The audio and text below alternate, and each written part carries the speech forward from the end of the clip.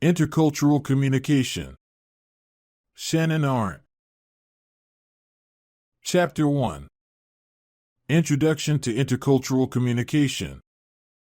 Humans have always been diverse in their cultural beliefs and practices. But as new technologies have led to the perception that our world has shrunk, and demographic and political changes have brought attention to cultural differences, people communicate across cultures more now than ever before. The oceans and continents that separate us can now be traversed instantly with an email, phone call, tweet, or status update. Additionally, our workplaces, schools, and neighborhoods have become more integrated in terms of race and gender, increasing our interaction with domestic diversity.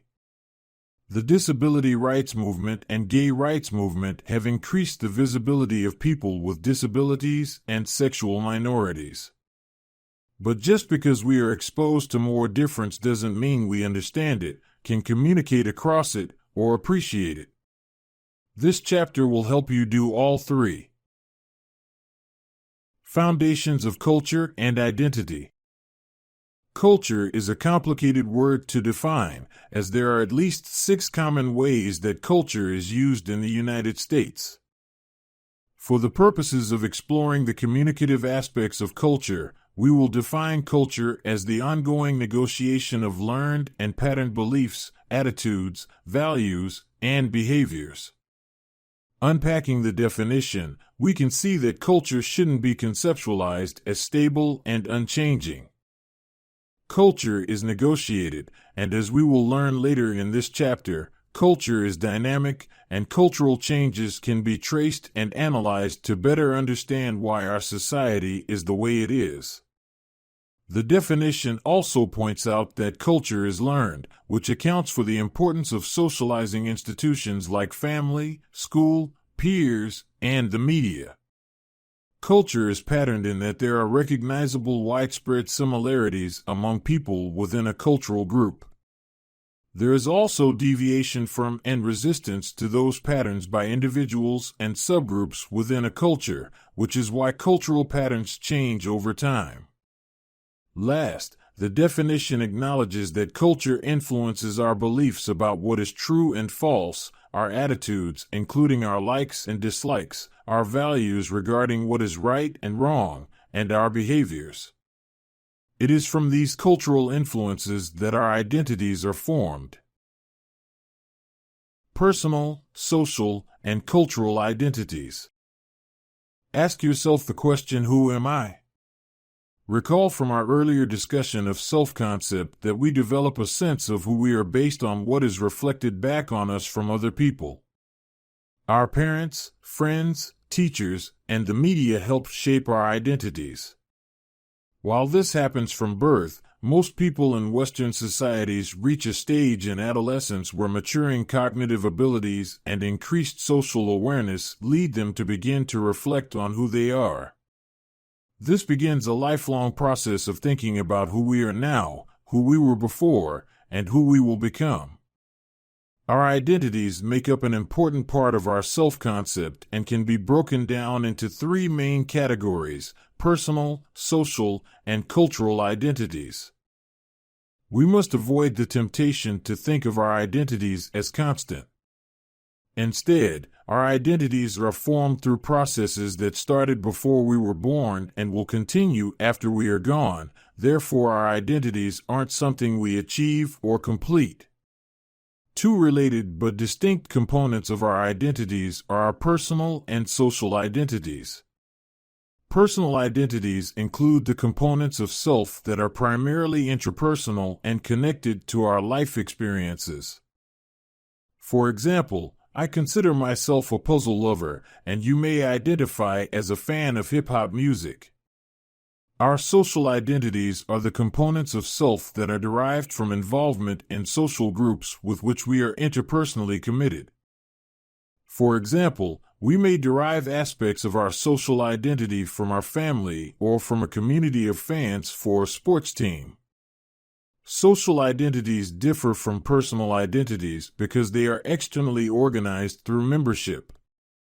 Our membership may be voluntary, Greek organization on campus, or involuntary, family, and explicit, we pay dues to our labor union, or implicit, we purchase and listen to hip-hop music.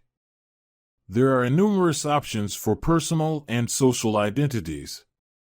While our personal identity choices express who we are, our social identities align us with particular groups. Through our social identities, we make statements about who we are and who we are not. Personal identities may change often as people have new experiences and develop new interests and hobbies. A current interest in online video games may give way to an interest in graphic design. Social identities do not change as often because they take more time to develop, as you must become interpersonally invested. For example, if an interest in online video games leads someone to become a member of a MMORPG or a massively multiplayer online role-playing game community, that personal identity has led to a social identity that is now interpersonal and more entrenched. Cultural identities are based on socially constructed categories that teach us a way of being and include expectations for social behavior or ways of acting. Since we are often a part of them since birth, cultural identities are the least changeable of the three. The ways of being and the social expectations for behavior within cultural identities do change over time, but what separates them from most social identities is their historical roots. For example, think of how ways of being and acting have changed for African Americans since the Civil Rights Movement. Additionally, common ways of being and acting within a cultural identity group are expressed through communication. In order to be accepted as a member of a cultural group, members must be acculturated, essentially learning and using a code that other group members will be able to recognize. We are acculturated into our various cultural identities in obvious and less obvious ways. We may literally have a parent or friend tell us what it means to be a man or a woman. We may also unconsciously consume messages from popular culture that offer representations of gender. Any of these identity types can be ascribed or avowed. Ascribed identities are personal, social, or cultural identities that are placed on us by others, while avowed identities are those that we claim for ourselves. Sometimes people ascribe an identity to someone else based on stereotypes. You may see a person who likes to read science fiction books, watches documentaries, has glasses, and collects Star Trek memorabilia and label him or her a nerd. If the person doesn't avow that identity, it can create friction, and that label may even hurt the other person's feelings. But ascribed and avowed identities can match up. To extend the previous example, there has been a movement in recent years to reclaim the label nerd and turn it into a positive, and a nerd subculture has been growing in popularity. For example, MC Frontalot, a leader in the nerdcore hip-hop movement, says that being branded a nerd in school was terrible, but now he raps about nerdy things like blogs to sold-out crowds. We can see from this example that our ascribed and avowed identities change over the course of our lives, and sometimes they match up and sometimes not. Although some identities are essentially permanent, the degree to which we are aware of them, also known as salience, changes. The intensity with which we avow an identity also changes based on context. For example, an African American may not have difficulty deciding which box to check on the demographic section of a survey. But if an African American becomes president of her college's Black Student Union, she may more intensely avow her African American identity, which has now become more salient.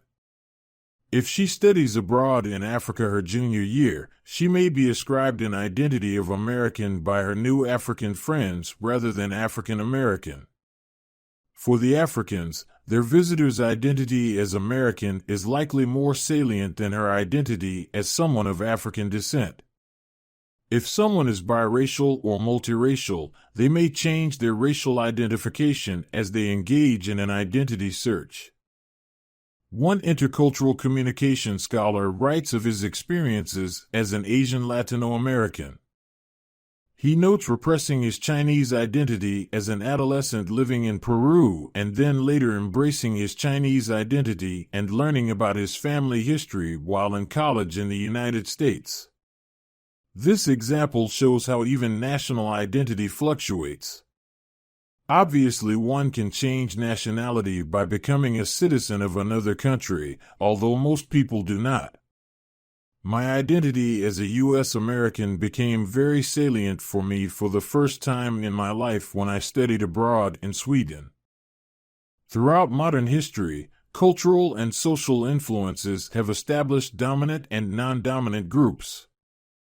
Dominant identities historically had and currently have more resources and influence, while non-dominant identities historically had and currently have less resources and influence. It's important to remember that these distinctions are being made at the societal level, not the individual level. There are obviously exceptions, with people in groups considered non-dominant obtaining more resources and power than a person in a dominant group. However, the overall trend is that difference based on cultural groups has been institutionalized, and exceptions do not change this fact. Because of this uneven distribution of resources and power, members of dominant groups are granted privileges while non-dominant groups are at a disadvantage.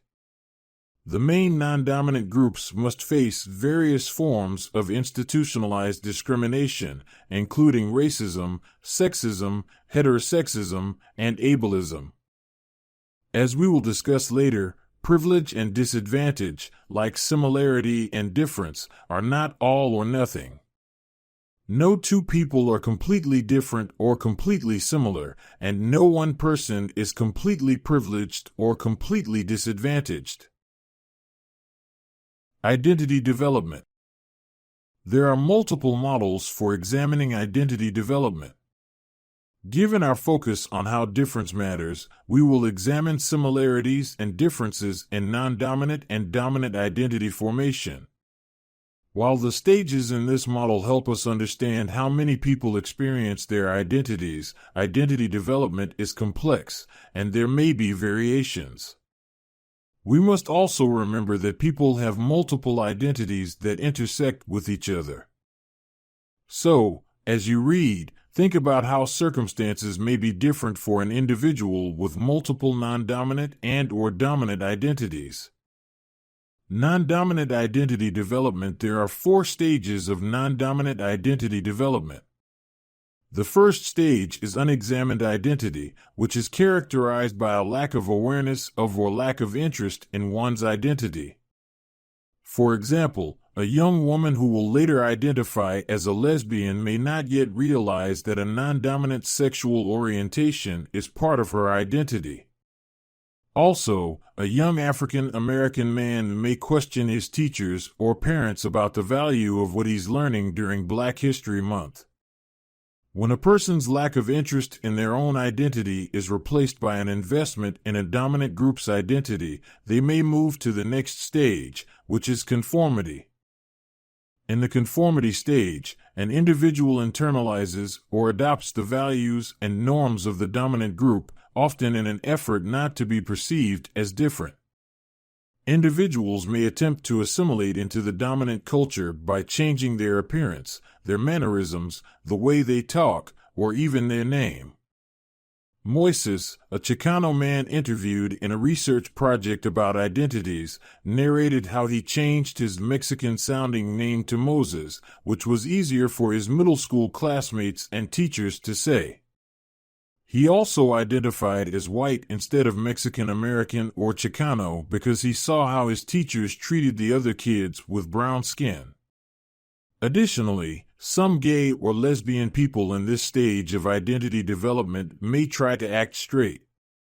In either case, some people move to the next stage, resistance, and separation, when they realize that despite their efforts they are still perceived as different by and not included in the dominant group. In the resistance and separation stage, an individual with a non-dominant identity may shift away from the conformity of the previous stage to engage in actions that challenge the dominant identity group. Individuals in this stage may also actively try to separate themselves from the dominant group, interacting only with those who share their non-dominant identity. For example, there has been a deaf culture movement in the United States for decades. This movement includes people who are hearing impaired and believe that their use of a specific language, American Sign Language, ASL, and other cultural practices constitutes a unique culture, which they symbolize by capitalizing the D in deaf. While this is not a separatist movement, a person who is hearing impaired may find refuge in such a group after experiencing discrimination from hearing people. Staying in this stage may indicate a lack of critical thinking if a person endorses the values of the non-dominant group without question. The integration stage marks a period where individuals with a non-dominant identity have achieved a balance between embracing their own identities and valuing other dominant and non-dominant identities. Although there may still be residual anger from the discrimination and prejudice they have faced, they may direct this energy into positive outlets such as working to end discrimination for their own or other groups. Moises, the Chicano man I mentioned earlier, now works to support the Chicano community in his city and also has actively supported gay rights and women's rights. Dominant identity development. Dominant identity development consists of 5 stages. The unexamined stage of dominant identity formation is similar to non-dominant in that individuals in this stage do not think about their or others' identities. Although they may be aware of differences, for example, between races and genders, they either don't realize there is a hierarchy that treats some people differently than others, or they don't think the hierarchy applies to them. For example, a white person may take notice that a person of color was elected to a prominent office. However, he or she may not see the underlying reason that it is noticeable, namely, that the overwhelming majority of our country's leaders are white. Unlike people with a non-dominant identity who usually have to acknowledge the positioning of their identity due to discrimination and prejudice they encounter, people with dominant identities may stay in the unexamined stage for a long time. In the acceptance stage, a person with a dominant identity passively or actively accepts that some people are treated differently than others, but doesn't do anything internally or externally to address it. In the passive acceptance stage, we must be cautious not to blame individuals with dominant identities for internalizing racist, sexist, or heterosexist norms. The socializing institutions we discussed earlier, family, peers, media, religion, and education, often make oppression seem normal and natural. For example, I have had students who struggle to see that they are in this stage say things like, "I know that racism exists, but my parents taught me to be a good person and see everyone as equal." While this is admirable, seeing everyone as equal doesn't make it so. And people who insist that we are all equal may claim that minorities are exaggerating their circumstances or whining and just need to work harder or get over it. The person making these statements acknowledges difference but doesn't see their privilege or the institutional perpetuation of various isms. Although I've encountered many more people in the passive state of acceptance than the active state, some may progress to an active state where they acknowledge inequality and are proud to be in the superior group. In either case, many people never progress from this stage. If they do, it's usually because of repeated encounters with individuals or situations that challenge their acceptance of the status quo, such as befriending someone from a non-dominant group or taking a course related to culture. The resistance stage of dominant identity formation is a major change from the previous in that an individual acknowledges the unearned advantages they are given and feels guilt or shame about it. Having taught about various types of privilege for years, I've encountered many students who want to return their privilege or disown it. These individuals may begin to disassociate with their own dominant group because they feel like a curtain has been opened and their awareness of the inequality makes it difficult for them to interact with others in their dominant group. But it's important to acknowledge that becoming aware of your white privilege, for instance, doesn't mean that every person of color is going to want to accept you as an ally, so retreating to them may not be the most productive move. While moving to this step is a marked improvement in regards to becoming a more aware and socially just person, getting stuck in the resistance stage isn't productive because people are often retreating rather than trying to address injustice. For some, deciding to share what they've learned with others who share their dominant identity moves them to the next stage. People in the redefinition stage revise negative views of their identity held in the previous stage and begin to acknowledge their privilege and try to use the power they are granted to work for social justice. They realize that they can claim their dominant identity as heterosexual, able-bodied, male, white, and so on, and perform their identity in ways that counter norms. A male participant in a research project on identity said the following about redefining his male identity: "I don't want to assert my maleness the same way that maleness is asserted all around us all the time. I don't want to contribute to sexism. So I have to be conscious of that. There's that guilt. But then, I try to utilize my maleness in positive ways, like when I'm talking to other men about male privilege." The final stage of dominant identity formation is integration.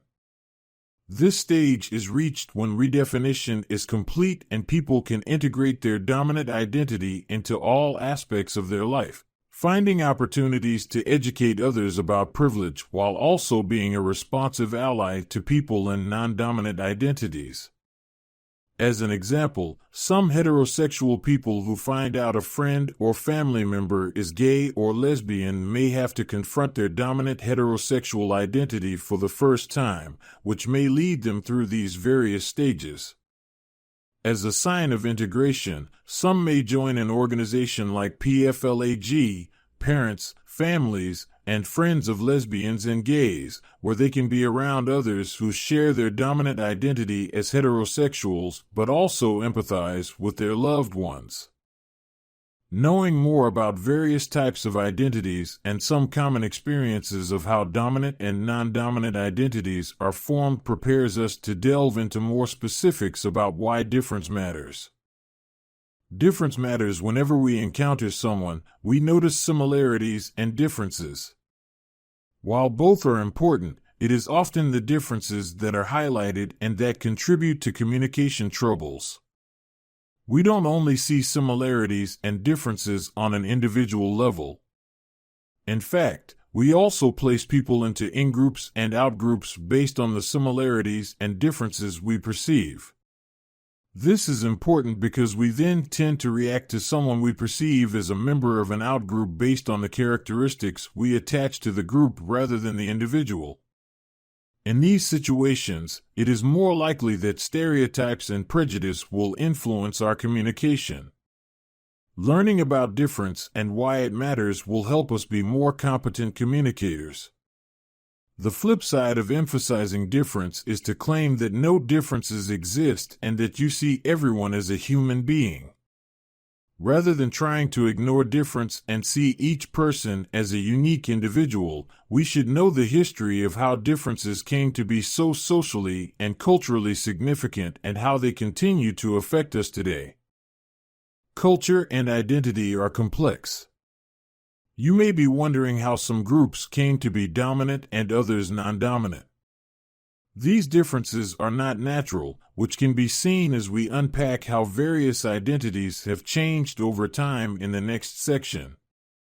There is, however, an ideology of domination that makes it seem natural and normal to many that some people or groups will always have power over others. In fact, hierarchy and domination, although prevalent throughout modern human history, were likely not the norm among early humans. So one of the first reasons difference matters is that people and groups are treated unequally, and better understanding how those differences came to be can help us create a more just society. Difference also matters because demographics and patterns of interaction are changing. In the United States, the population of people of color is increasing and diversifying, and visibility for people who are gay or lesbian and people with disabilities has also increased.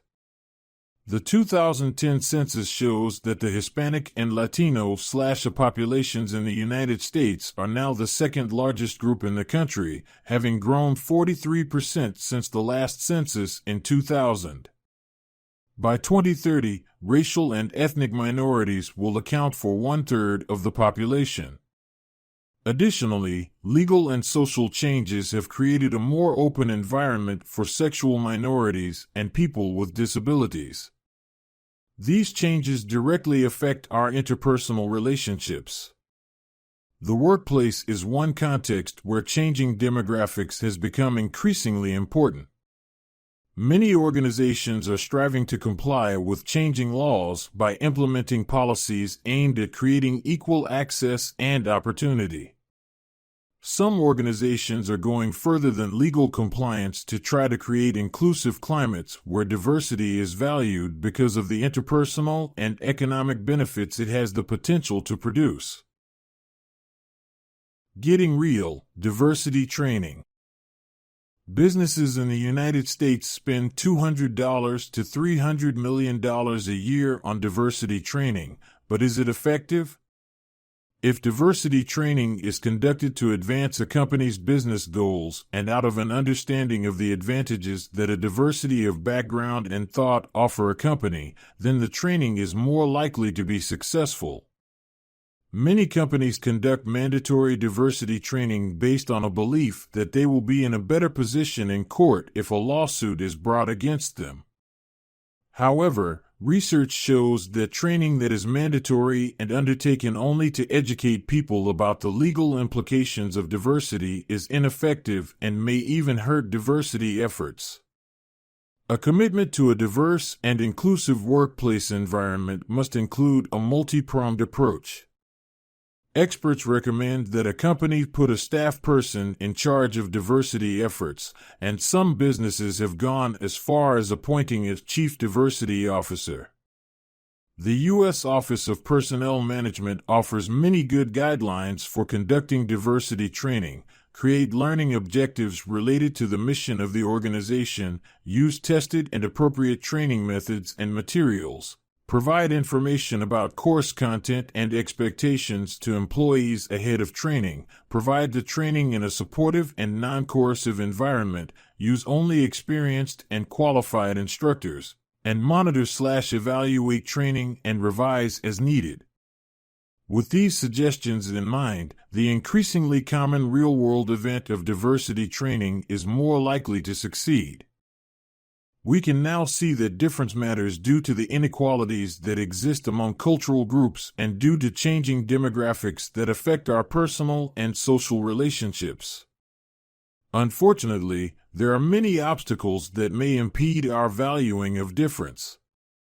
Individuals with dominant identities may not validate the experiences of those in non-dominant groups because they do not experience the oppression directed at those with non-dominant identities. Further, they may find it difficult to acknowledge that not being aware of this oppression is due to privilege associated with their dominant identities. Because of this lack of recognition of oppression, members of dominant groups may minimize, dismiss, or question the experiences of non-dominant groups and view them as complainers or whiners. Recall from our earlier discussion of identity formation that people with dominant identities may stay in the unexamined or acceptance stages for a long time. Being stuck in these stages makes it much more difficult to value difference. Members of non-dominant groups may have difficulty valuing difference due to negative experiences with the dominant group, such as not having their experiences validated. Both groups may be restrained from communicating about difference due to norms of political correctness, which may make people feel afraid to speak up because they may be perceived as insensitive or racist. All these obstacles are common and they are valid. However, as we will learn later, developing intercultural communication competence can help us gain new perspectives, become more mindful of our communication, and intervene in some of these negative cycles. Exploring specific cultural identities. We can get a better understanding of current cultural identities by unpacking how they came to be. By looking at history, we can see how cultural identities that seem to have existed forever actually came to be constructed for various political and social reasons, and how they have changed over time. Communication plays the central role in this construction. As we have already discussed, our identities are relational and communicative. They are also constructed.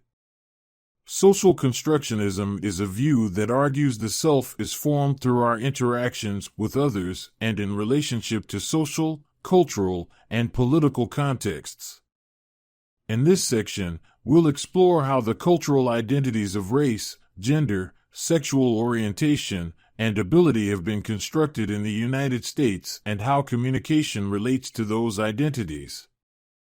There are other important identities that could be discussed, like religion, age, nationality, and class. Although they are not given their own section, consider how those identities may intersect with the identities discussed next. Race. Would it surprise you to know that human beings, regardless of how they are racially classified, share 99.9% of their DNA? This finding by the Human Genome Project asserts that race is a social construct, not a biological one.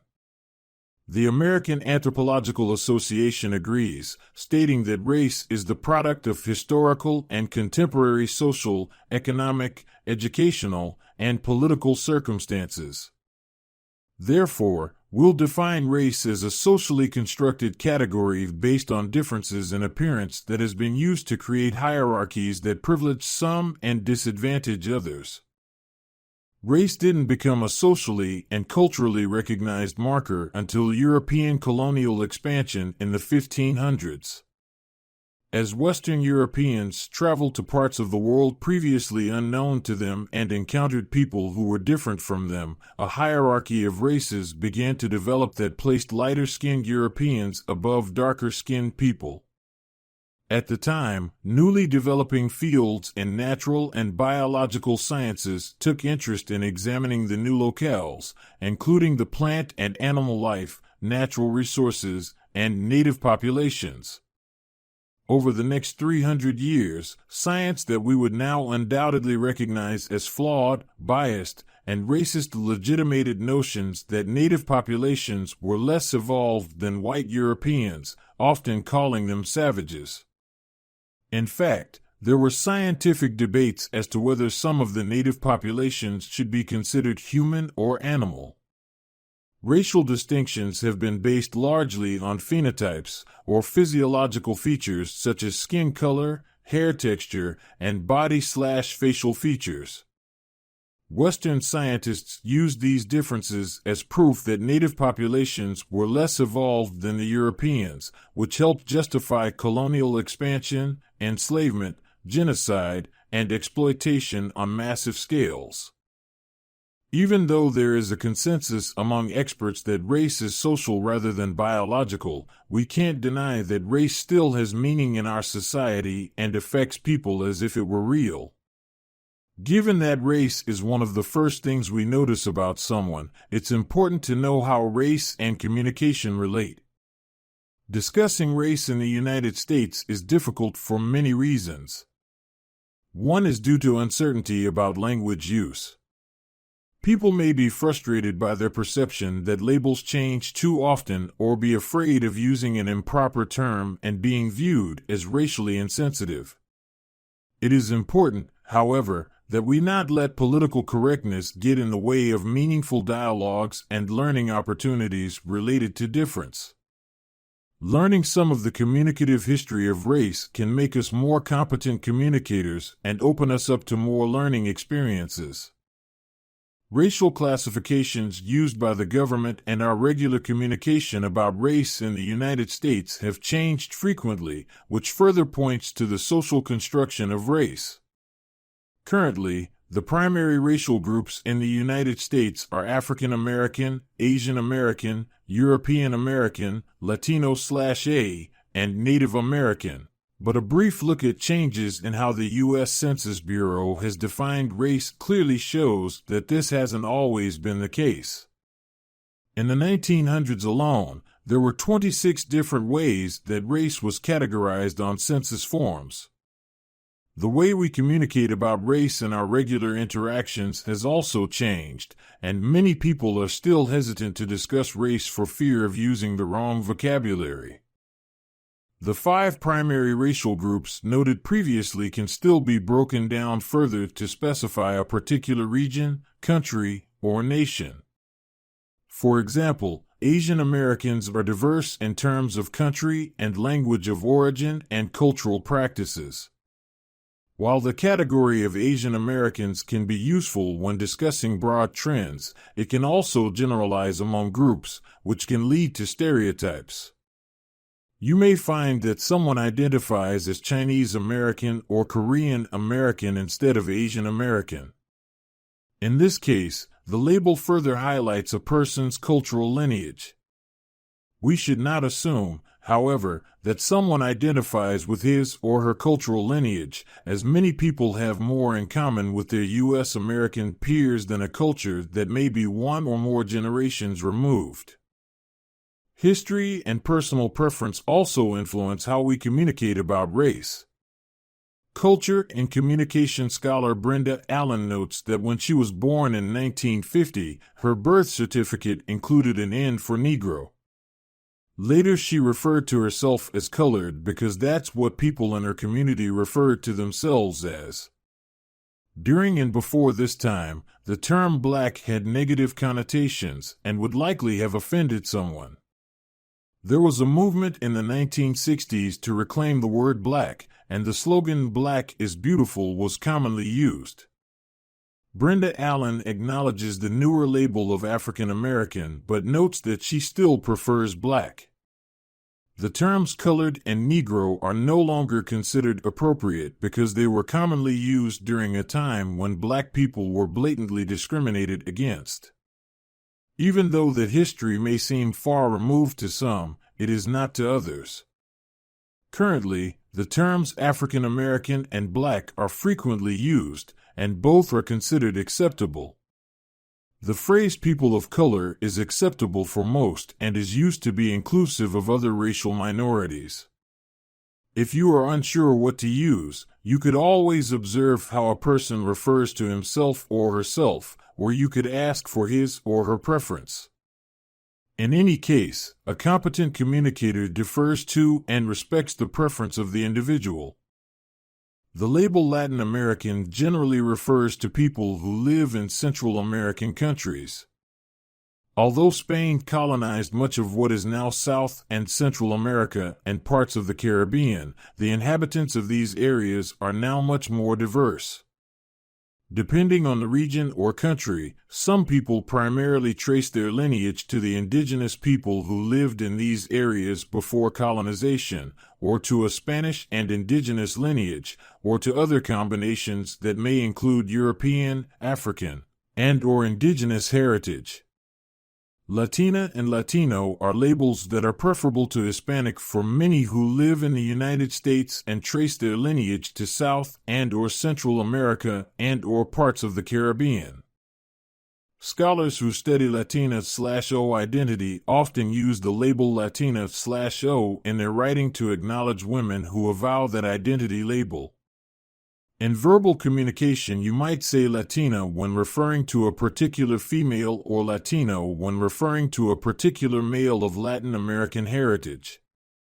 When referring to the group as a whole, You could say Latinas and Latinos or Latinx instead of just Latinos, which would be more gender inclusive.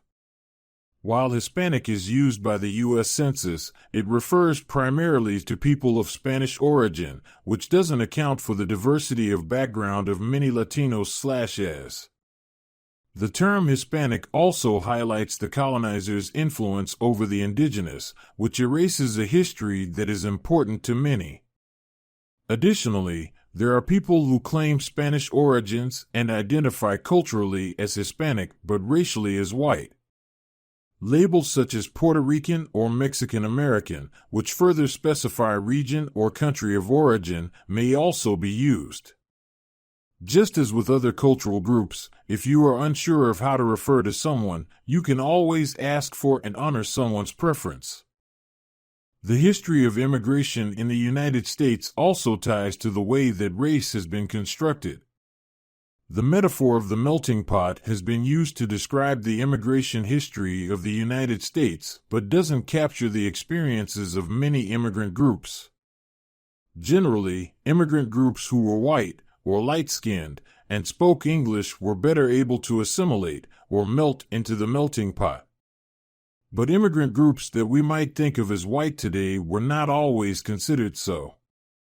Irish immigrants were discriminated against and even portrayed as black in cartoons that appeared in newspapers.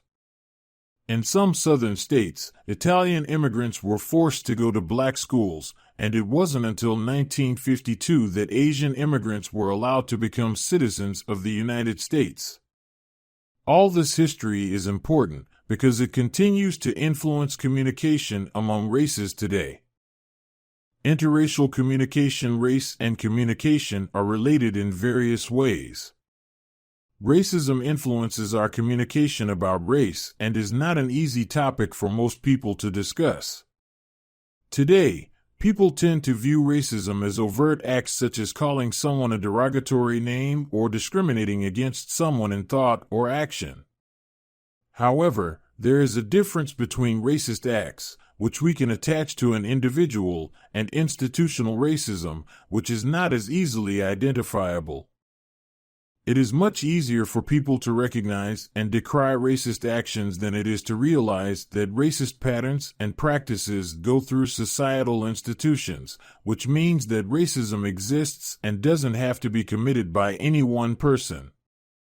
As competent communicators and critical thinkers, we must challenge ourselves to be aware of how racism influences our communication at individual and societal levels.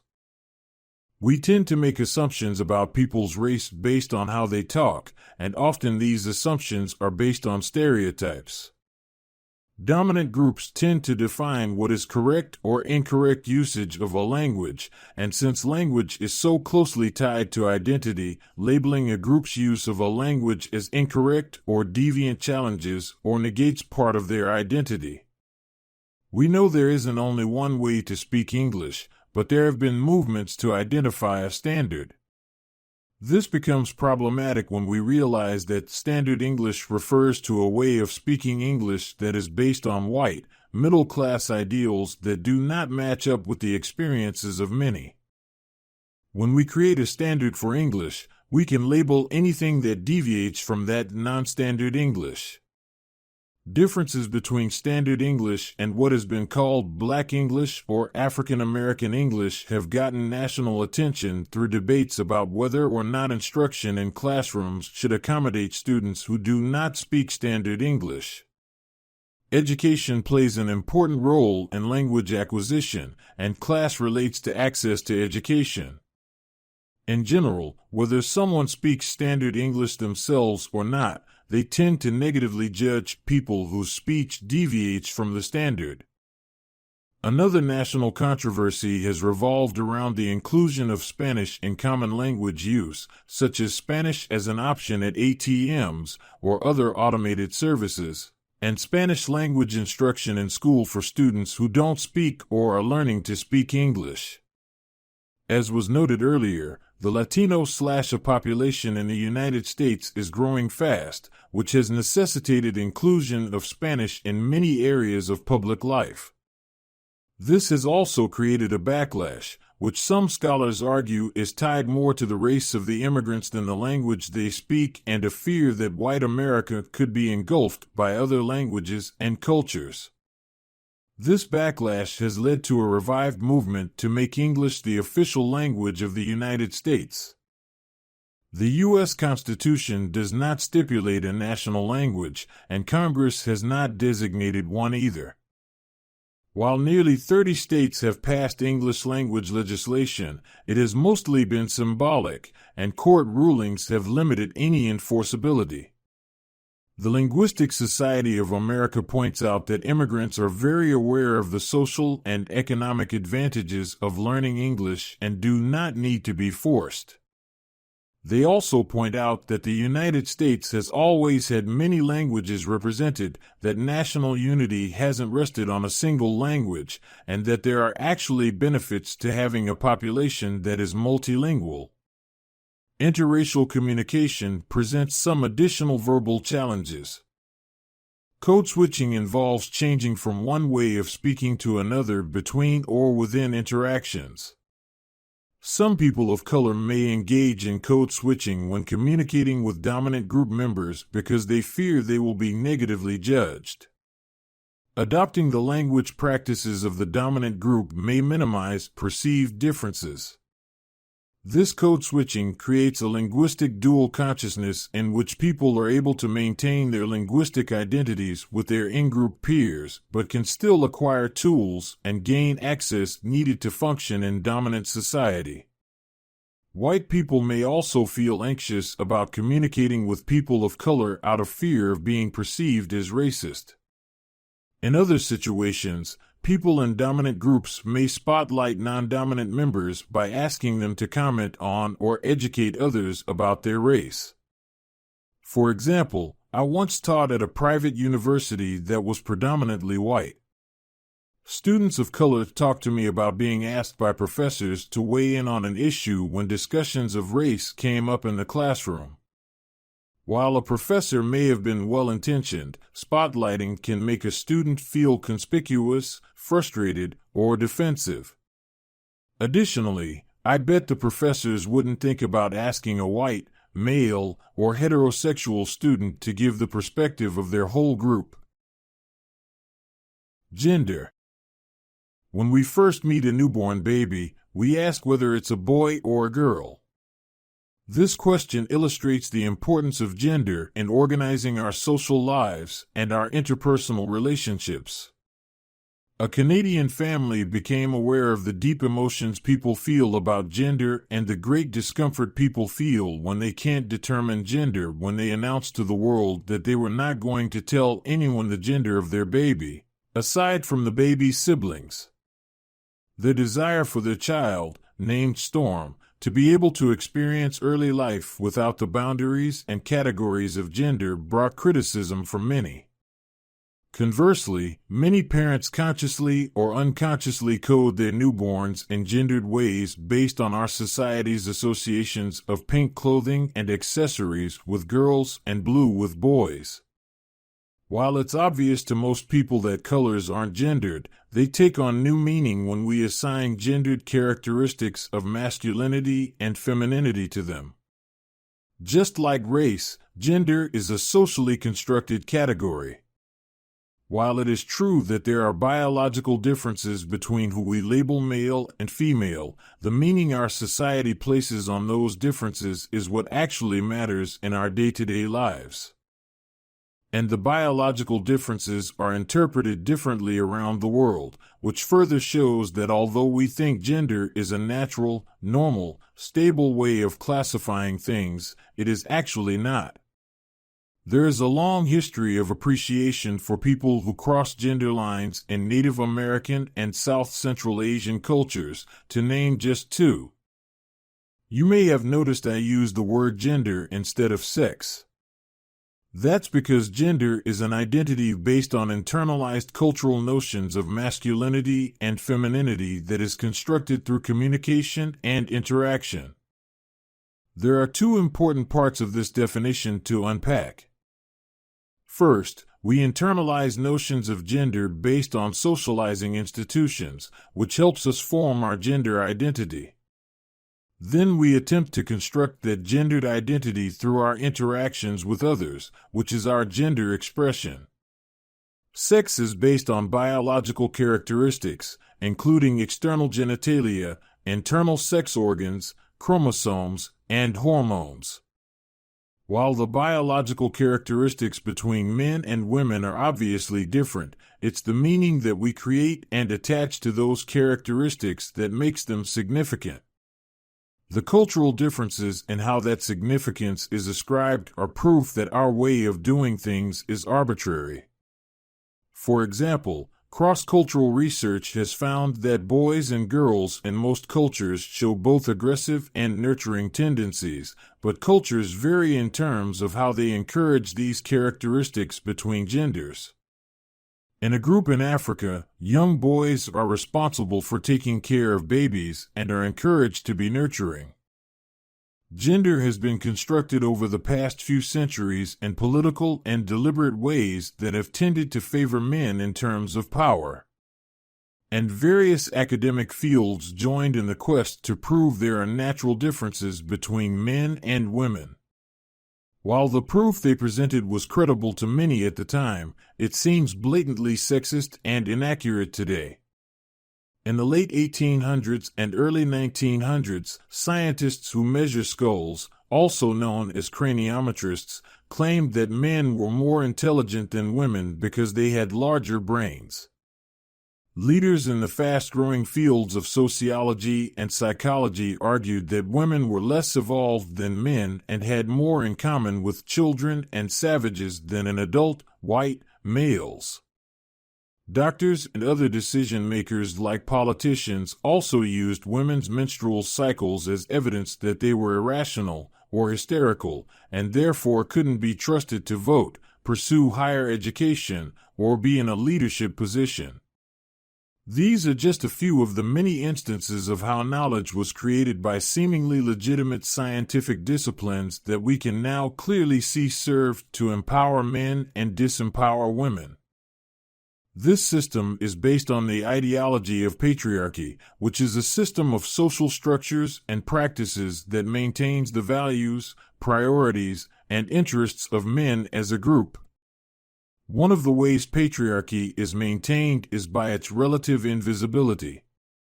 While women have been the focus of much research on gender differences, males have been largely unexamined.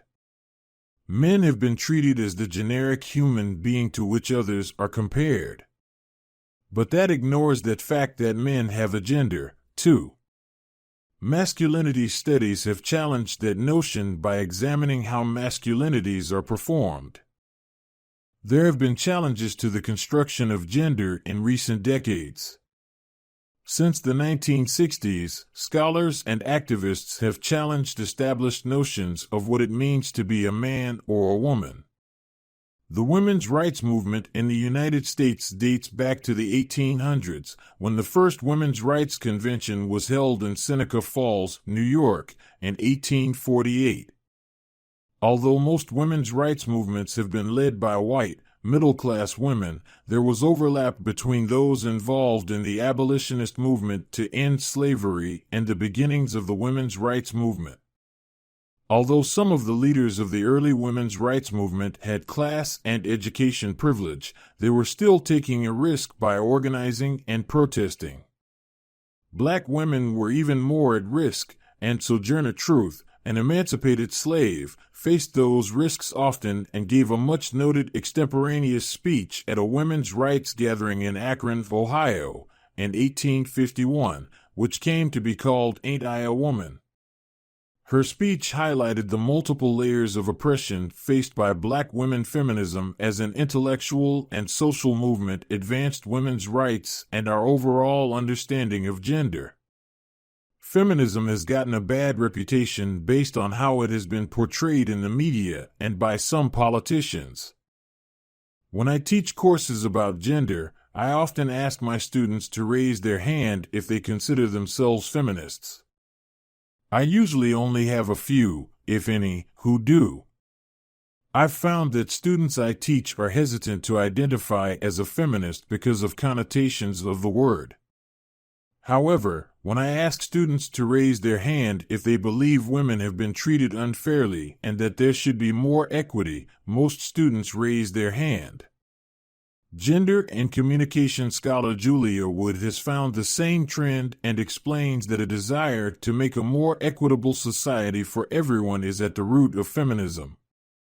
She shares comments from a student that capture this disconnect. I would never call myself a feminist because that word has so many negative connotations. I don't hate men or anything, and I'm not interested in protesting. I don't want to go around with hacked off hair and no makeup and sit around bashing men. I do think women should have the same kinds of rights, including equal pay for equal work. But I wouldn't call myself a feminist. It's important to remember that there are many ways to be a feminist and to realize that some of the stereotypes about feminism are rooted in sexism and homophobia, and that feminists are reduced to men haters and often presumed to be lesbians. The feminist movement also gave some momentum to the transgender rights movement. Transgender is an umbrella term for people whose gender identity and/or expression do not match the gender they were assigned by birth. Transgender people may or may not seek medical intervention like surgery or hormone treatments to help match their physiology with their gender identity.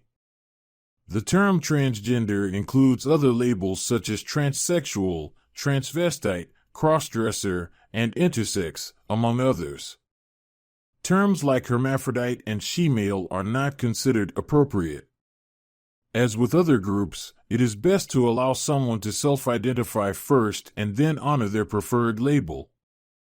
If you are unsure of which pronouns to use when addressing someone, you can use gender-neutral language, the pronoun that matches with how they are presenting, or the pronoun they or them. If someone has long hair, makeup, and a dress on, but you think their biological sex is male due to other cues, it would be polite to address them with female pronouns, since that is the gender identity they are expressing. Gender as a cultural identity has implications for many aspects of our lives, including real-world contexts like education and work. Schools are primary grounds for socialization, and the educational experience for males and females is different in many ways from preschool through college. Although not always intentional, schools tend to recreate the hierarchies and inequalities that exist in society. Given that we live in a patriarchal society, there are communicative elements present in school that support this. For example, teachers are more likely to call on and pay attention to boys in a classroom, giving them more feedback in the form of criticism, praise, and help. This sends an implicit message that boys are more worthy of attention and valuable than girls. Teachers are also more likely to lead girls to focus on feelings and appearance and boys to focus on competition and achievement. The focus on appearance for girls can lead to anxieties about body image. Gender inequalities are also evident in the administrative structure of schools, which puts males in positions of authority more than females. While females make up 75% of the educational workforce, only 22% of superintendents and 8% of high school principals are women. Similar trends exist in colleges and universities, with women only accounting for 26% of full professors. These inequalities in schools correspond to larger inequalities in the general workforce. While there are more women in the workforce now than ever before, they still face a glass ceiling, which is a barrier for promotion to upper management. Many of my students have been surprised at the continuing pay gap that exists between men and women. In 2018, the median salaries for all full-time, year-round workers showed women earning 81.6 cents for every dollar men earned, statistically the same gap as in 2017. To put this into perspective, the National Committee on Pay Equity started an event called Equal Pay Day. In 2020, Equal Pay Day was on March 31st. This signifies that for a woman to earn the same amount of money a man earned in a year, she would have to work 3 full months extra until March 31st to make up for the difference. Sexuality. While race and gender are two of the first things we notice about others, sexuality is often something we view as personal and private. Although many people hold the view that a person's sexuality should be kept private, this isn't a reality for our society. One only needs to observe popular culture and media for a short time to see that sexuality permeates much of our public discourse. Sexuality relates to culture and identity in important ways that extend beyond sexual orientation. Just as race is more than the color of one's skin and gender is more than one's biological and physiological manifestations of masculinity and femininity. Sexuality isn't just physical, it is social in that we communicate with others about sexuality. Sexuality is also biological in that it connects to physiological functions that carry significant social and political meaning like puberty, menstruation, and pregnancy. Sexuality connects to public health issues like sexually transmitted infections, STIs, sexual assault, sexual abuse, sexual harassment, and teen pregnancy. Sexuality is at the center of political issues like abortion, sex education, and gay and lesbian rights. While all these contribute to sexuality as a cultural identity, the focus in this section is on sexual orientation. The most obvious way sexuality relates to identity is through sexual orientation. Sexual orientation refers to a person's primary physical and emotional sexual attraction and activity. The terms we most often use to categorize sexual orientation are heterosexual, gay, lesbian, bisexual, and asexual. Gays, lesbians, and bisexuals are sometimes referred to as sexual minorities. While the term sexual preference has been used previously, sexual orientation is more appropriate, since preference implies a simple choice. Although someone's preference for a restaurant or actor may change frequently, sexuality is not as simple. The term homosexual can be appropriate in some instances, but it carries with it a clinical and medicalized tone. As you will see in the timeline that follows, the medical community has a recent history of treating homosexuality with means that most would view as inhumane today. So many people prefer a term like gay, which was chosen and embraced by gay people, rather than homosexual, which was imposed by a then discriminatory medical system. The gay and lesbian rights movement became widely recognizable in the United States in the 1950s and continues on today, as evidenced by prominent issues regarding sexual orientation in national news and politics. National and international groups like the Human Rights Campaign advocate for rights for lesbian, gay, bisexual, transgender, and queer (LGBTQ) communities. While these communities are often grouped together within one acronym, LGBTQ, they are different. Gays and lesbians constitute the most visible of the groups and receive the most attention and funding. Bisexuals are rarely visible or included in popular cultural discourses or in social and political movements. Transgender issues have received much more attention in recent years, but transgender identity connects to gender more than it does to sexuality. Last, queer is a term used to describe a group that is diverse in terms of identities, but usually takes a more activist and at times radical stance that critiques sexual categories.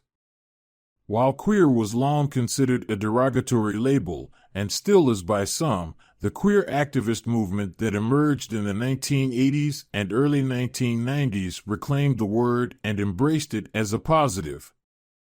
As you can see, there is a diversity of identities among sexual minorities, just as there is variation within races and genders. As with other cultural identities, notions of sexuality have been socially constructed in different ways throughout human history. Sexual orientation didn't come into being as an identity category until the late 1800s.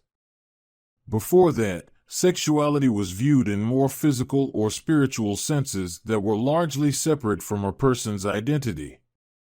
Table 1.3 traces some of the developments relevant to sexuality, identity, and communication that show how this cultural identity has been constructed over the past 3,000 years.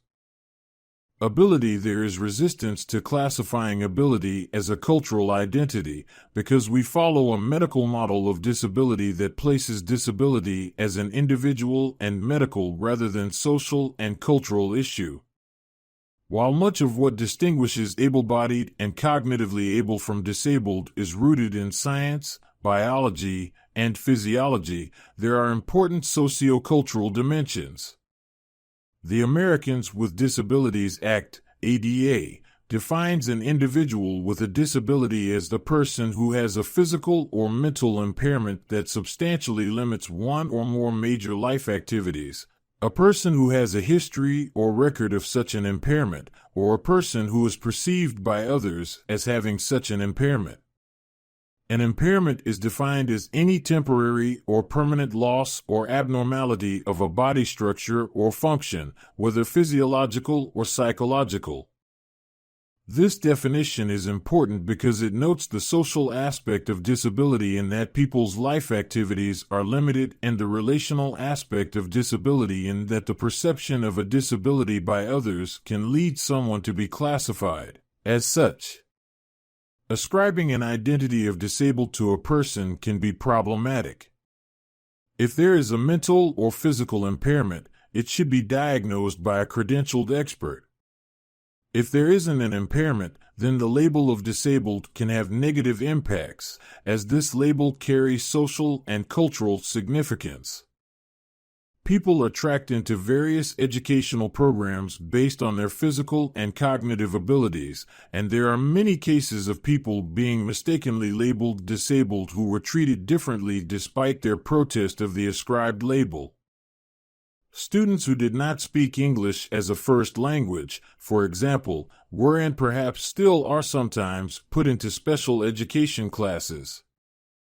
Ability, just as the other cultural identities discussed, has institutionalized privileges and disadvantages associated with it. Ableism is the system of beliefs and practices that produces a physical and mental standard that is projected as normal for a human being and labels deviations from it abnormal, resulting in unequal treatment and access to resources.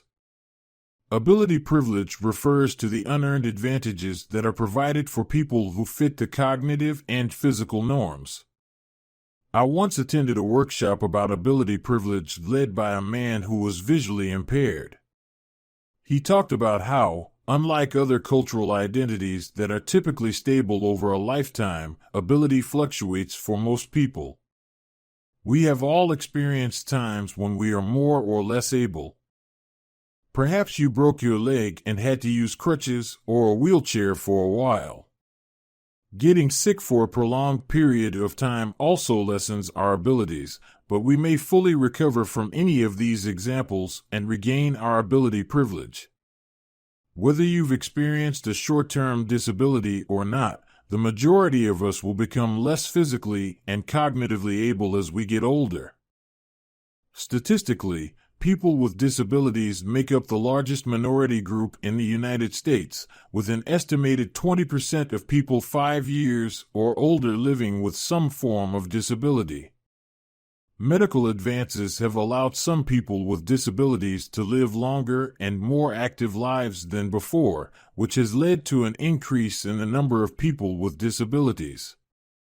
This number could continue to increase, as we have thousands of veterans returning from the wars in Iraq and Afghanistan with physical disabilities or psychological impairments such as post-traumatic stress disorder. As disability has been constructed in U.S. history, it has intersected with other cultural identities. For example, people opposed to political and social equality for women cited their supposed physical, intellectual, and psychological flaws, deficits, and deviations from the male norm. They framed women as emotional, irrational, and unstable, which was used to put them into the scientific category of feeble-mindedness, which led them to be institutionalized.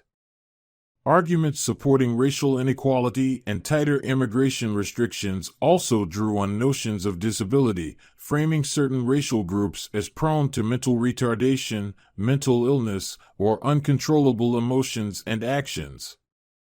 See Table 1.4 for a timeline of developments related to ability, identity, and communication. These thoughts led to a dark time in U.S. history, as the eugenics movement sought to limit reproduction of people deemed as deficient.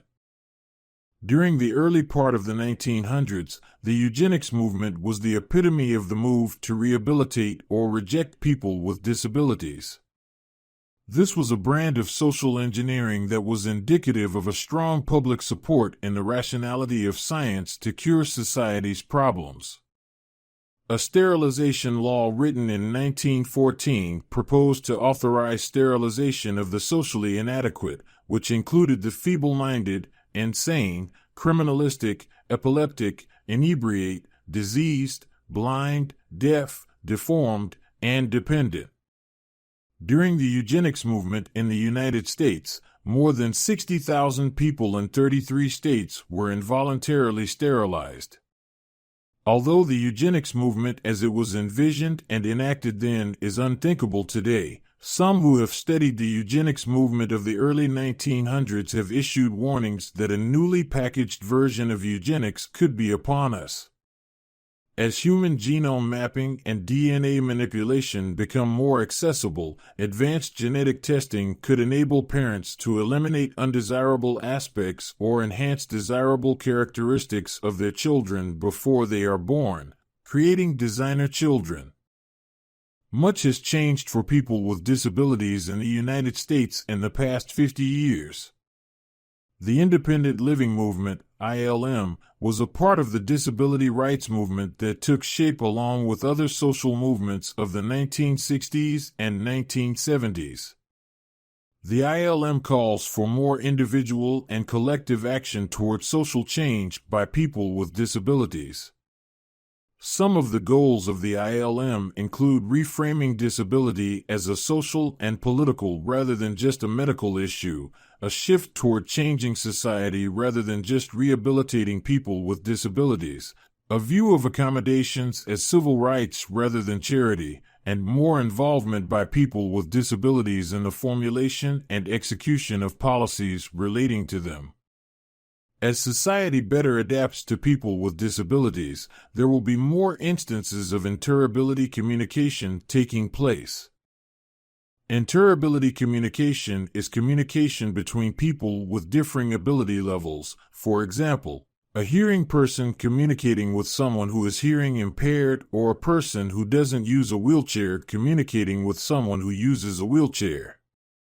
Since many people are unsure of how to communicate with a person with disabilities, following are the 10 commandments of etiquette for communicating with people with disabilities to help you in communicating with persons with disabilities.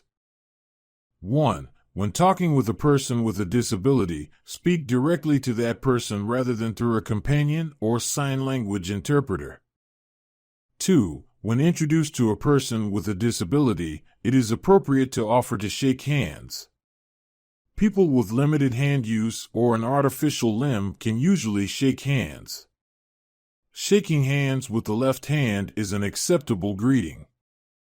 3. When meeting a person who is visually impaired, always identify yourself and others who may be with you. When conversing in a group, remember to identify the person to whom you are speaking. 4. If you offer assistance, wait until the offer is accepted. Then listen to or ask for instructions. 5. Treat adults as adults. Address people who have disabilities by their first names only when extending the same familiarity to all others. Never patronize people who use wheelchairs by patting them on the head or shoulder. 6. Leaning on or hanging on to a person's wheelchair is similar to leaning or hanging on to a person and is generally considered annoying. The chair is part of the personal body space of the person who uses it. 7. Listen attentively when you're talking with a person who has difficulty speaking. Be patient and wait for the person to finish, rather than correcting or speaking for the person. If necessary, ask short questions that require short answers, a nod, or a shake of the head. Never pretend to understand if you are having difficulty doing so. Instead, repeat what you have understood and allow the person to respond. The response will clue you in and guide your understanding. 8. When speaking with a person who uses a wheelchair or a person who uses crutches, place yourself at eye level in front of the person to facilitate the conversation. 9. To get the attention of a person who is deaf, tap the person on the shoulder or wave your hand. Look directly at the person and speak clearly, slowly, and expressively to determine if the person can read your lips. Not all people who are deaf can read lips. For those who do lip read, be sensitive to their needs by placing yourself so that you face the light source and keep hands, cigarettes, and food away from your mouth when speaking. 10. Relax. Don't be embarrassed if you happen to use accepted, common expressions such as "see you later" or "did you hear about that" that seem to relate to a person's disability. Don't be afraid to ask questions when you're unsure of what to do. Intercultural communication. It is through intercultural communication that we come to create, understand, and transform culture and identity. Intercultural communication is communication between people with differing cultural identities. One reason we should study intercultural communication is to foster greater self-awareness. Our thought process regarding culture is often other-focused, meaning that the culture of the other person or group is what stands out in our perception. However, the old adage "know thyself" is appropriate as we become more aware of our own culture by better understanding other cultures and perspectives. Intercultural communication can allow us to step outside of our comfortable, usual frame of reference and see our culture through a different lens. Additionally, as we become more self-aware, we may also become more ethical communicators as we challenge our ethnocentrism or our tendency to view our own culture as superior to other cultures. As was noted earlier, difference matters, and studying intercultural communication can help us better negotiate our changing world. Changing economies and technologies intersect with culture in meaningful ways. As was noted earlier, technology has created for some a global village where vast distances are now much shorter due to new technology that make travel and communication more accessible and convenient. However, as the following "getting plugged in" box indicates, there is also a digital divide, which refers to the unequal access to technology and related skills that exists in much of the world. People in most fields will be more successful if they are prepared to work in a globalized world. Obviously, the global market sets up the need to have intercultural competence for employees who travel between locations of a multinational corporation. Perhaps less obvious may be the need for teachers to work with students who do not speak English as their first language and for police officers, lawyers, managers, and medical personnel to be able to work with people who have various cultural identities. Getting plugged in. The digital divide. Many people who are now college-age struggle to imagine a time without cell phones and the internet. As digital natives, it is probably also surprising to realize the number of people who do not have access to certain technologies. The digital divide was a term that initially referred to gaps in access to computers. The term expanded to include access to the Internet since it exploded onto the technology scene and is now connected to virtually all computing. Approximately 2 billion people around the world now access the Internet regularly, and those who don't face several disadvantages. Discussions of the digital divide are now turning more specifically to high-speed Internet access, and the discussion is moving beyond the physical access divide to include the skills divide, the economic opportunity divide, and the democratic divide. This divide doesn't just exist in developing countries, it has become an increasing concern in the United States. This is relevant to cultural identities because there are already inequalities in terms of access to technology based on age, race, and class.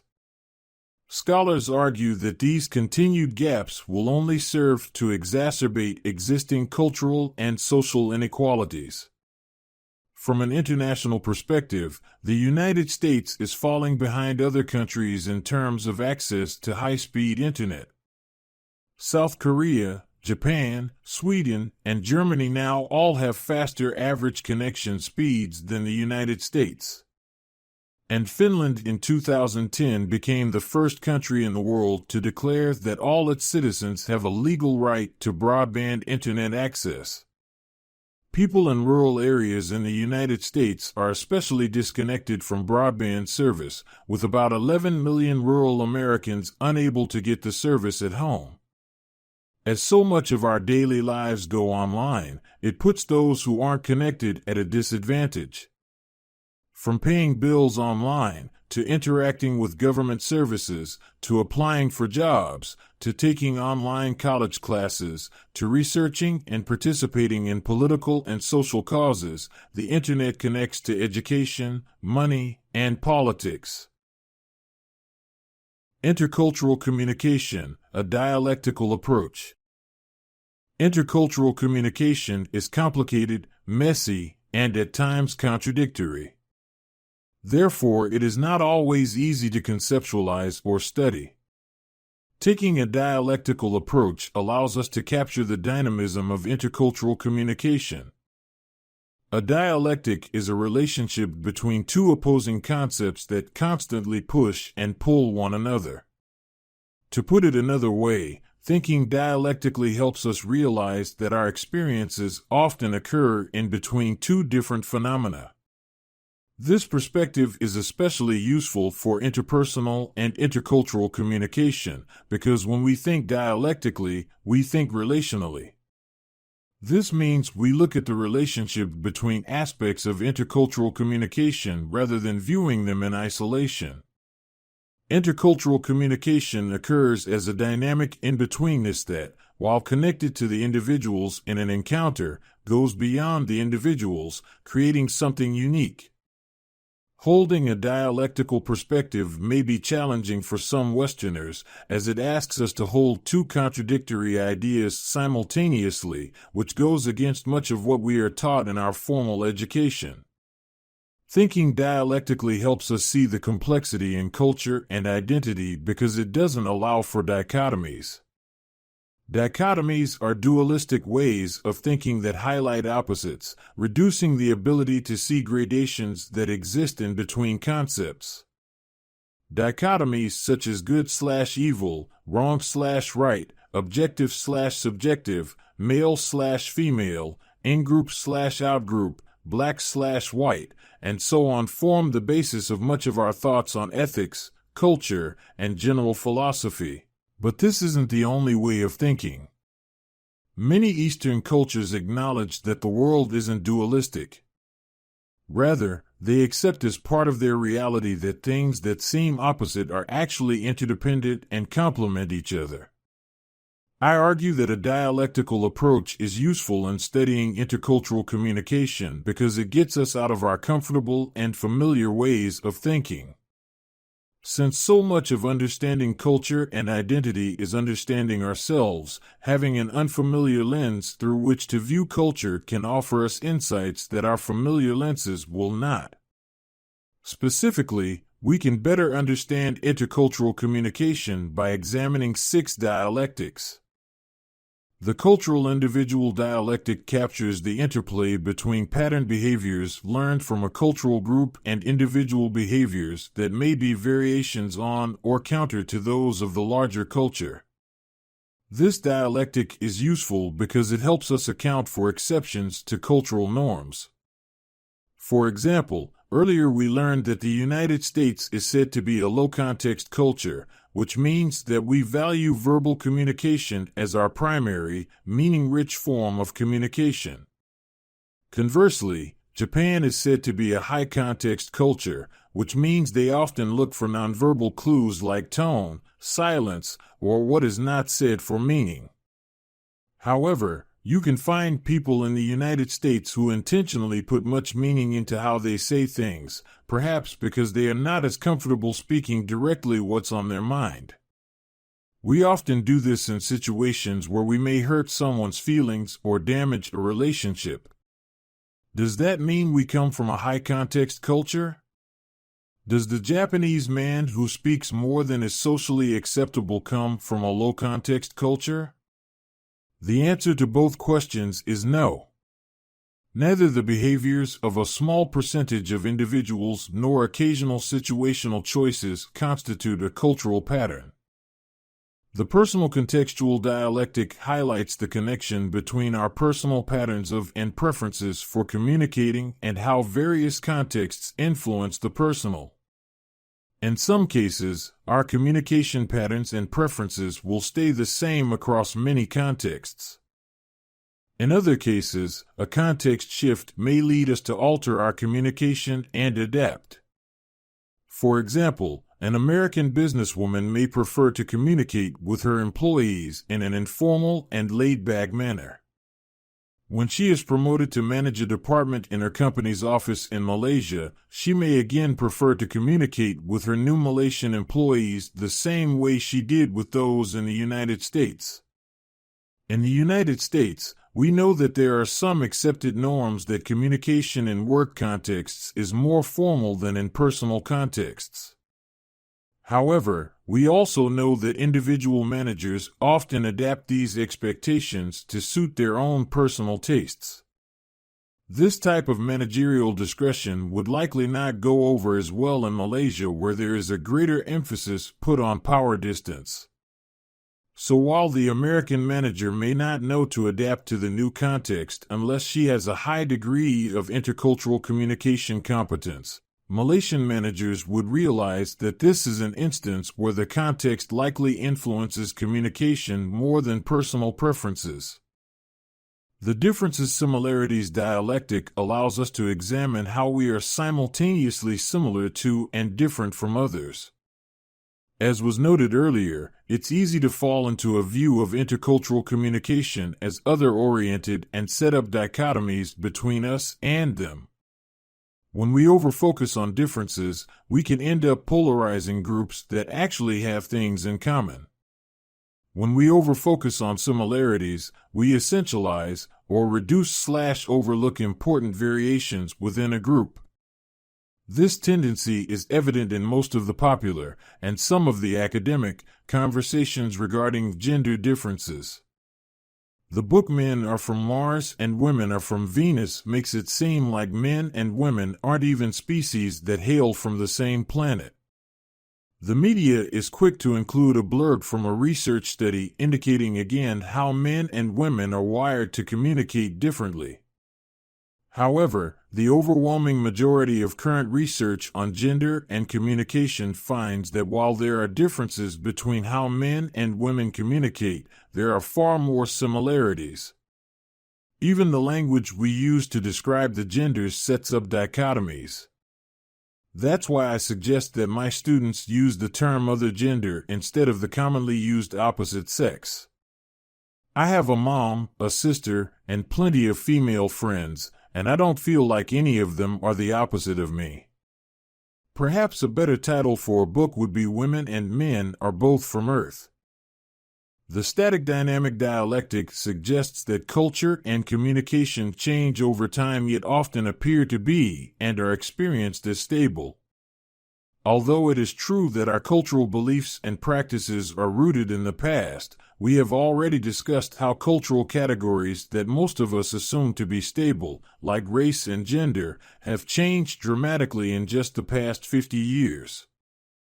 Some cultural values remain relatively consistent over time, which allows us to make some generalizations about a culture. For example, cultures have different orientations to time. The Chinese have a longer-term orientation to time than do Europeans. This is evidenced in something that dates back as far as astrology. The Chinese zodiac is done annually, the year of the monkey, etc., while European astrology was organized by month, Taurus, etc. While this cultural orientation to time has been around for generations, as China becomes more westernized in terms of technology, business, and commerce, it could also adopt some views on time that are more short-term. The history/past-present/future dialectic reminds us to understand that while current cultural conditions are important and that our actions now will inevitably affect our future, those conditions are not without a history. We always view history through the lens of the present. Perhaps no example is more entrenched in our past and avoided in our present as the history of slavery in the United States. Where I grew up in the southern United States, race was something that came up frequently. The high school I attended was 30% minorities, mostly African American, and also had a noticeable number of white teens, mostly male, who proudly displayed Confederate flags on their clothing or vehicles. I remember an instance in a history class where we were discussing slavery and the subject of repatriation, or compensation for descendants of slaves, came up. A white male student in the class proclaimed, "I've never owned slaves. Why should I have to care about this now?" While his statement about not owning slaves is valid, it doesn't acknowledge that effects of slavery still linger today and that the repercussions of such a long and unjust period of our history don't disappear over the course of a few generations.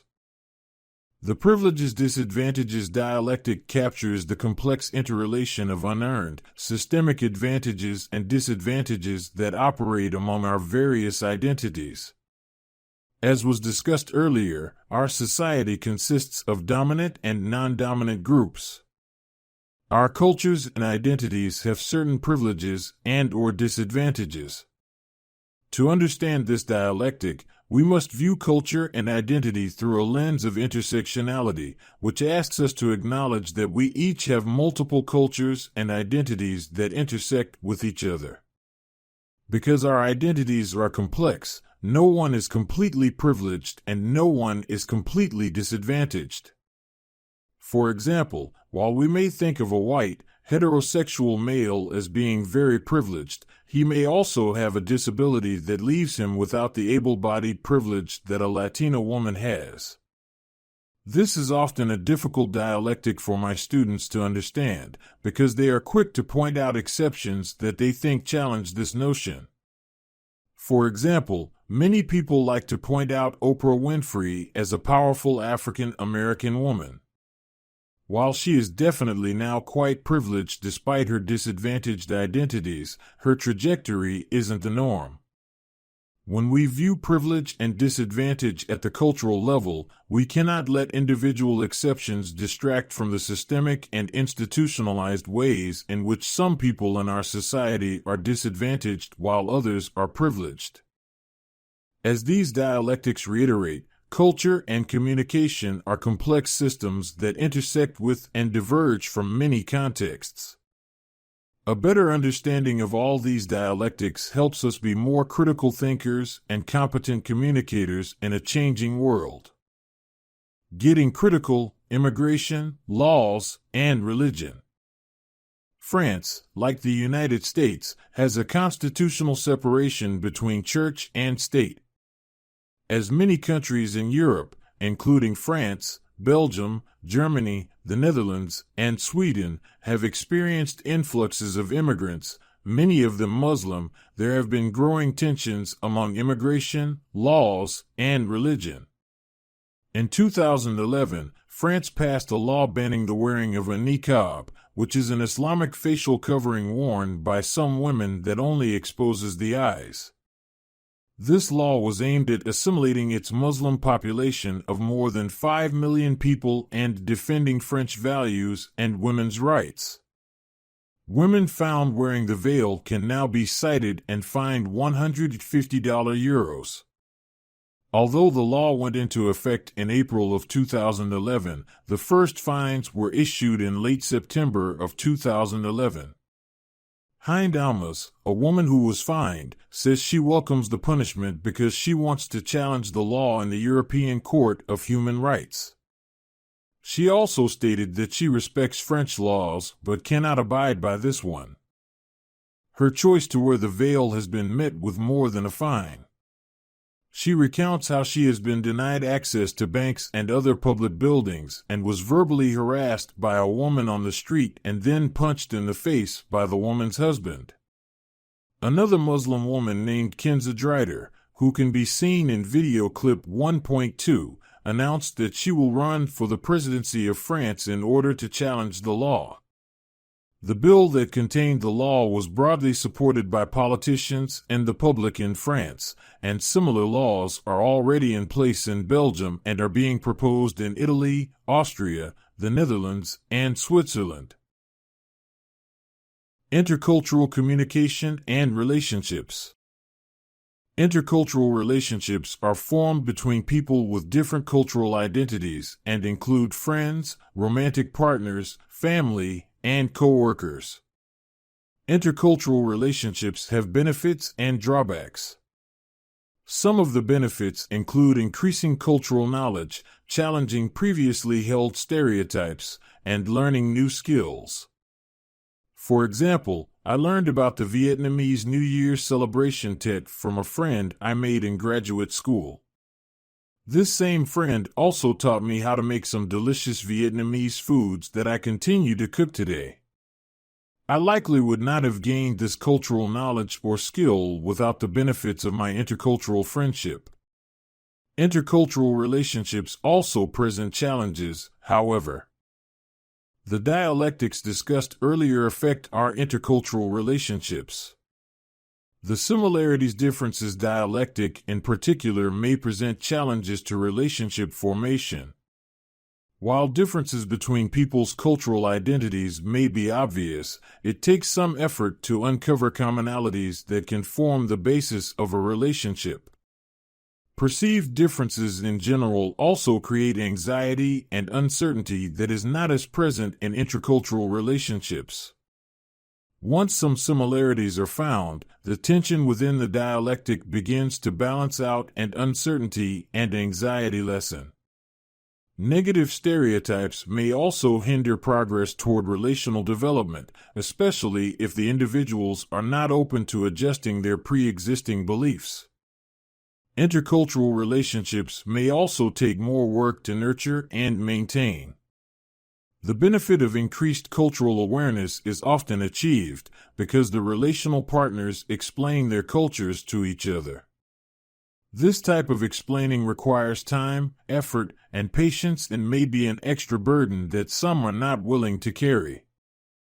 Last, engaging in intercultural relationships can lead to questioning or even backlash from one's own group. I experienced this type of backlash from my white classmates in middle school who teased me for hanging out with the African American kids on my bus.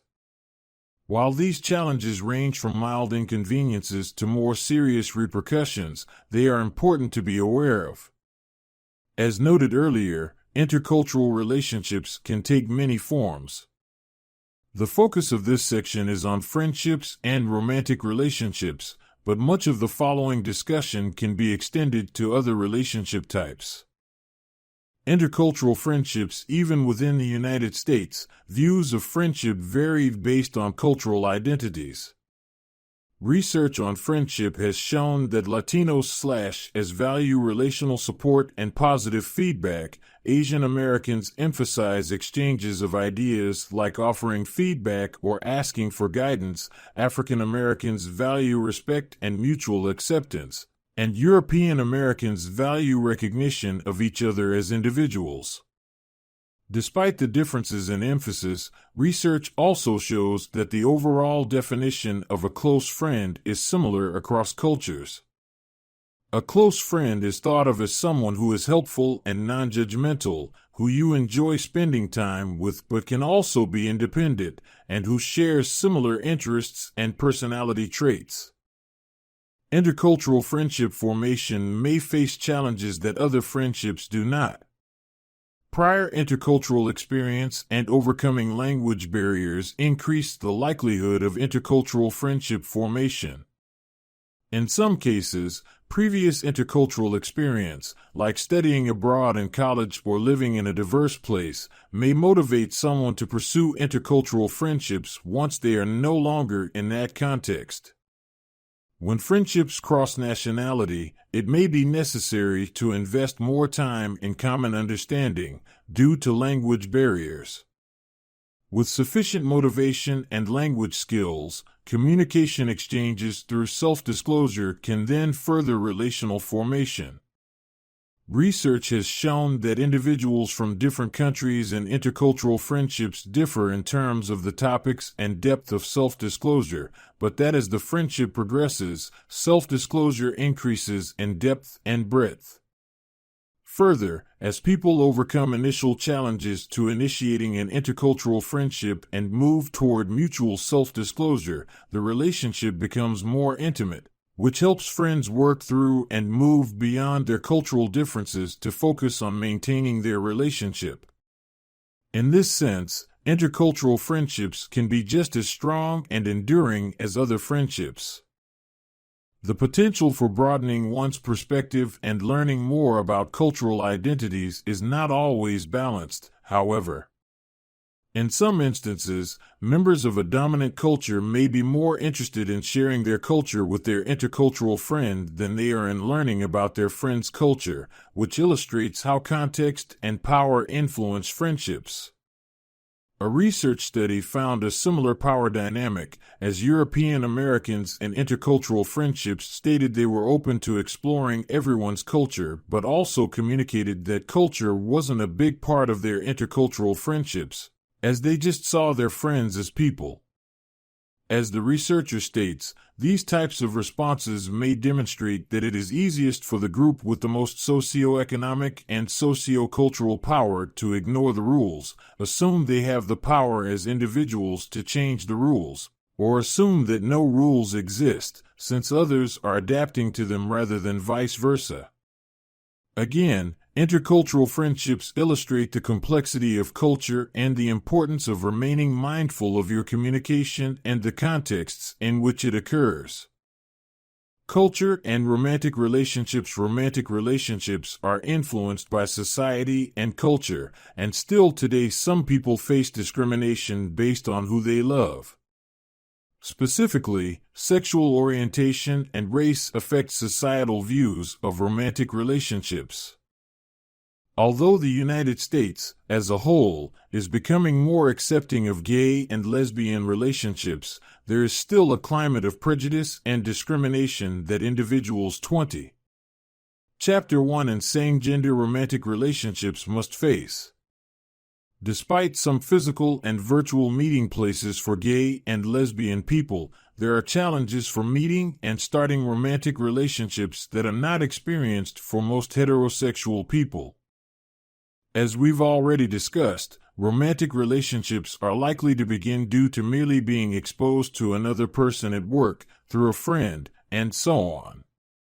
But some gay and lesbian people may feel pressured into or just feel more comfortable not disclosing or displaying their sexual orientation at work or perhaps even to some family and friends, which closes off important social networks through which most romantic relationships begin.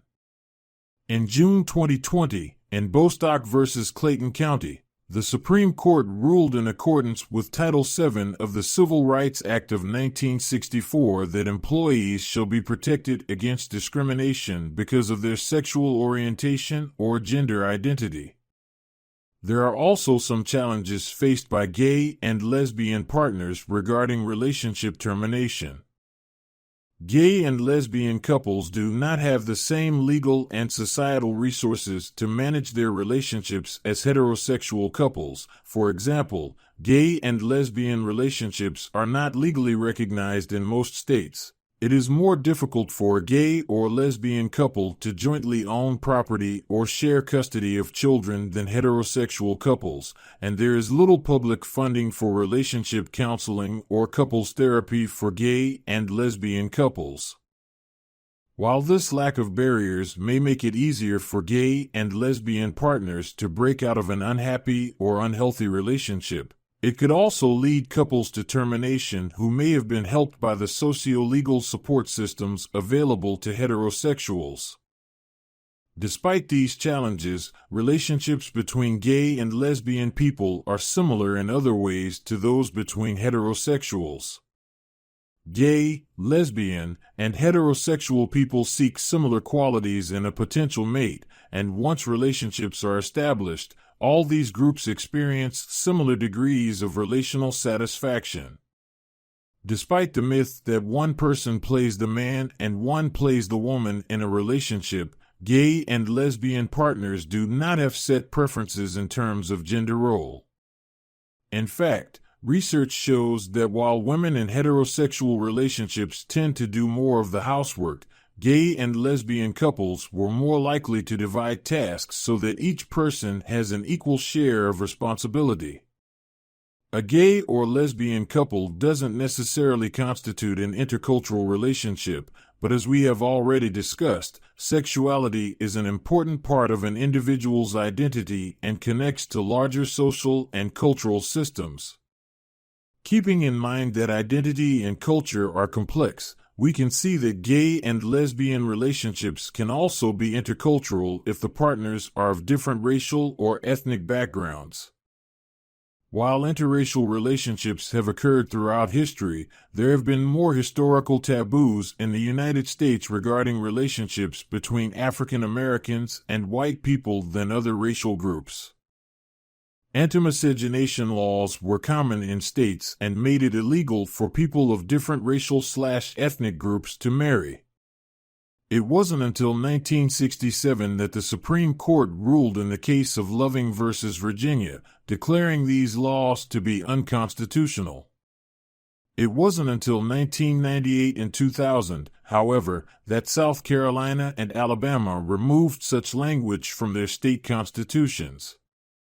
The organization and website lovingday.org commemorates the landmark case and works to end racial prejudice through education. Even after these changes, there were more Asian white and Latinx white relationships than there were African American white relationships. Having already discussed the importance of similarity in attraction to mates, it's important to note that partners in an interracial relationship, although culturally different, tend to be similar in occupation and income. This can likely be explained by the situational influences on our relationship formation we discussed earlier, namely, that work tends to be a starting ground for many of our relationships, and we usually work with people who have similar backgrounds to us. There has been much research on interracial couples that counters the popular notion that partners may be less satisfied in their relationships due to cultural differences.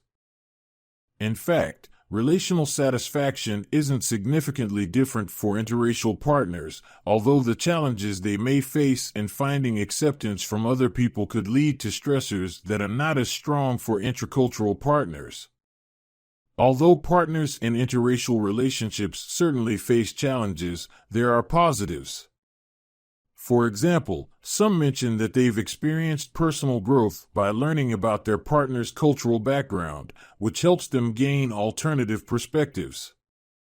Specifically, white people in interracial relationships have cited an awareness of and empathy for racism that still exists, which they may not have been aware of before. Intercultural Communication Competence. Throughout this book, we have been putting various tools in our communication toolbox to improve our communication competence. Many of these tools can be translated into intercultural contexts. While building any form of competence requires effort, building intercultural communication competence often requires us to take more risks. Some of these risks require us to leave our comfort zones and adapt to new and uncertain situations. In this section, we will learn some of the skills needed to be an interculturally competent communicator. Components of intercultural communication competence. Intercultural communication competence, ICC, is the ability to communicate effectively and appropriately in various cultural contexts. There are numerous components of ICC. Some key components include motivation, self and other knowledge, and tolerance for uncertainty. Initially, a person's motivation for communicating with people from other cultures must be considered. Motivation refers to the root of a person's desire to foster intercultural relationships and can be intrinsic or extrinsic. Put simply, if a person isn't motivated to communicate with people from different cultures, then the components of ICC discussed next don't really matter. If a person has a healthy curiosity that drives him or her toward intercultural encounters in order to learn more about self and others, then there is a foundation from which to build additional competence-relevant attitudes and skills. This intrinsic motivation makes intercultural communication a voluntary, rewarding, and lifelong learning process. Motivation can also be extrinsic, meaning that the desire for intercultural communication is driven by an outside reward like money, power, or recognition. While both types of motivation can contribute to ICC, context may further enhance or impede a person's motivation to communicate across cultures.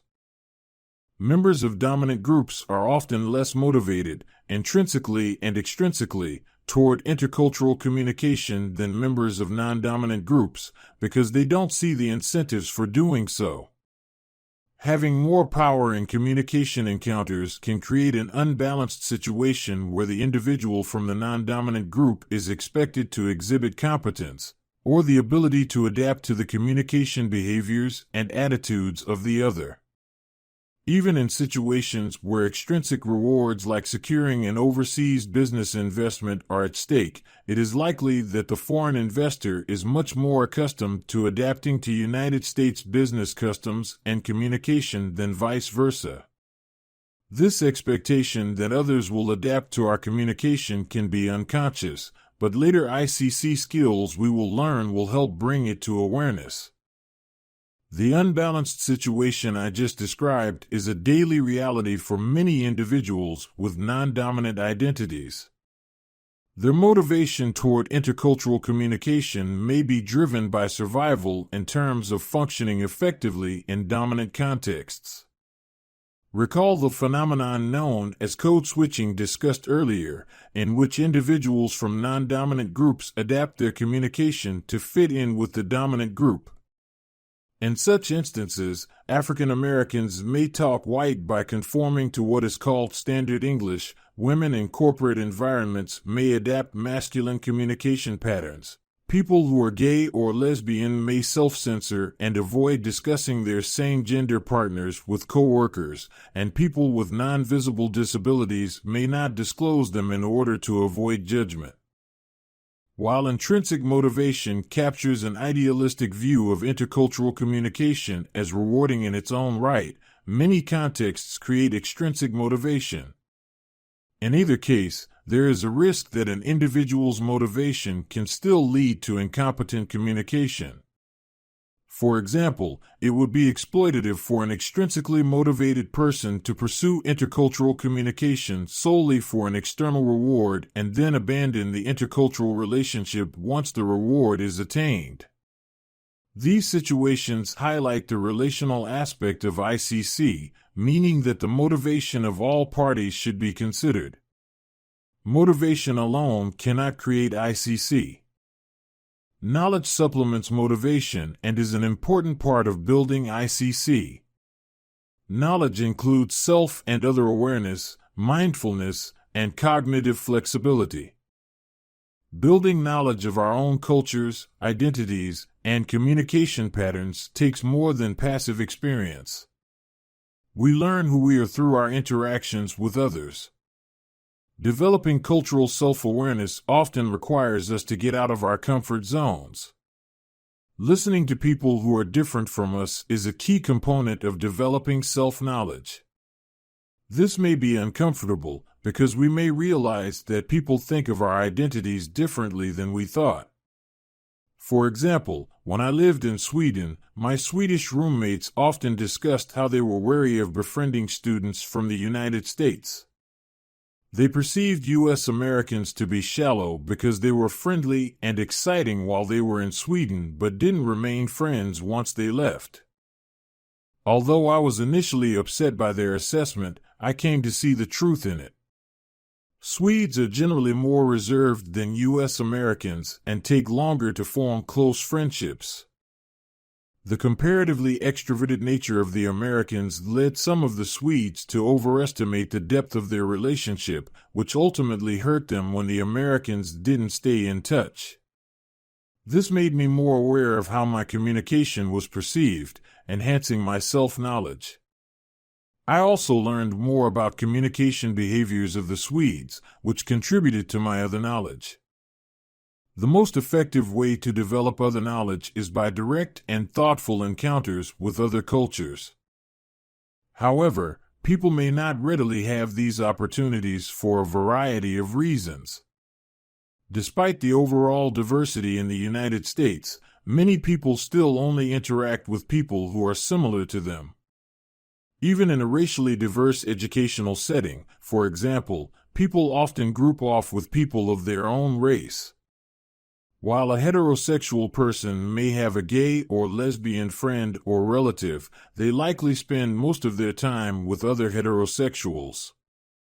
Unless you interact with people with disabilities as part of your job or have a person with a disability in your friend or family group, you likely spend most of your time interacting with able-bodied people. Living in a rural area may limit your ability to interact with a range of cultures, and most people do not travel internationally regularly. Because of this, we may have to make a determined effort to interact with other cultures or rely on educational sources like college classes, books, or documentaries. Learning another language is also a good way to learn about a culture, because you can then read the news or watch movies in the native language, which can offer insights that are lost in translation. It is important to note, though, that we must evaluate the credibility of the source of our knowledge, whether it is a book, person, or other source. Also, knowledge of another language does not automatically equate to ICC. Developing self and other knowledge is an ongoing process that will continue to adapt and grow as we encounter new experiences. Mindfulness and cognitive complexity will help as we continue to build our ICC. Mindfulness is a state of self and other monitoring that informs later reflection on communication interactions. As mindful communicators, we should ask questions that focus on the interactive process, like how is our communication going? What are my reactions? What are their reactions? Being able to adapt our communication in the moment based on our answers to these questions is a skill that comes with a high level of ICC. Reflecting on the communication encounter later to see what can be learned is also a way to build ICC. We should then be able to incorporate what we learned into our communication frameworks, which requires cognitive flexibility. Cognitive flexibility refers to the ability to continually supplement and revise existing knowledge to create new categories rather than forcing new knowledge into old categories. Cognitive flexibility helps prevent our knowledge from becoming stale and also prevents the formation of stereotypes and can help us avoid prejudging an encounter or jumping to conclusions. In summary, To be better intercultural communicators, we should know much about others and ourselves and be able to reflect on and adapt our knowledge as we gain new experiences. Motivation and knowledge can inform us as we gain new experiences, but how we feel in the moment of intercultural encounters is also important. Tolerance for uncertainty refers to an individual's attitude about and level of comfort in uncertain situations. Some people perform better in uncertain situations than others, and intercultural encounters often bring up uncertainty. Whether communicating with someone of a different gender, race, or nationality, we are often wondering what we should or shouldn't do or say. Situations of uncertainty most often become clearer as they progress, but the anxiety that an individual with a low tolerance for uncertainty feels may lead them to leave the situation or otherwise communicate in a less competent manner. Individuals with a high tolerance for uncertainty may exhibit more patience, waiting on new information to become available or seeking out information, which may then increase the understanding of the situation and lead to a more successful outcome. Individuals who are intrinsically motivated toward intercultural communication may have a higher tolerance for uncertainty, in that their curiosity leads them to engage with others who are different because they find the self and other knowledge gained rewarding. Cultivating intercultural communication competence. How can ICC be built and achieved? This is a key question we will address in this section. Two main ways to build ICC are through experiential learning and reflective practices. We must first realize that competence isn't any one thing. Part of being competent means that you can assess new situations and adapt your existing knowledge to the new contexts. What it means to be competent will vary depending on your physical location, your role, personal, professional, etc., and your life stage, among other things. Sometimes we will know or be able to figure out what is expected of us in a given situation, but sometimes we may need to act in unexpected ways to meet the needs of a situation. Competence enables us to better cope with the unexpected, adapt to the non-routine, and connect to uncommon frameworks. I have always told my students that ICC is less about a list of rules and more about a box of tools. 3 ways to cultivate ICC are to foster attitudes that motivate us, discover knowledge that informs us, and develop skills that enable us. To foster attitudes that motivate us, we must develop a sense of wonder about culture. This sense of wonder can lead to feeling overwhelmed, humbled, or awed. This sense of wonder may correlate to a high tolerance for uncertainty, which can help us turn potentially frustrating experiences we have into teachable moments. I've had many such moments in my intercultural encounters at home and abroad. One such moment came the first time I tried to cook a frozen pizza in the oven in the shared kitchen of my apartment in Sweden. The information on the packaging was written in Swedish, but like many college students, I had a wealth of experience cooking frozen pizzas to draw from. As I went to set the oven dial to preheat, I noticed it was strange that the oven didn't go up to my usual 425 to 450 degrees. Not to be deterred, I cranked the dial up as far as it would go, waited a few minutes, put my pizza in, and walked down the hall to my room to wait for about 15 minutes until the pizza was done. The smell of smoke drew me from my room before the 15 minutes was up, and I walked into a corridor filled with smoke and the smell of burnt pizza. I pulled the pizza out and was puzzled for a few minutes while I tried to figure out why the pizza burned so quickly, when one of my corridor mates gently pointed out that the oven temperatures in Sweden are listed in Celsius, not Fahrenheit. Despite almost burning the kitchen down, I learned a valuable lesson about assuming my map for temperatures and frozen pizzas was the same as everyone else's. Discovering knowledge that informs us is another step that can build on our motivation. One tool involves learning more about our cognitive style, or how we learn. Our cognitive style consists of our preferred patterns for gathering information, constructing meaning, and organizing and applying knowledge.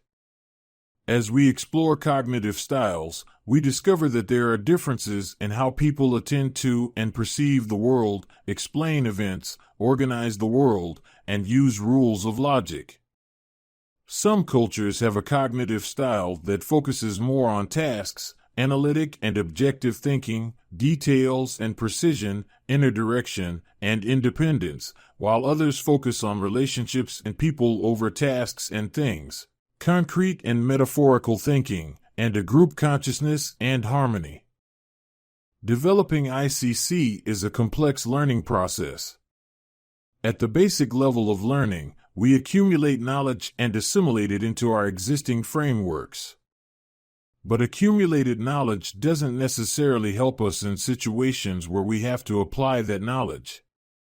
Transformative learning takes place at the highest levels and occurs when we encounter situations that challenge our accumulated knowledge and our ability to accommodate that knowledge to manage a real-world situation.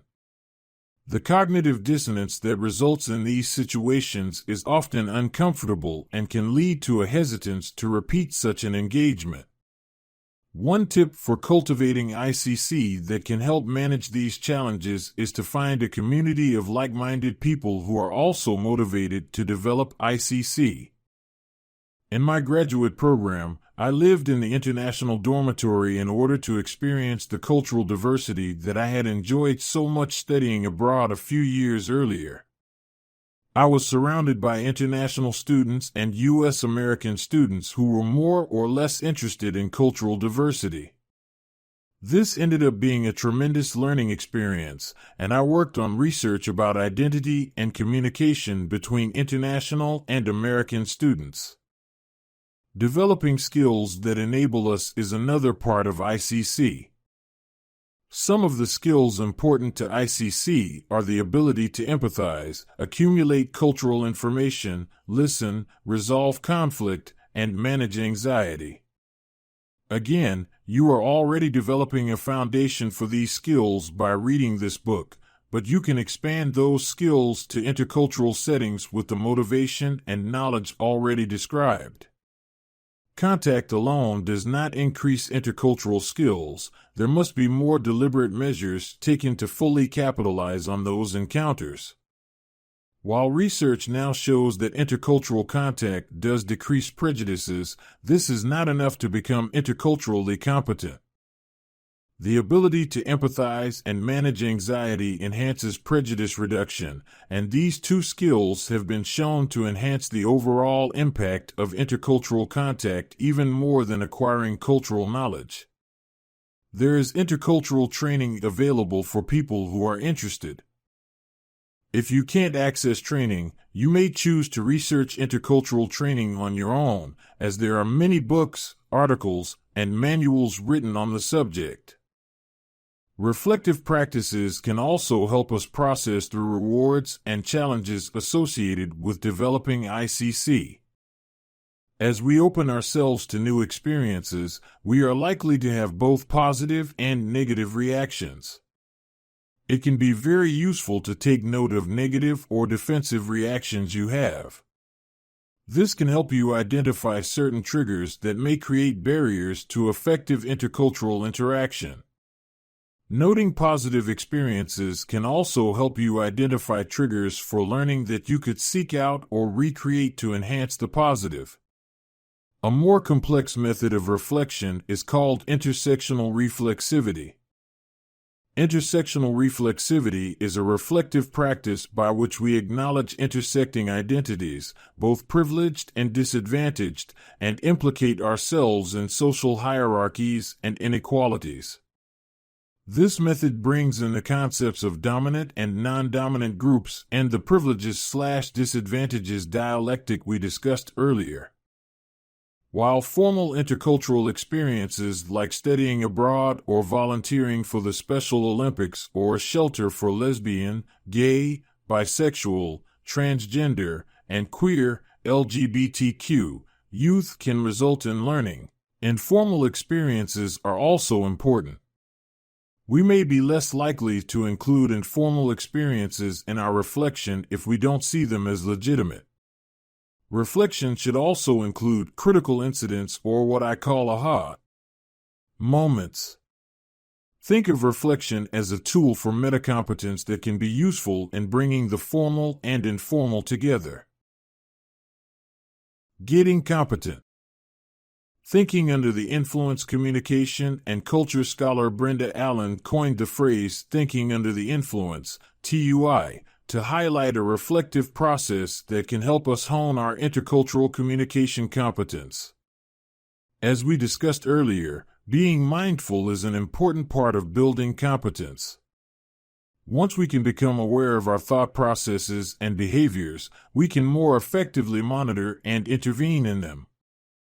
She asks us to monitor our thoughts and feelings about other people, both similar to and different from us.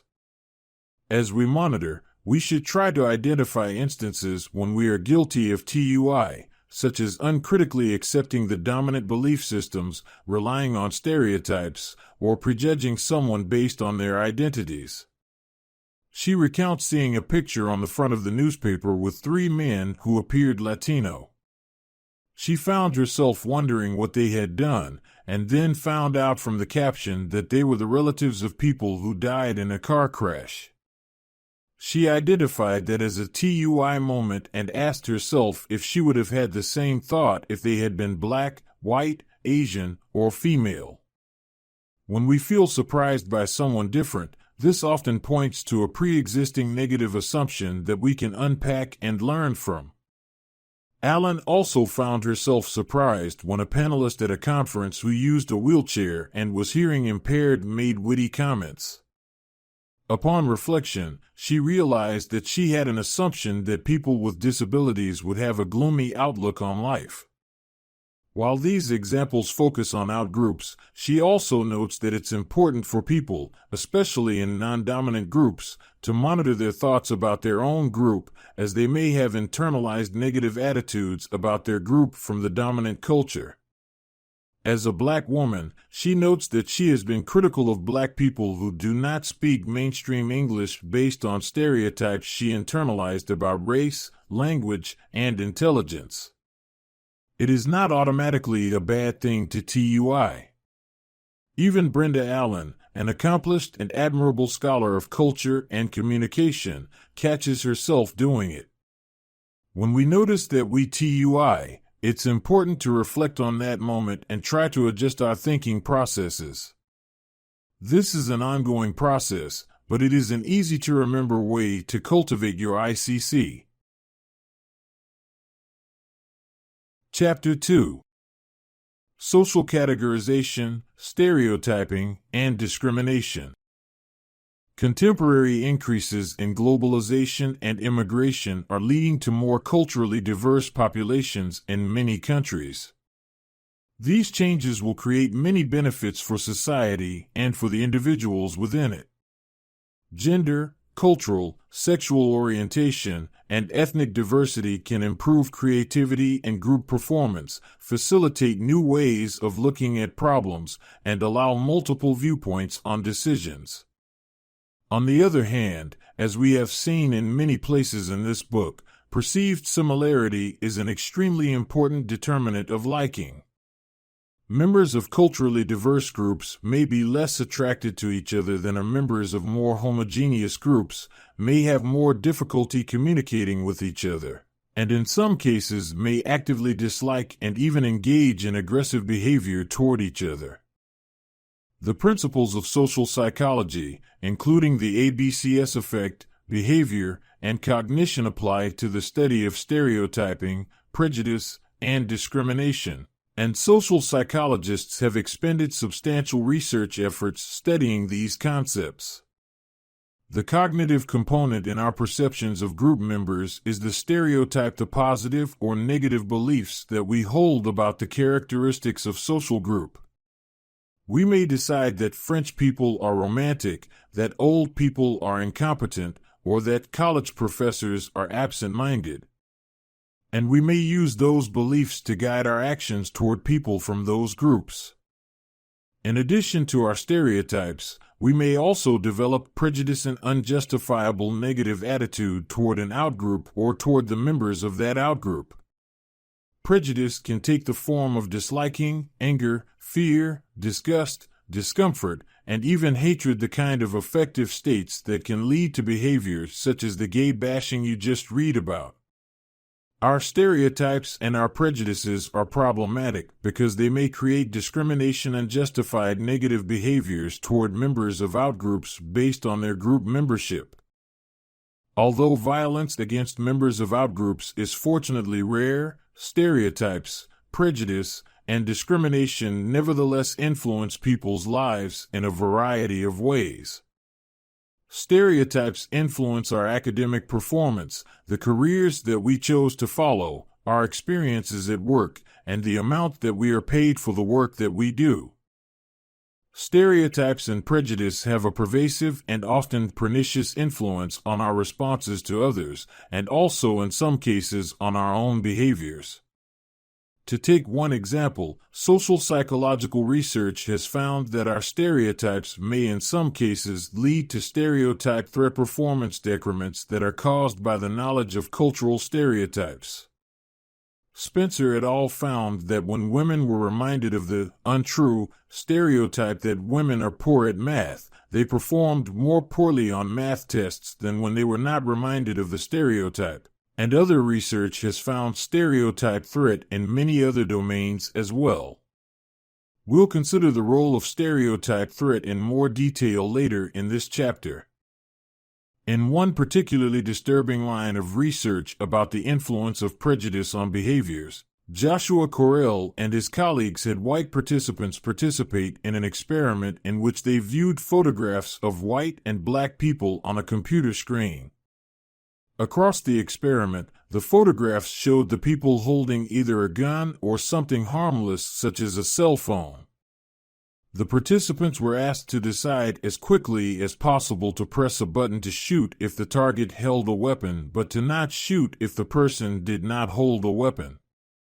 Overall, the white participants tended to shoot more often when the person holding the object was black than when the person holding the object was white, and this occurred even when there was no weapon present. Discrimination is a major societal problem because it is so pervasive, takes so many forms, and has such negative effects on so many people. Even people who are paid to be unbiased may discriminate. Price and Wolfers found that white players in National Basketball Association games received fewer fouls when more of the referees present in the game were white, and black players received fewer fouls when more of the referees present in the game were black. The implication is whether they know it or not, the referees were discriminating on the basis of race. You may have had some experiences where you found yourself responding to another person on the basis of a stereotype or a prejudice, and perhaps the fact that you did surprised you.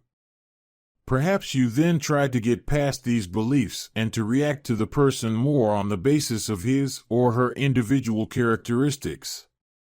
We like some people and we dislike others. This is natural, but we should not let a person's skin color, gender, age, religion, sexual orientation, or ethnic background make these determinations for us. And yet, despite our best intentions, we may end up making friends only with people who are similar to us and perhaps even avoiding people whom we see as different. In this chapter, we will study the processes by which we develop, maintain, and make use of our stereotypes and our prejudices. We will consider the negative outcomes of those beliefs on the targets of our perceptions, and we will consider ways that we might be able to change those beliefs, or at least help us stop acting upon them. Let's begin by considering the cognitive side of our group beliefs, focusing primarily on stereotypes before turning to the important role of feelings and prejudice. State-sanctioned homophobia.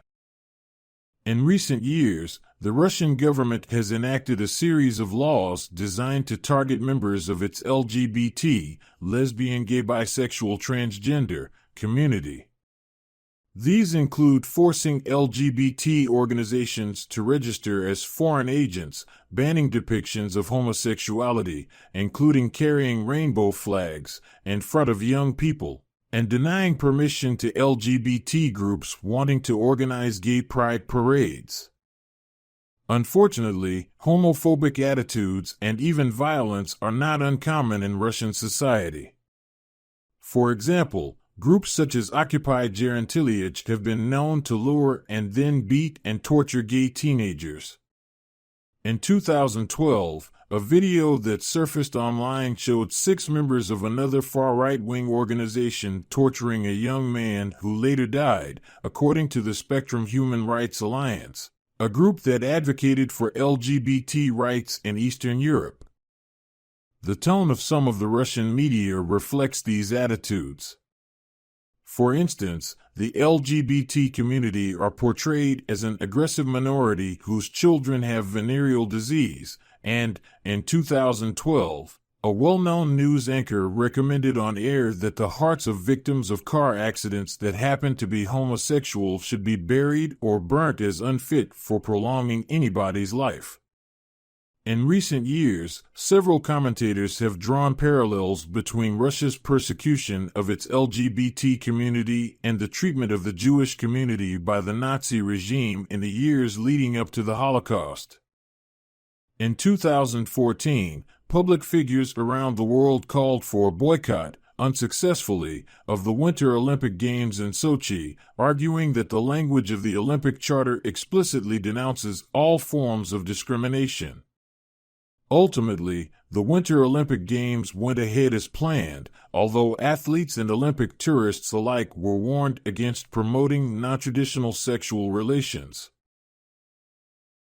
Social categorization and stereotyping. Thinking about others in terms of their group memberships is known as social categorization, the natural cognitive process by which we place individuals into social groups. Social categorization occurs when we think of someone as a man versus a woman, an old person versus a young person, a black person versus an Asian or white person, and so on. Just as we categorize objects into different types, so do we categorize people according to their social group memberships. Once we do so, we begin to respond to those people more as members of a social group than as individuals. Imagine for a moment that 2 college students, Farhad and Sarah, are talking at a table in the student union at your college or university. At this point, we would probably not consider them to be acting as group members, but rather as 2 individuals. Farhad is expressing his opinions, and Sarah is expressing hers. Imagine, however, that as the conversation continues, Sarah brings up an assignment that she is completing for her women's studies class. It turns out that Farhad does not think there should be a women's studies program at the college, and he tells Sarah so. He argues that if there is a women's studies program, then there should be a men's studies program too. Furthermore, he argues that women are getting too many breaks in job hiring and that qualified men are the targets of discrimination. Sarah feels quite the contrary, arguing that women have been the targets of sexism for many, many years and even now do not have the same access to high-paying jobs that men do. You can see that an interaction that began at individual level, as 2 individuals conversing, has now turned to the group level, in which Farhad has begun to consider himself as a man, and Sarah has begun to consider herself as a woman. In short, Sarah is now arguing her points not so much for herself as she is as a representative of one of her in-groups, namely, women, and Farhad is acting as a representative of one of his in-groups, namely, men. Sarah feels that her positions are correct, and she believes they are true not only for her but for women in general. And the same is true of Farhad. You can see that these social categorizations may create some potential for misperception and perhaps even hostility. And Farhad and Sarah may even change their opinions about each other, forgetting that they really like each other as individuals, because they are now responding more as group members with opposing views. Imagine now that while Farhad and Sarah are still talking, some students from another college, each wearing the hats and jackets of that school, show up in the student union. The presence of these outsiders might change the direction of social categorization entirely, leading both Farhad and Sarah to think of themselves as students at their own college. And this social categorization might lead them to become more aware of the positive characteristics of their college, the excellent rugby team, lovely campus, and intelligent students, in comparison with the characteristics of the other school. Now, rather than perceiving themselves as members of two different groups, men versus women, Farhad and Sarah might suddenly perceive themselves as members of the same social category, students at their college. Perhaps this example will help you see the flexibility of social categorization. We sometimes think of our relationships with others at the individual level and sometimes at the group level. And which groups we use in social categorization can change over time and in different situations. You are more likely to categorize yourself as a member of your college or university when your rugby or football team has just won a really important game, or at your graduation ceremony, than you would on a normal evening out with your family. In these cases, your membership as a university student is simply more salient and important than it is every day, and you are more likely to categorize yourself accordingly. Spontaneous social categorization. Social categorization occurs spontaneously, without much thought on our part, showed their research participants a slide and tape presentation of 3 male and 3 female college students who had supposedly participated in a discussion group. During the presentation, each member of the discussion group made a suggestion about how to advertise a college play. The statements were controlled so that across all the research participants, the statements made by the men and the women were of equal length and quality. Furthermore, one half of the participants were told that when the presentation was over, they would be asked to remember which person had made which suggestion, whereas the other half of the participants were told merely to observe the interaction without attending to anything in particular.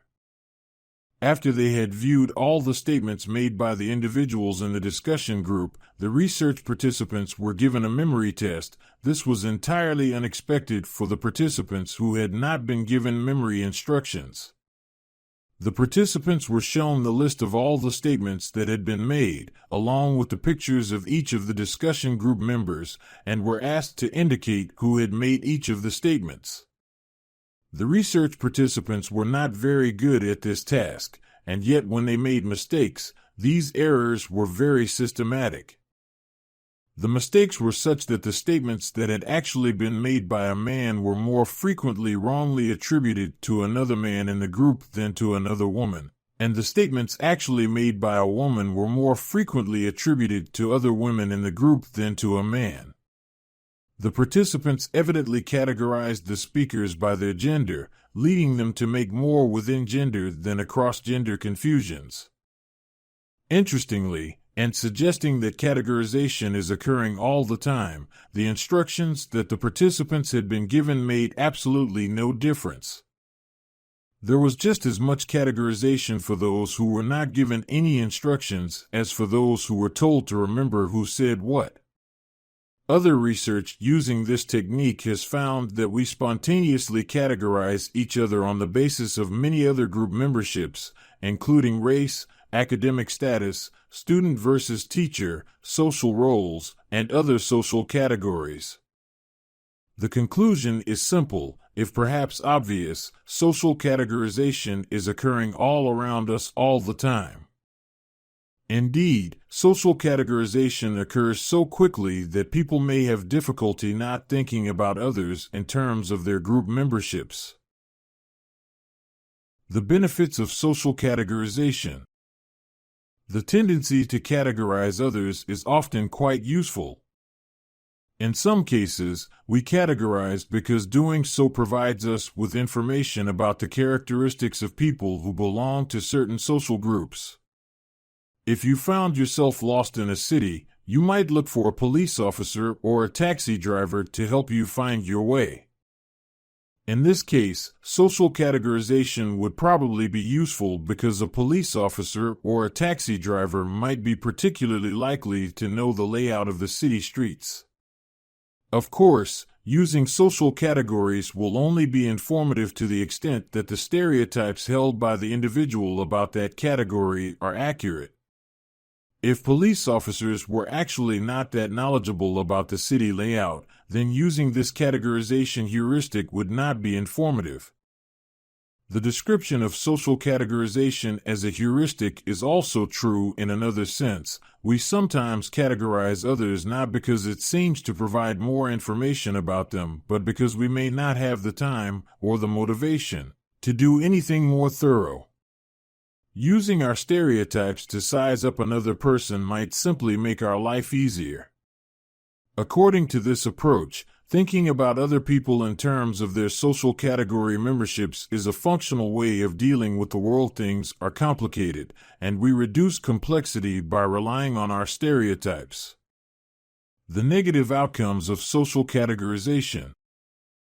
Although thinking about others in terms of their social category memberships has some potential benefits for the person who does the categorizing others, rather than treating them as unique individuals with their own unique characteristics, has a wide variety of negative, and often very unfair, outcomes for those who are categorized.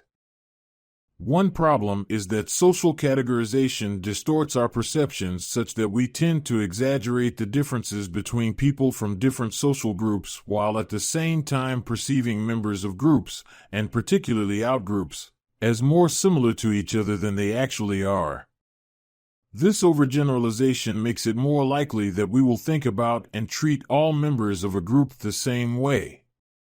Tadgeful and Wilkes, 1963, performed a simple experiment that provided a picture of the potential outcomes of categorization. The experiment involved having research participants judge the length of 6 lines. In one of the experimental conditions, participants simply saw 6 lines, whereas in the other condition, the lines were systematically categorized into 2 groups, one comprising the 3 shorter lines and one comprising the 3 longer lines. Tadgeful found that the lines were perceived differently when they were categorized, such that the differences between the groups and the similarities within the groups were emphasized. Specifically, he found that although lines C and D, which are actually the same length, were perceived as equal in length when the lines were not categorized, line D was perceived as being significantly longer than line C in the condition in which the lines were categorized.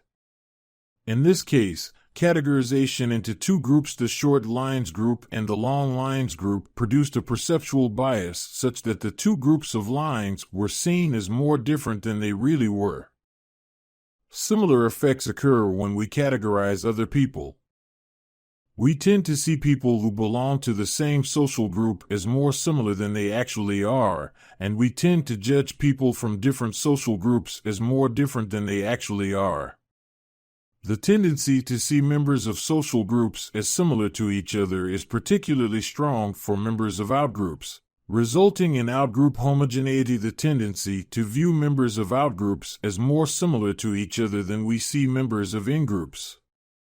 Perhaps you have had this experience yourself when you found yourself thinking or saying, "Oh, them, they're all the same."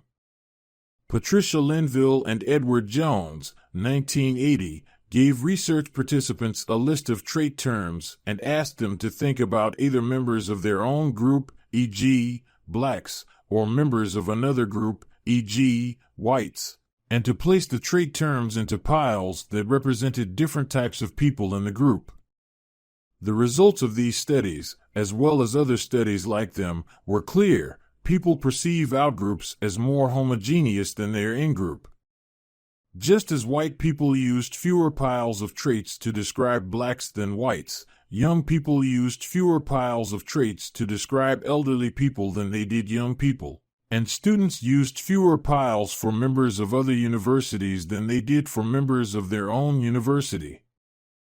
Outgroup homogeneity occurs in part because we don't have as much contact with outgroup members as we do with in-group members, and the quality of interaction with outgroup members is often more superficial. This prevents us from really learning about the outgroup members as individuals, and as a result, we tend to be unaware of the differences among the group members. In addition to learning less about them because we see and interact with them less, we routinely categorize outgroup members, thus making them appear more cognitively similar. Once we begin to see the members of outgroups as more similar to each other than they actually are, it then becomes very easy to apply our stereotypes to the members of the groups without having to consider whether the characteristic is actually true of the particular individual. If men think that women are all alike, then they may also think that they all have the same positive and negative characteristics, e.g., they're nurturing, emotional. And women may have similarly simplified beliefs about men, e.g., they're strong, unwilling to commit. The outcome is that the stereotypes become linked to the group itself in a set of mental representations. The stereotypes are pictures in our heads of the social groups. These beliefs just seem right and natural, even though they are frequently distorted over generalizations. Our stereotypes and prejudices are learned through many different processes. This multiplicity of causes is unfortunate because it makes stereotypes and prejudices even more likely to form and harder to change. For one, we learn our stereotypes in part through our communications with parents and peers and from the behaviors we see portrayed in the media. Even 5-year-old children have learned cultural norms about the appropriate activities and behaviors for boys and girls, and also have developed stereotypes about age, race, and physical attractiveness. And there is often good agreement about the stereotypes of social categories among the individuals within a given culture. In one study assessing stereotypes, Stephanie Madden and her colleagues presented U.S. college students with a list of 84 trait terms and asked them to indicate for which groups each trait seemed appropriate. The participants tended to agree about what traits were true of which groups, and this was true even for groups of which the respondents were likely to never have met a single member, Arabs and Russians. Even today, there is good agreement about the stereotypes of members of many social groups, including men and women and a variety of ethnic groups. Once they become established, stereotypes, like any other cognitive representation, tend to persevere. We begin to respond to members of stereotyped categories as if we already knew what they were like. Yaakov Trope and Eric Thompson, 1997, found that individuals addressed fewer questions to members of categories about which they had strong stereotypes, as if they already knew what these people were like, and that the questions they did ask were likely to confirm the stereotypes they already had. In other cases, stereotypes are maintained because information that confirms our stereotypes is better remembered than information that disconfirms them. When we see members of social groups perform behaviors, we tend to better remember information that confirms our stereotypes than we remember information that disconfirms our stereotypes. If we believe that women are bad drivers and we see a woman driving poorly, then we tend to remember it, but when we see a woman who drives particularly well, we tend to forget it. This illusory correlation is another example of the general principle of assimilation. We tend to perceive the world in ways that make it fit our existing beliefs more easily than we change our beliefs to fit the reality around us. And stereotypes become difficult to change because they are so important to us they become an integral and important part of our everyday lives in our culture. Stereotypes are frequently expressed on TV, in movies, and in social media, and we learn a lot of our beliefs from these sources.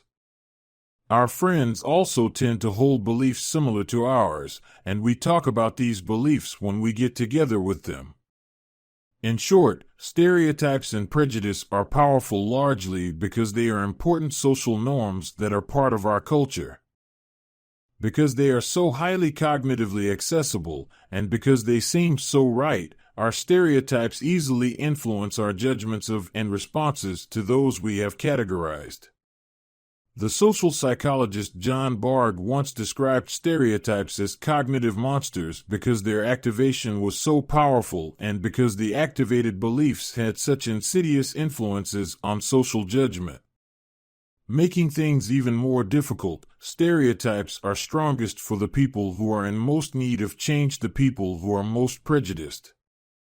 Because stereotypes and prejudice often operate out of our awareness, and also because people are frequently unwilling to admit that they hold them, social psychologists have developed methods for assessing them indirectly. In the research focus box following, we will consider two of these approaches: the bogus pipeline procedure and the implicit association test. Although in some cases the stereotypes that are used to make judgments might actually be true of the individual being judged, in many other cases they are not. Stereotyping is problematic when the stereotypes we hold about a social group are inaccurate overall, and particularly when they do not apply to the individual who is being judged. Stereotyping others is simply unfair. Even if many women are more emotional than are most men, not all are, and it is not right to judge any one woman as if she is. In the end, stereotypes become self-fulfilling prophecies, such that our expectations about the group members make the stereotypes come true. Once we believe that men make better leaders than women, we tend to behave toward men in ways that makes it easier for them to lead. And we behave toward women in ways that makes it more difficult for them to lead. The result? Men find it easier to excel in leadership positions, whereas women have to work hard to overcome the false beliefs about their lack of leadership abilities. This is likely why female lawyers with masculine names are more likely to become judges and masculine-looking applicants are more likely to be hired as leaders than feminine-looking applicants. These self-fulfilling prophecies are ubiquitous. Even teachers' expectations about their students' academic abilities can influence the student's school performance. Of course, you may think that you personally do not behave in these ways, and you may not. But research has found that stereotypes are often used out of our awareness, which makes it very difficult for us to correct for them. Even when we think we are being completely fair, we may nevertheless be using our stereotypes to condone discrimination. And when we are distracted or under time pressure, these tendencies become even more powerful. Furthermore, attempting to prevent our stereotype from coloring our reactions to others takes effort.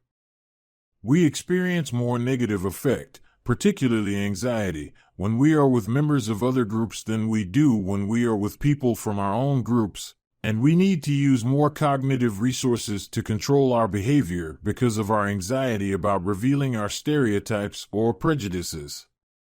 When we know that we need to control our expectations so that we do not unintentionally stereotype the other person, we may try to do so, but doing so takes effort and may frequently fail.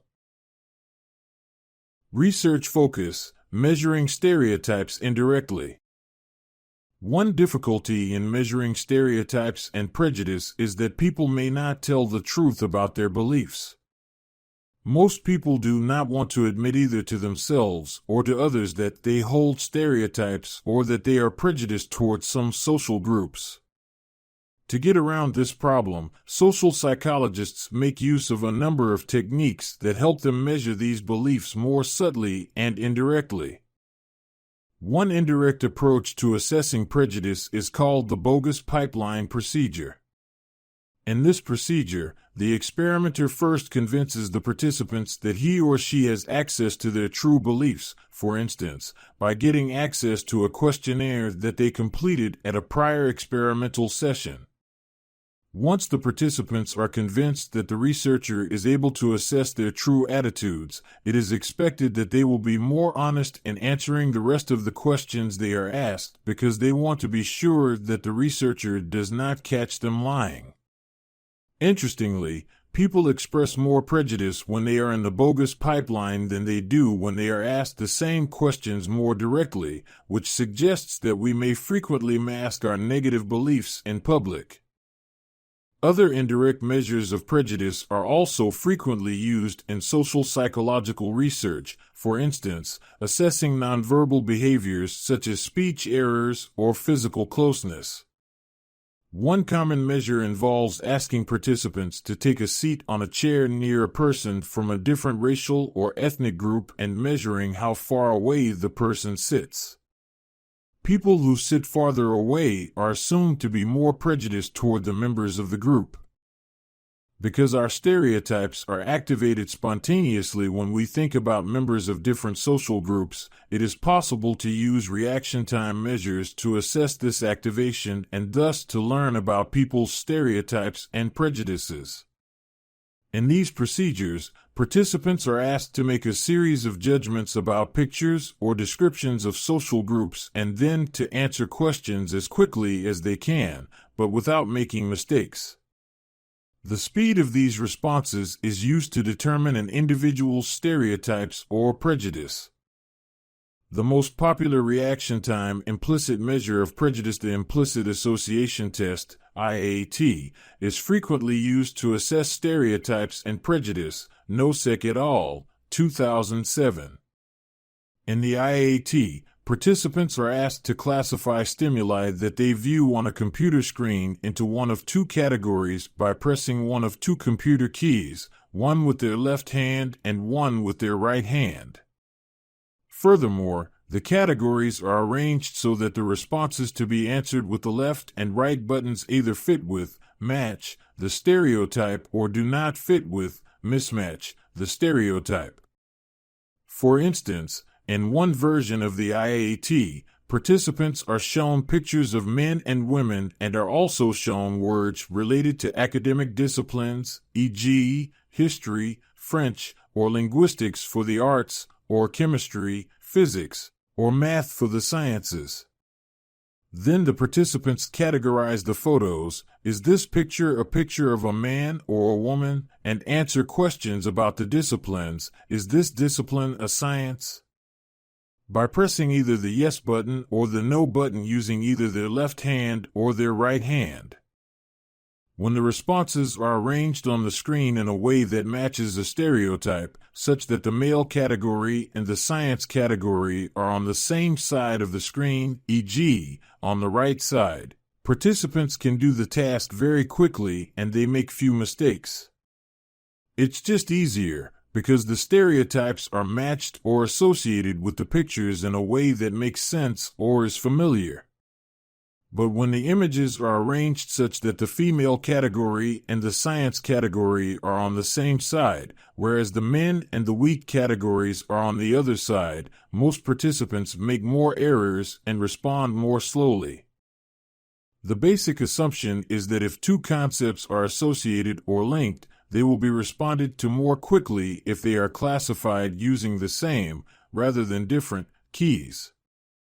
Implicit association procedures such as the IAT show that even participants who claim that they are not prejudiced do seem to hold cultural stereotypes about social groups.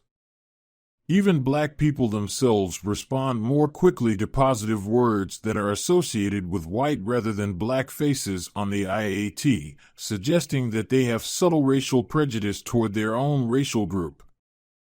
Because they hold these beliefs, it is possible, although not guaranteed, that they may use them when responding to other people, creating a subtle and unconscious type of discrimination.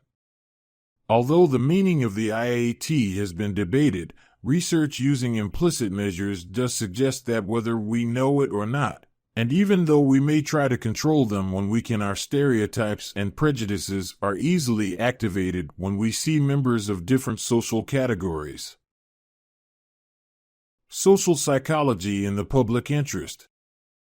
Our stereotypes influence not only our judgments of others, but also our beliefs about ourselves, and even our own performance on important tasks. In some cases, these beliefs may be positive, and they have the effect of making us feel more confident and thus better able to perform tasks.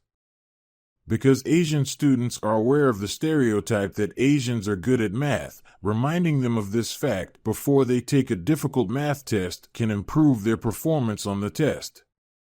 On the other hand, sometimes these beliefs are negative, and they create negative self-fulfilling prophecies such that we perform more poorly just because of our knowledge about the stereotypes. One of the long-standing puzzles in the area of academic performance concerns why Black students in the United States perform more poorly on standardized tests, receive lower grades, and are less likely to remain in school in comparison with white students, even when other factors such as family income, parents' education, and other relevant variables are controlled. Claude Steele and Joshua Ahrndt, 1995, tested the hypothesis that these differences might be due to the activation of negative stereotypes. Because Black students are aware of the inaccurate stereotype that Blacks are intellectually inferior to whites, this stereotype might create a negative expectation, which might interfere with their performance on intellectual tests through fear of confirming that stereotype. In support of this hypothesis, Steele and Ahrndt's research revealed that Black college students performed worse, in comparison with their prior test scores, on math questions taken from the Graduate Record Examination, GRE, when the test was described to them as being diagnostic of their mathematical ability, and thus when the stereotype was relevant, but that their performance was not influenced when the same questions were framed as an exercise in problem solving. And in another study, Steele and Ahrndt found that when Black students were asked to indicate their race before they took a math test, again activating the stereotype, they performed more poorly than they had on prior exams, whereas the scores of white students were not affected by first indicating their race. Steele and Ahrndt argued that thinking about negative stereotypes that are relevant to a task that one is performing creates stereotype threat performance decrements that are caused by the knowledge of cultural stereotypes. That is, they argued that the negative impact of race on standardized tests may be caused, at least in part, by the performance situation itself. Because the threat is in the air, Black students may be negatively influenced by it. Research has found that the experience of stereotype threat can help explain a wide variety of performance decrements among those who are targeted by negative stereotypes. For instance, when a math task is described as diagnostic of intelligence, Latinos, and particularly Latinas, perform more poorly than do whites. Similarly, when stereotypes are activated, children with low socioeconomic status perform more poorly in math than do those with high socioeconomic status, and psychology students perform more poorly than do natural science students. Even groups who typically enjoy advantaged social status can be made to experience stereotype threat. White men performed more poorly on a math test when they were told that their performance would be compared with that of Asian men, and whites performed more poorly than Blacks on a sport-related task when it was described to them as measuring their natural athletic ability. Stereotype threat is created in situations that pose a significant threat to self-concern, such that our perceptions of ourselves as important, valuable, and capable individuals are threatened. In these situations, there is a discrepancy between our positive concept of our skills and abilities and the negative stereotypes suggesting poor performance. When our stereotypes lead us to believe that we are likely to perform poorly on a task, we experience a feeling of unease and status threat. Research has found that stereotype threat is caused by both cognitive and affective factors. On the cognitive side, individuals who are experiencing stereotype threat show an impairment in cognitive processing that is caused by increased vigilance toward the environment and attempts to suppress their stereotypical thoughts. On the affective side, stereotype threat creates stress as well as a variety of affective responses, including anxiety. Stereotype threat is not, however, absolute. We can get past it if we try. What is important is to reduce the self-concern that is engaged when we consider the relevant negative stereotypes. Manipulations that affirm positive characteristics about oneself or one's group are successful at reducing stereotype threat. In fact, just knowing that stereotype threat exists and may influence performance can help alleviate its negative impact. In-group favoritism and prejudice. We have now seen that social categorization occurs whenever we think about others in terms of their category memberships rather than on the basis of other, more personal information about the individual. And we have seen that social categorization can have a variety of negative consequences for the people who are the targets of our stereotypes. But social categorization becomes even more important and has even more powerful effects on our reactions to others when the categorization becomes more emotionally involving, and particularly when the categorization involves categorization into liked in-groups and potentially disliked out-groups.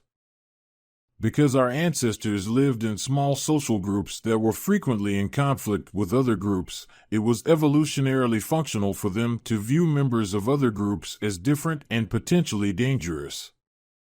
Differentiating between us and them probably helped keep us safe and free from disease, and as a result, the human brain became very efficient in making these distinctions. The problem is that these naturally occurring tendencies may lead us to prefer people who are like us, and in some cases even to unfairly reject people from outgroups. Liking us more than them, in-group favoritism. In his important research on group perceptions, Ahrndt Tajfel and his colleagues demonstrated how incredibly powerful the role of self-concern is in group perceptions. He found that just dividing people into arbitrary groups produces in-group favoritism, the tendency to respond more positively to people from our in-groups than we do to people from out-groups. In Tajfel's research, small groups of high school students came to his laboratory for a study supposedly concerning artistic tastes. The students were first shown a series of paintings by two contemporary artists, Paul Klee and Vasily Kandinsky. Supposedly on the basis of their preferences for each painting, the students were divided into two groups. They were called the X group and the Y group. Each boy was told which group he had been assigned to and that different boys were assigned to different groups. But none of them were told the group memberships of any of the other boys. The boys were then given a chance to allocate points to other boys in their own group and to boys in the other group, but never to themselves, using a series of payoff matrices. The charts divided a given number of rewards between two boys, and the boys thought that the rewards would be used to determine how much each boy would be paid for his participation. In some cases, the division was between two boys in the boys' own group, the in-group. In other cases, the division was between two boys who had been assigned to the other group, the out-group, and in still other cases, the division was between a boy in the in-group and a boy in the out-group. Tajfel then examined the goals that the boys used when they divided up the points. A comparison of the boys' choices in the different matrices showed that they allocated points between two boys in the in-group or between two boys in the out-group in an essentially fair way, so that each boy got the same amount. However, fairness was not the predominant approach when dividing points between in-group and out-group. In this case, rather than exhibiting fairness, the boys displayed in-group favoritism, such that they gave more points to other members of their own group in relationship to boys in the other group.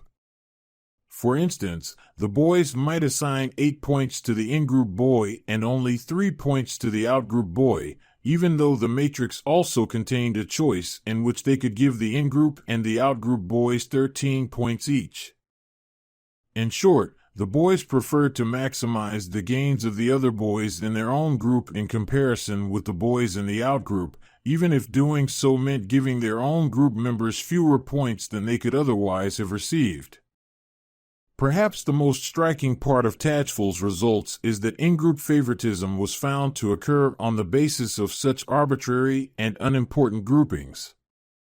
In fact, in-group favoritism occurs even when the assignment to groups is on such trivial things as whether people overestimate or underestimate the number of dots shown on a display, or on the basis of a completely random coin toss. Tajful's research, as well as other research demonstrating in-group favoritism, provides a powerful demonstration of a very important social psychological process. Groups exist simply because individuals perceive those groups as existing.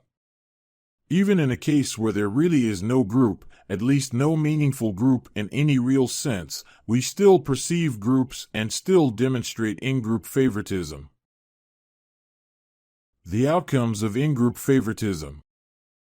The tendency to favor their in-group develops quickly in young children, increasing up to about 6 years of age, and almost immediately begins to influence their behavior. Young children show greater liking for peers of their own sex and race and typically play with same-sex others after the age of 3. And there is a norm that we should favor our in-groups. People like people who express in-group favoritism better than those who are more egalitarian. Amazingly, even infants as young as 9 months old prefer those who treat similar others well and dissimilar others poorly. In-group favoritism is found for many different types of social groups, in many different settings, on many different dimensions, and in many different cultures. In-group favoritism also occurs on trait ratings, such that in-group members are rated as having more positive characteristics than our out-group members. People also take credit for the successes of other in-group members, remember more positive than negative information about in-groups, are more critical of the performance of out-group than of in-group members, and believe that their own groups are less prejudiced than our out-groups. People also talk differently about their in-groups than their out-groups, such that they describe the in-group and its members as having broad positive traits. We are generous and friendly, but describe negative in-group behaviors in terms of the specific behaviors of single group members. Our group member, Bill, hit someone. These actions allow us to spread positive characteristics to all members of our in-group but reserve negative aspects for individual group members, thereby protecting the group's image. People also make trait attributions in ways that benefit their in-groups, just as they make trait attributions that benefit themselves. This general tendency, known as the group-serving bias, or ultimate attribution error, results in the tendency for each of the competing groups to perceive the other group extremely and unrealistically negatively when an in-group member engages in a positive behavior. We tend to see it as a stable internal characteristic of the group as a whole. Similarly, negative behaviors on the part of the outgroup are seen as caused by stable negative group characteristics. On the other hand, negative behaviors from the in-group and positive behaviors from the out-group are more likely to be seen as caused by temporary situational variables or by behaviors of specific individuals and are less likely to be attributed to the group. In-group favoritism has many causes. In-group favoritism has a number of causes. For one, it is a natural part of social categorization. We categorize into in-groups and out-groups because it helps us simplify and structure our environment. It is easy, and perhaps even natural, to believe in the simple idea that we are better than they are. People who report that they have strong needs for simplifying their environments also show more in-group favoritism. In-group favoritism also occurs at least in part because we belong to the in-group and not the out-group, Cadinu and Rothbard, 1996. We like people who are similar to ourselves, and we perceive other in-group members as similar to us. This also leads us to favor other members of our in-group, particularly when we can clearly differentiate them from members of out-groups. We may also prefer in-groups because they are more familiar to us.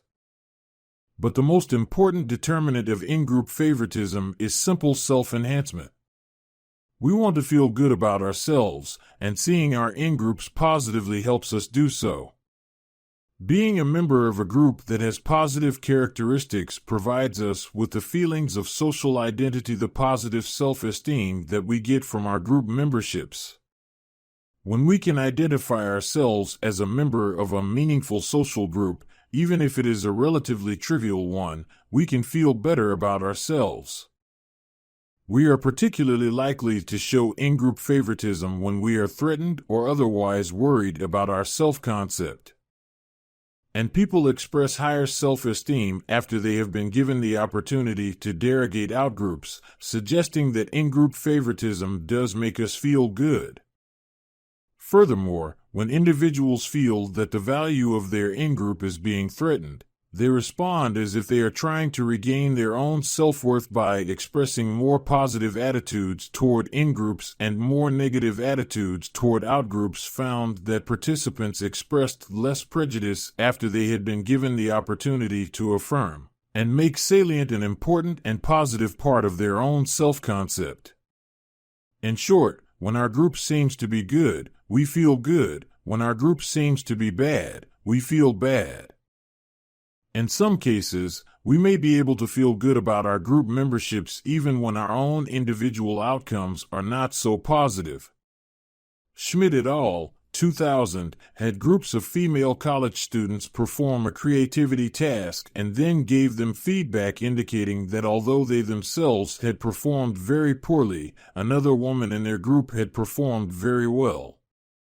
Furthermore, in some experimental conditions, the women were told that the research was comparing the scores of men and women, which was designed to increase categorization by gender. In these conditions, rather than being saddened by the upward comparison with the other woman, participants used the successful performance of the other woman to feel good about themselves as women. When in-group favoritism does not occur. Although people have a general tendency to show in-group favoritism, there are at least some cases in which it does not occur. One situation in which in-group favoritism is unlikely is when the members of the in-group are clearly inferior to other groups on an important dimension. The players on a baseball team that has not won a single game all season are unlikely to be able to feel very good about themselves as a team and are pretty much forced to concede that the outgroups are better, at least as far as playing baseball is concerned. Members of low-status groups show less in-group favoritism than do members of high-status groups and may even display out-group favoritism, in which they admit that the other groups are better than they are. Another case in which people judge other members of the in-group very negatively occurs when a member of one's own group behaves in a way that threatens the positive image of the in-group. A student who behaves in a way unbecoming to university students, or a teammate who does not seem to value the importance of the team, is disparaged by the other group members, often more than the same behavior from an outgroup member would be. The strong devaluation of in-group members who threaten the positive image and identity of the in-group is known as the black sheep effect. Personality and cultural determinants of in-group favoritism. To this point, we have considered in-group favoritism as a natural part of everyday life. Because the tendency to favor the in-group is a normal byproduct of self-concern, most people do, by and large, prefer their in-groups over outgroups. And yet not everyone is equally in-group favoring in all situations. There are a number of individual difference measures that predict prejudice, and these differences are particularly likely to show up under circumstances in which the desire to protect the self becomes important. Some people are more likely than others to show in-group favoritism because they are particularly likely to rely on their group memberships to create a positive social identity. These differences in group identification can be measured through self-report measures such as the collective self-esteem scale. The scale assesses the extent to which the individual values his or her memberships in groups in public and private ways, as well as the extent to which he or she gains social identity from those groups. People who score higher on the scale show more in-group favoritism in comparison with those who score lower on it. Another personality dimension that relates to the desires to protect and enhance the self and the in-group and thus also relates to greater in-group favoritism, and in some cases prejudice toward outgroups, is the personality dimension of authoritarianism. Authoritarianism is a personality dimension that characterizes people who prefer things to be simple rather than complex and who tend to hold traditional and conventional values. Authoritarians are in-group favoring in part because they have a need to self-enhance and in part because they prefer simplicity and thus find it easy to think simply, we are all good and they are all less good. Political conservatives tend to show more in-group favoritism than do political liberals, perhaps because the former are more concerned with protecting the in-group from threats posed by others. People with strong goals toward other concern display less in-group favoritism and less prejudice. People who view it as particularly important to connect with and respect other people, those who are more focused on tolerance and fairness toward others, are less in-group favoring and more positive toward the members of groups other than their own.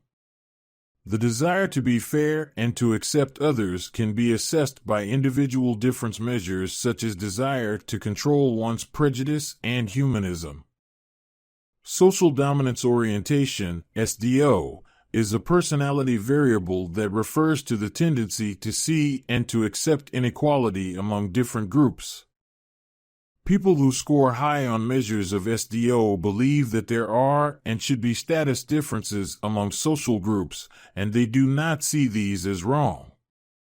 High SDO individuals agree with statements such as some groups of people are simply inferior to other groups, and getting what you want, it is sometimes necessary to use force against other groups, and it's okay if some groups have more of a chance in life than others. Those who are low on SDO, on the other hand, believe that all groups are relatively equal in status and tend to disagree with these statements. People who score higher on SDO also show greater in-group favoritism. Stereotyping and prejudice also varies across cultures. Spencer Rogers et al., 2007, tested the hypothesis that Chinese participants, because of their collectivistic orientation, would find social groups more important than would Americans, who are more individualistic, and that as a result, they would be more likely to infer personality traits on the basis of group membership, that is, to stereotype. Supporting the hypothesis, they found that Chinese participants made stronger stereotypical trait inferences than Americans did on the basis of a target's membership in a fictitious group. Reducing discrimination. We have seen that social categorization is a basic part of human nature and one that helps us to simplify our social worlds, to draw quick, if potentially inaccurate, conclusions about others, and to feel good about ourselves.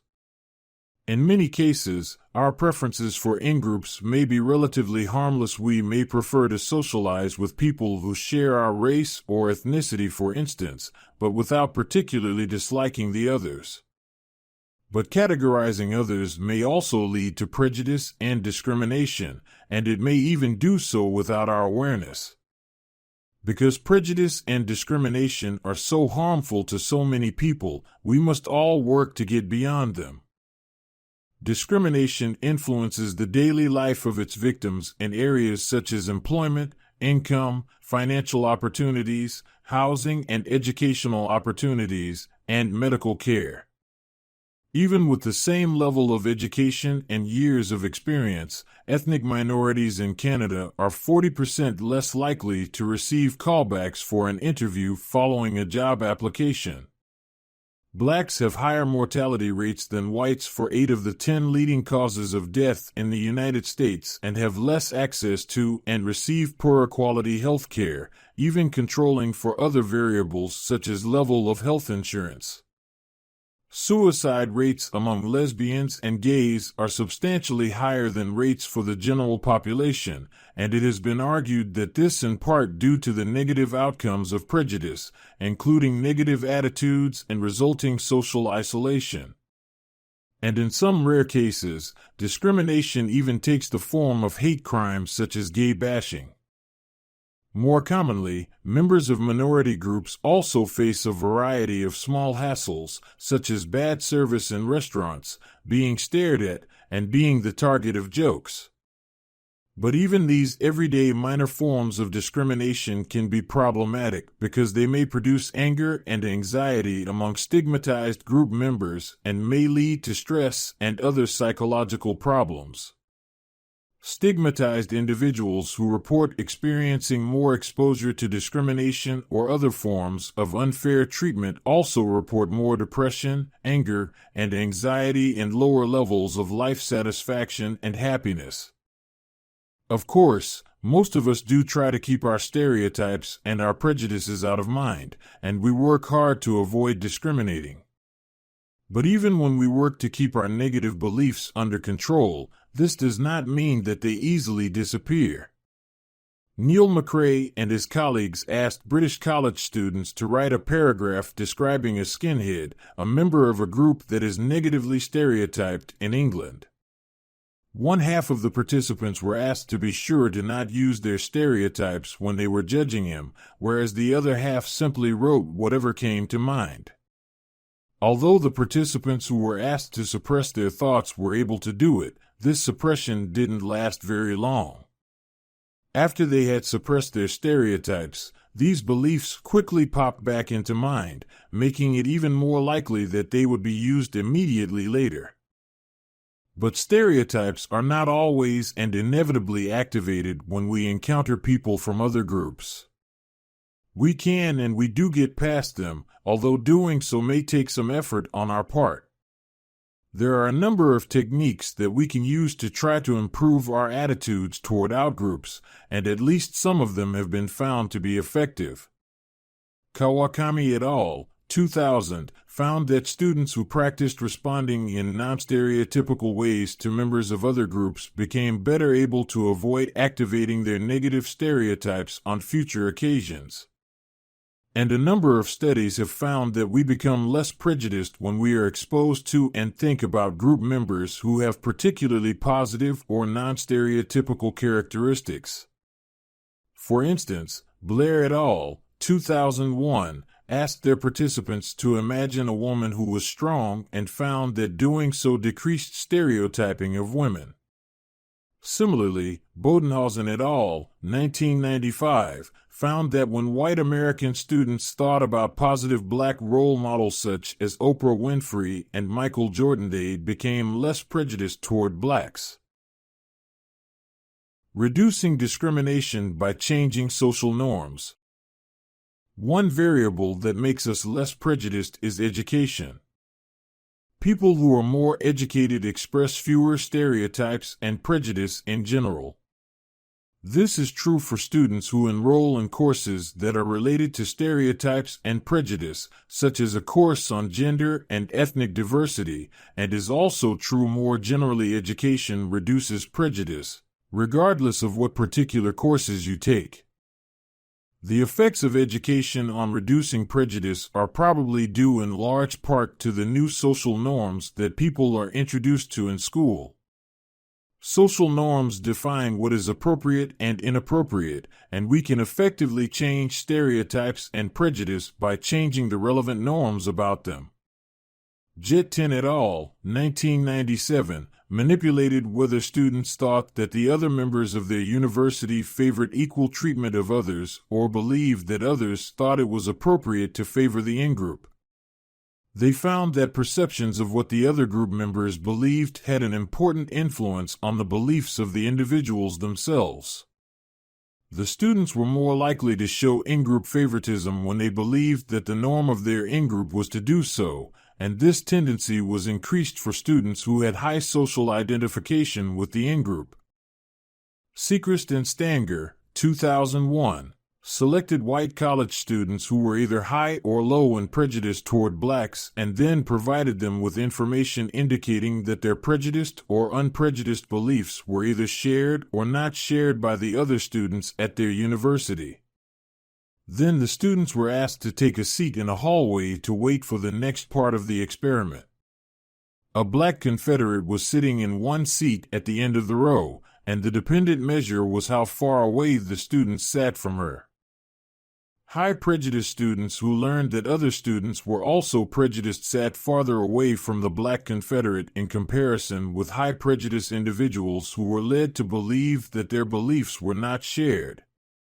On the other hand, students who were initially low in prejudice and who believed these views were shared sat closer to the black Confederate in comparison with low prejudice individuals who were led to believe that their beliefs were not shared. These results demonstrate that our perceptions of relevant social norms can strengthen or weaken our tendencies to engage in discriminatory behaviors. White college students who were low in prejudice toward blacks sat closer to the black Confederate when they had been told that their beliefs were shared with other group members at their university.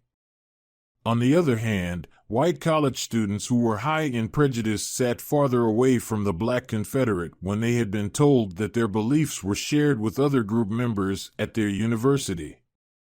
Data are from Sechrist and Stanger, 2001. The influence of social norms is powerful, and long-lasting changes in beliefs about outgroups will occur only if they are supported by changes in social norms. Prejudice and discrimination thrive in environments in which they are perceived to be the norm, but they die when the existing social norms do not allow it. And because social norms are so important, the behavior of individuals can help create or reduce prejudice and discrimination. Discrimination, prejudice, and even hate crimes such as gay bashing will be more likely to continue if people do not respond to or confront them when they occur. What this means is that if you believe that prejudice is wrong, you must confront it when you see it happening. Chop et al., 2006, had white participants participate in a task in which it was easy to unintentionally stereotype a black person, and as a result, many of the participants did so. Then, Confederates of the experimenter confronted the students about their stereotypes, saying things such as maybe it would be good to think about blacks in other ways that are a little more fair, or it just seems that you sound like some kind of racist to me. You know what I mean? Although the participants who had been confronted experienced negative feelings about the confrontation and also expressed negative opinions about the person who confronted them, the confrontation did work. The students who had been confronted expressed less prejudice and fewer stereotypes on subsequent tasks than did the students who had not been confronted. As this study concluded, taking steps to reduce prejudice is everyone's duty. Having a little courage can go a long way in this regard. Confronting prejudice can lead other people to think that we are complaining and therefore to dislike us, but confronting prejudice is not all negative for the person who confronts.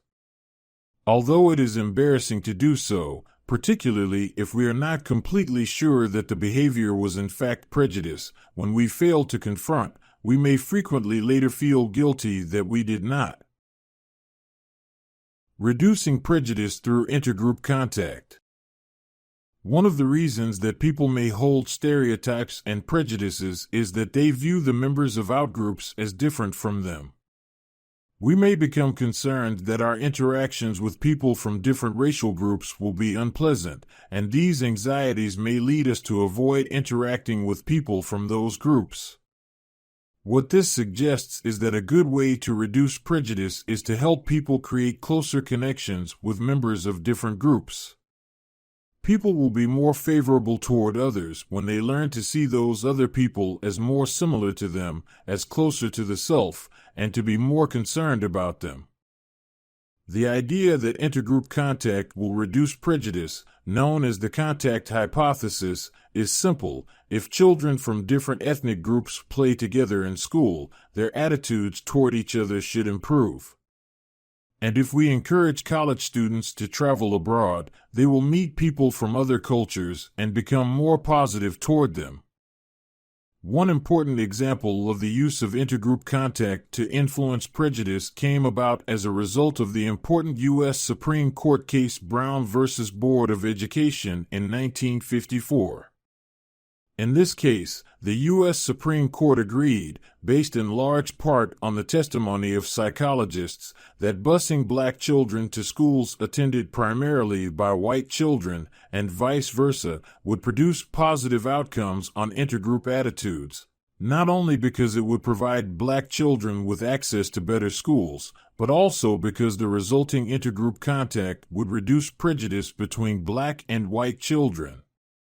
This strategy seemed particularly appropriate at the time it was implemented because most schools in the United States then were highly segregated by race. The strategy of busing was initiated after the Supreme Court decision, and it had a profound effect on schools in the United States. For one, the policy was very effective in changing school makeup. The number of segregated schools decreased dramatically during the 1960s after the policy was begun. Busing also improved the educational and occupational achievement of blacks and increased the desire of blacks to interact with whites, for instance, by forming cross-race friendships. Overall, then, the case of desegregating schools in the United States supports the expectation that intergroup contact, at least in the long run, can be successful in changing attitudes. Nevertheless, as a result of several subsequent U.S. Supreme Court decisions, the policy of desegregating schools via busing was not continued past the 1990s. Although student busing to achieve desegregated schools represents one prominent example of intergroup contact, such contact occurs in many other areas as well. Taken together, there is substantial support for the effectiveness of intergroup contact in improving group attitudes in a wide variety of situations, including schools, work organizations, military forces, and public housing. Pettigrew and Tropp, 2006, conducted a meta-analysis in which they reviewed over 500 studies that had investigated the effects of intergroup contact on group attitudes. They found that attitudes toward groups that were in contact became more positive over time. Furthermore, positive effects of contact were found on both stereotypes and prejudice and for many different types of contacted groups. The positive effects of intergroup contact may be due in part to increases in other concern. Galinsky and Moskowitz, 2000, found that leading students to take the perspective of another group member which increased empathy and closeness to the person also reduced prejudice. And the behavior of students on college campuses demonstrates the importance of connecting with others and the dangers of not doing so. Sidanius et al., 2004, found that students who joined exclusive campus groups, including fraternities, sororities, and minority ethnic organizations, such as the African Student Union, were more prejudiced to begin with and became even less connected and more intolerant of members of other social groups over the time that they remained in the organizations. It appears that memberships in these groups focused the students on themselves and other people who were very similar to them, leading them to become less tolerant of others who are different. Although intergroup contact does work, it is not a panacea because the conditions necessary for it to be successful are frequently not met. Contact can be expected to work only in situations that create the appropriate opportunities for change. For one, contact will only be effective if it provides information demonstrating that the existing stereotypes held by the individuals are incorrect. When we learn more about groups that we didn't know much about before, we learn more of the truth about them, leading us to be less biased in our beliefs. But if our interactions with the group members do not allow us to learn new beliefs, then contact cannot work. When we first meet someone from another category, we are likely to rely almost exclusively on our stereotypes. However, when we get to know the individual well, e.g., as a student in a classroom learns to know the other students over a school year, we may get to the point where we ignore that individual's group membership almost completely, responding to him or her entirely at the individual level. Thus, contact is effective in part because it leads us to get past our perceptions of others as group members and to individuate them. When we get past group memberships and focus more on the individuals in the groups, we begin to see that there is a great deal of variability among the group members and that our global and undifferentiating group stereotypes are actually not that informative. Successful intergroup contact tends to reduce the perception of outgroup homogeneity. Contact also helps us feel more positively about the members of the other group, and this positive effect makes us like them more. Intergroup contact is also more successful when the people involved in the contact are motivated to learn about the others. One factor that increases this motivation is interdependence, a state in which the group members depend on each other for successful performance of the group goals. The importance of interdependence can be seen in the success of cooperative learning techniques, such as the jigsaw classroom. The jigsaw classroom is an approach to learning in which students from different racial or ethnic groups work together in an interdependent way to master material. The class is divided into small learning groups, where each group is diverse in ethnic and gender composition. The assigned material to be learned is divided into as many parts as there are students in the group, and members of different groups who are assigned the same task meet together to help develop a strong rapport.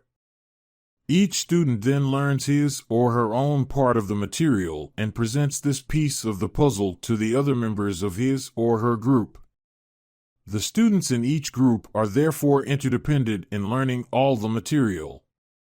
A wide variety of techniques, based on principles of the jigsaw classroom, are in use in many schools around the world, and research studying these approaches has found that cooperative, interdependent experiences among students from different social groups are effective in reducing negative stereotyping and prejudice. In sum, we can say that contact will be most effective when it is easier to get to know and become more respectful of the members of the other group, and when the social norms of the situation promote equal, fair treatment of all groups. If the groups are treated unequally, for instance, by a teacher or leader who is prejudiced and who therefore treats the different groups differently, or if the groups are in competition rather than cooperation, there will be no benefit. In cases when these conditions are not met, contact may not be effective and may in fact increase prejudice, particularly when it confirms stereotypical expectations. Finally, it is important that enough time be allowed for the changes to take effect.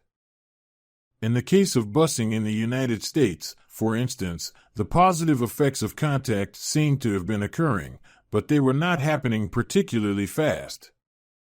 Let's consider, in the following research focus, still another way that intergroup contact can reduce prejudice: the idea that prejudice can be reduced for people who have friends who are friends with members of the outgroup, known as the extended contact hypothesis.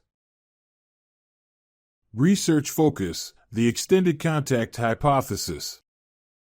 Although the contact hypothesis proposes that direct contact between people from different social groups will produce more positive attitudes between them, recent evidence suggests that prejudice can also be reduced for people who have friends who are friends with members of the outgroup, even if the individual does not have direct contact with the outgroup members himself or herself.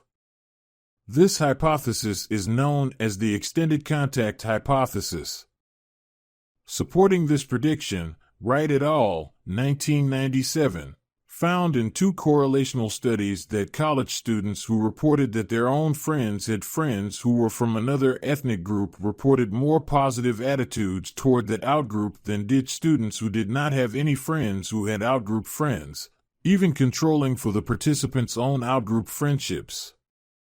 Wright and his colleagues, 1997, also tested the extended contact hypothesis experimentally. Participants were 4 groups of 14 students, and each group spent a whole day in the lab. On arrival, 7 participants were assigned to the green group and 7 to the blue group, supposedly on the basis of similar interests. To create strong in-group identity and to produce competition between the groups, the group members wore blue and green t-shirts and engaged in a series of competitive tasks. Participants then expressed their initial thoughts and feelings about the outgroup and its members. Then, supposedly as part of an entirely different study, one participant was randomly selected from each group, and the 2 were taken to a separate room in which they engaged in a relationship-building task that has been shown to quickly create feelings of friendship between 2 strangers. Then the 2 members from each team were then reunited with their original groups, where they were encouraged to describe their experience with the other group member in the friendship-building task. In the final phase, the groups then engaged in another competitive task, and participants rated their thoughts and feelings about the outgroup and its members again. Supporting the extended contact hypothesis, results showed that the participants, including those who did not participate in the closeness task themselves, were more positive toward the outgroup after than before the 2 team members had met. This study, as well as many other studies, supports the importance of cross-group friendships in promoting favorable outgroup attitudes. Moving others closer to us, the benefits of recategorization. The research on intergroup contact suggests that although contact may improve prejudice, it may make it worse if it is not implemented correctly. Improvement is likely only when the contact moves the members of the groups to feel that they are closer to each other rather than further away from each other. In short, groups are going to have better attitudes toward each other when they see themselves more similarly to each other, when they feel more like one large group than a set of smaller groups. This fact was demonstrated in a very convincing way in what is now a classic social psychological study. In the Robbers Cave experiment, Sharif et al. Studied the group behavior of 11-year-old boys at a summer camp. Although the boys did not know it, the researchers carefully observed the behaviors of the children during the camp session, with the goal of learning about how group conflict developed and how it might be resolved among the children. During the first week of the camp, the boys were divided into 2 groups that camped at 2 different campsites. During this time, friendly relationships developed among the boys within each of the 2 groups. Each group developed its own social norms and group structure and became quite cohesive, with a strong positive social identity. The 2 groups chose names for themselves, the Rattlers and the Eagles, and each made their own group flag and participated in separate camp activities. At the end of this 1-week baseline period, it was arranged that the 2 groups of boys would become aware of each other's presence. Furthermore, the researchers worked to create conditions that led to increases in each group's social identity and at the same time created negative perceptions of the other group.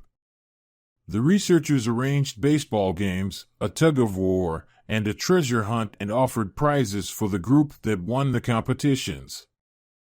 Almost immediately, This competition created in-group favoritism and prejudice, and discrimination quickly followed. By the end of the second week, the Eagles had sneaked up to the Rattlers' cabin and stolen their flag. When the Rattlers discovered the theft, they in turn raided the Eagles' cabin, stealing things. There were food fights in the dining room, which was now shared by the groups, and the researchers documented a substantial increase in name-calling and stereotypes of the outgroup.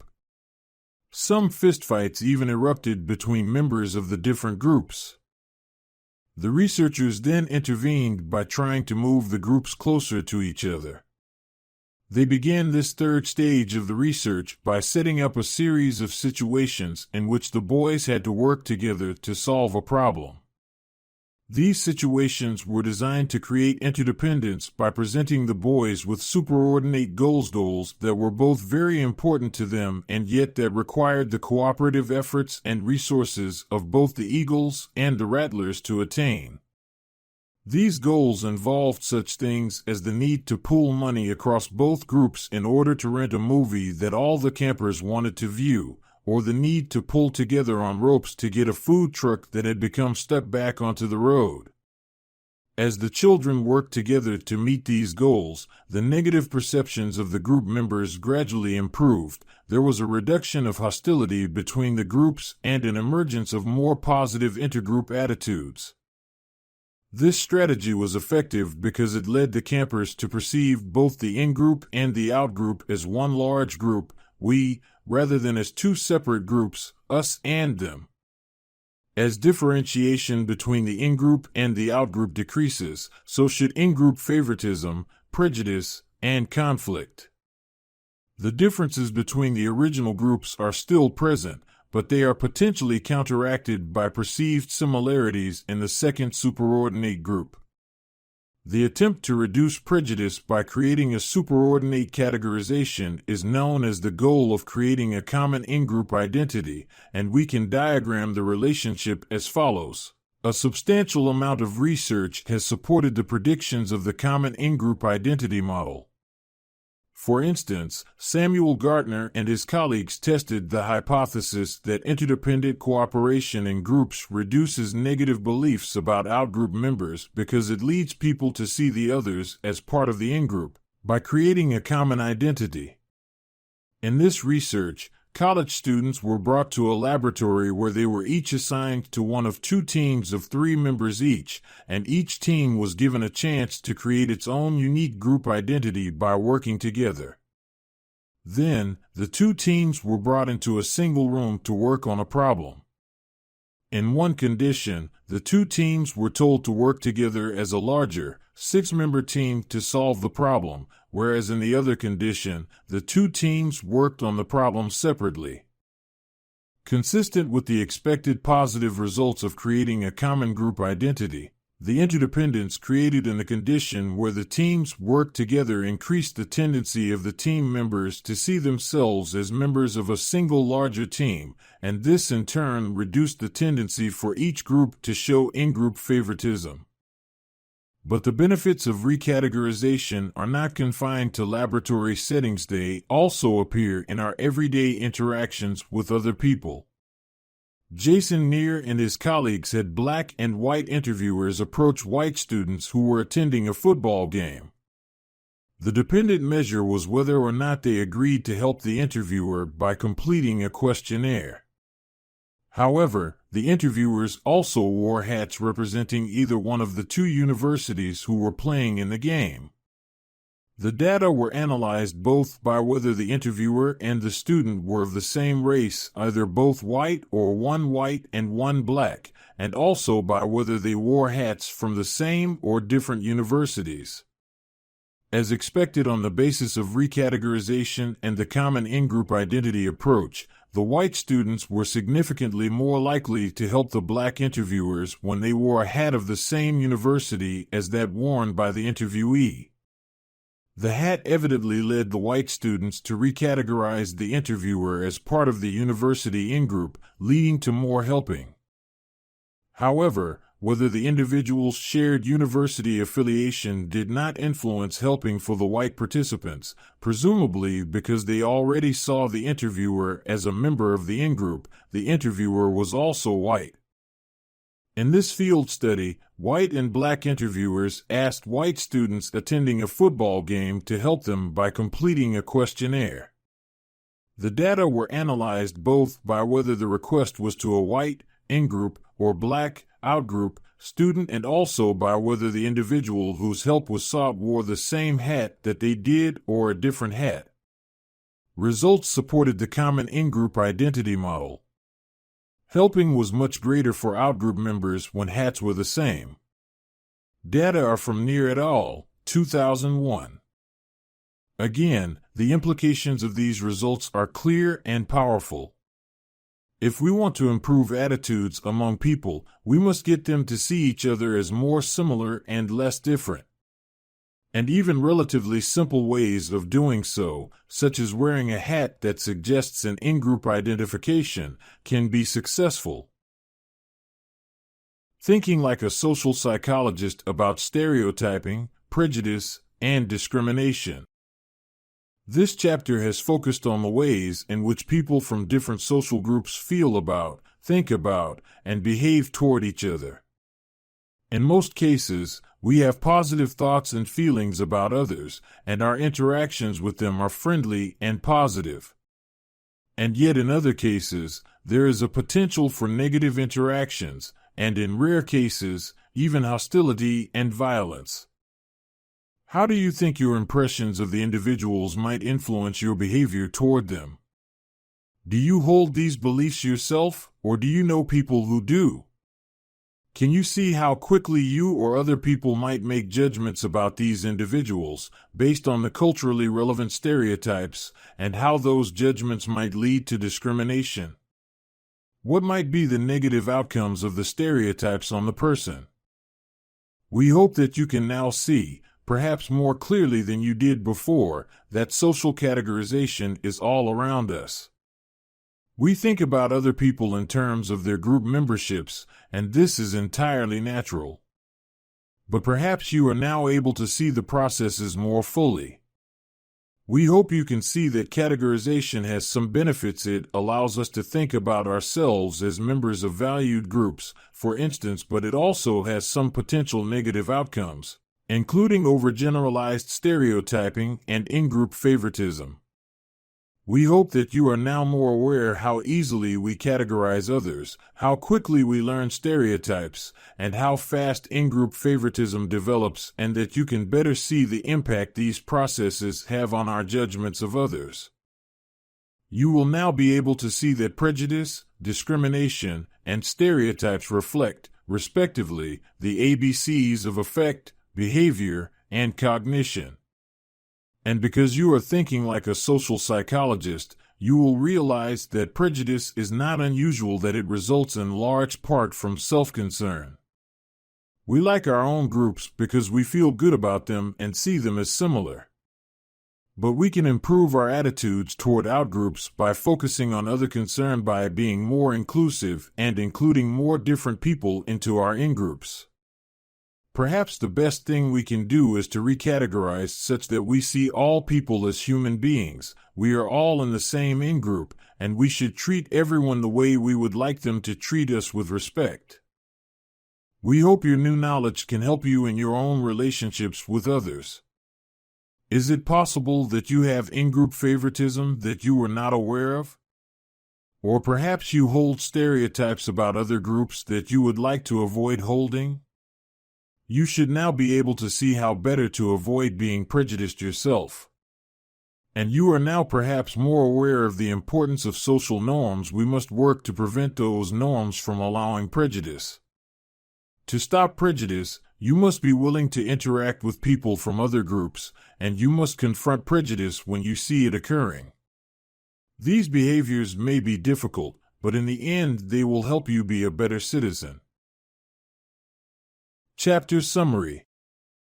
The social groups that are part of a given nation or society become essential parts of the culture itself.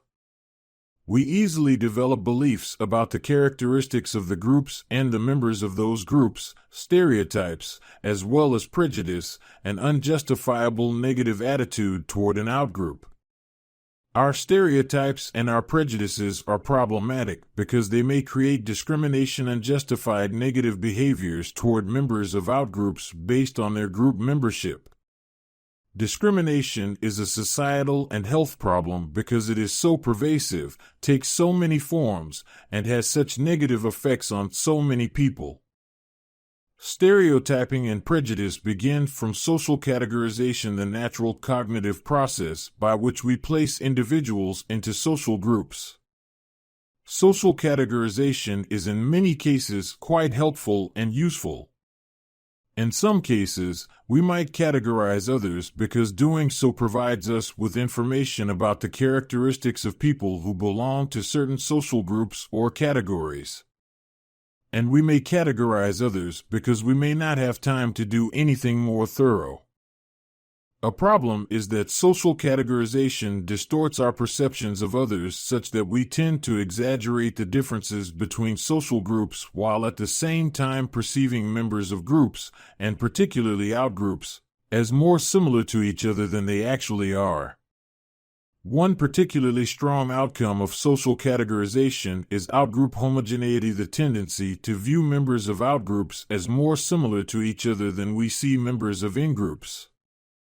Once we begin to categorize other people, and we start to see the members of those groups as more similar to each other than they actually are, it then becomes very easy to apply our stereotypes to the members of the groups, without having to consider whether the characteristic is actually true of the particular individual. If men think that women are all alike, then they may act toward all women in the same way, and doing so is unfair. Our stereotypes and prejudices are learned through both cognitive and affective processes. Once they become established, stereotypes, like any other cognitive representation, tend to persevere. They are difficult to change.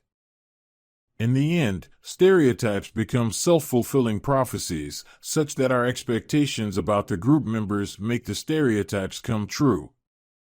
And our stereotypes also influence our performance on important tasks through stereotype threat.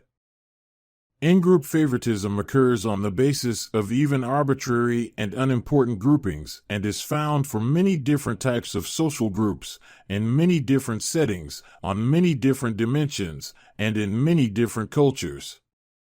The most important determinant of in-group favoritism is simple self-enhancement. We want to feel good about ourselves, and being a member of a group that has positive characteristics provides social identity, the positive self-esteem that we get from our group memberships. In cases when our groups do not provide positive social identity, we must try to restore a positive self-worth. If we cannot leave the group, we may try to perceive the group as positively as possible, perhaps by focusing on dimensions on which the group does not compare so unfavorably. Although it is assumed that most people gain at least some positive social identity through their group memberships, people differ in the extent to which they use their group memberships to create social identity. Personality dimensions related to prejudice include authoritarianism and social dominance orientation. And there is also at least some evidence that stereotyping varies across cultures. Because social categorization is a basic human process that provides some benefits for us, stereotypes and prejudices are easy to develop but difficult to change. But stereotypes and prejudice are not inevitable. The positive effects of education on reducing prejudice are probably due in large part to the new social norms that people experience in school, which people who do not go to school do not learn.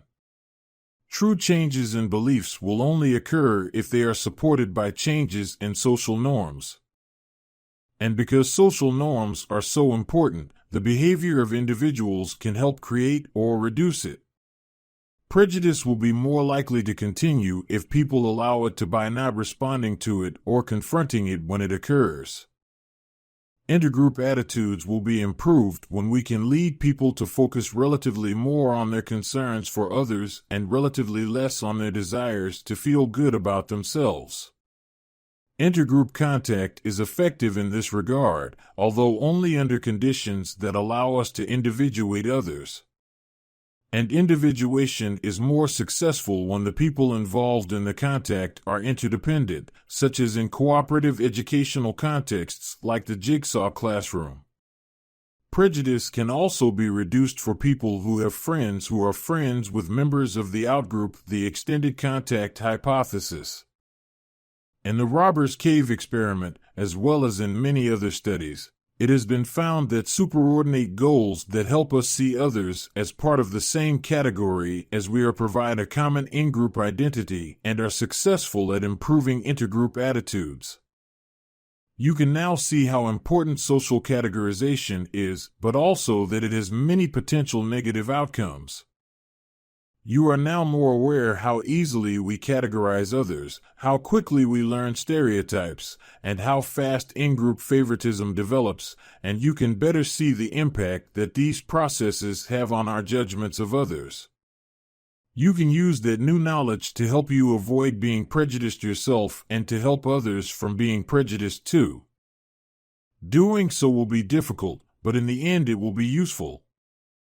But just because we have stereotypes or hold prejudices does not mean that we cannot change them or that we must act on them. If sports referees learn about their prejudices, they can work harder to overcome them, and they may well be successful. And when you learn about your own stereotypes and your own prejudices, and the effects of those beliefs on yourself and others, you may be able to change your own behavior and respond more appropriately to the stereotypes and prejudices expressed by others. Chapter 3: Beliefs, Values, and Cultural Universals. Value Orientations Theory.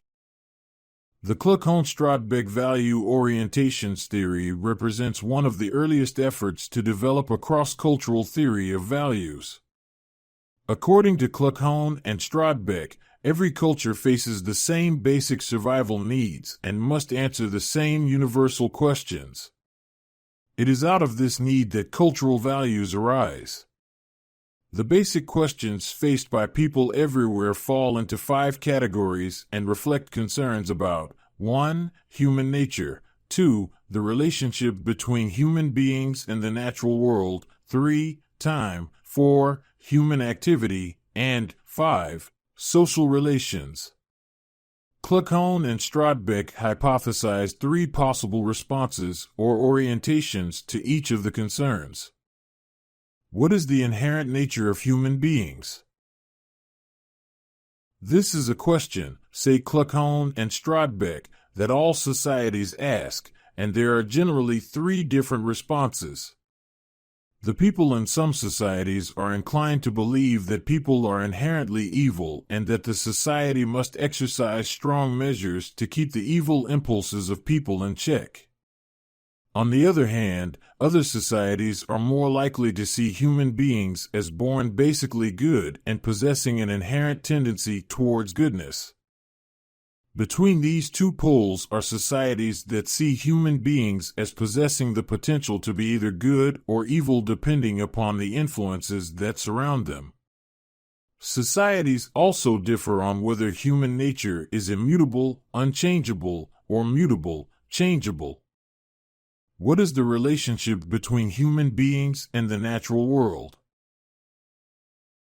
Some societies believe nature is a powerful force in the face of which human beings are essentially helpless. We could describe this as nature over humans. Other societies are more likely to believe that through intelligence and the application of knowledge, humans can control nature. In other words, they embrace a humans over nature position. Between these 2 extremes are the societies who believe humans are wise to strive to live in harmony with nature. What is the best way to think about time? Some societies are rooted in the past, believing that people should learn from history and strive to preserve the traditions of the past. Other societies place more value on the here and now, believing people should live fully in the present. Then there are societies that place the greatest value on the future, believing people should always delay immediate satisfactions while they plan and work hard to make a better future. What is the proper mode of human activity? In some societies, being is the most valued orientation. Striving for great things is not necessary or important. In other societies, becoming is what is most valued. Life is regarded as a process of continual unfolding. Our purpose on earth, the people might say, is to become fully human. Finally, there are societies that are primarily oriented to doing. In such societies, people are likely to think of the inactive life as a wasted life. People are more likely to express the view that we are here to work hard and that human worth is measured by the sum of accomplishments. What is the ideal relationship between the individual and society? Expressed another way, we can say the concern is about how a society is best organized. People in some societies think it most natural that a society be organized hierarchically. They hold to the view that some people are born to lead and others to follow. Leaders, they feel, should make all the important decisions. Other societies are best described as valuing collateral relationships.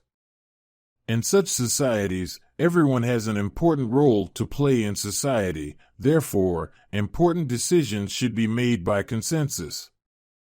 In still other societies, the individual is the primary unit of society.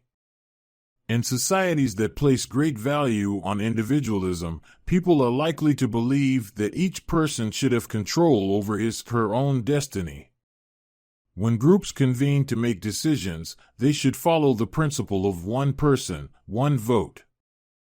In an early application of the theory, Kluckhohn and Strodbeck interviewed members of 5 cultural groups in the American Southwest. 1. Navajo people traveling around the Southwest seeking work. 2. White homesteaders in Texas. 3. Mexican Americans. 4. Mormon villagers. And 5. Zuni Pueblo dwellers. Researchers have found the framework useful in making sense of diverse cultures around the world. As Hill has observed, Kluckhohn and Strodbeck did not consider the theory to be complete. In fact, they originally proposed a 6th value orientation space, here, there, or far away, which they could not quite figure out how to investigate at the time. And Hill has proposed a number of additional questions that one might expect cultural groups to grapple with. Space. Should space belong to individuals, to groups, especially the family, or to everybody? Work. What should be the basic motivation for work? To make a contribution to society, to have a sense of personal achievement, or to attain financial security? Gender. How should society distribute roles, power, and responsibility between the sexes? Should decision-making be done primarily by men, by women, or by both?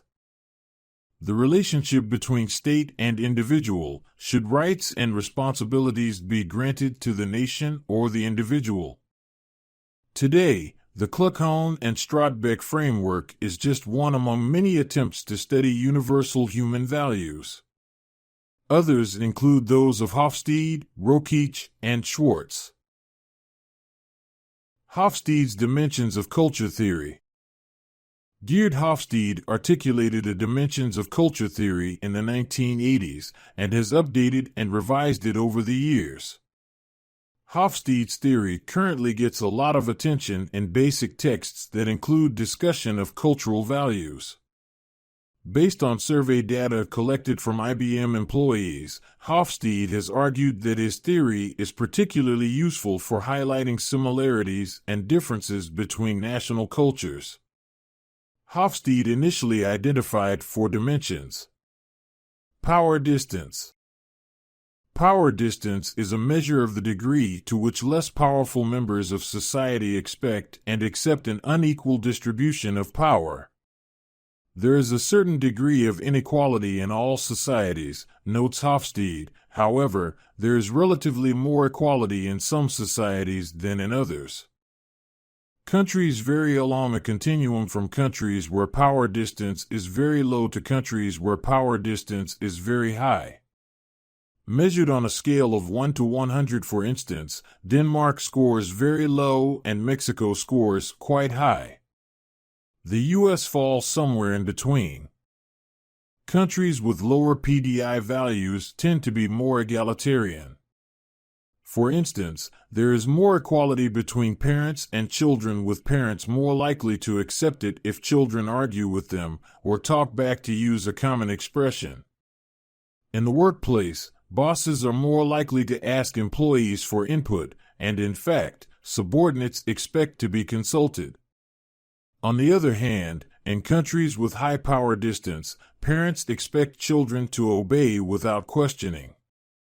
People of higher status may expect conspicuous displays of respect from subordinates. In the workplace, superiors and subordinates are not likely to see each other as equals, and it is assumed that bosses will make decisions without consulting employees. In general, status is more important in high-power distance countries. Individualism versus collectivism. Individualism versus collectivism anchor opposite ends of a continuum that describes how people define themselves and their relationships with others. Countries that score higher on individualism measure are considered by definition less collectivistic than countries that score lower. In more highly individualistic societies, the interests of individuals receive more emphasis than those of the group, e.g., the family, the company, etc. Individualistic societies put more value on self-striving and personal accomplishment, while more collectivistic societies put more emphasis on the importance of relationships and loyalty.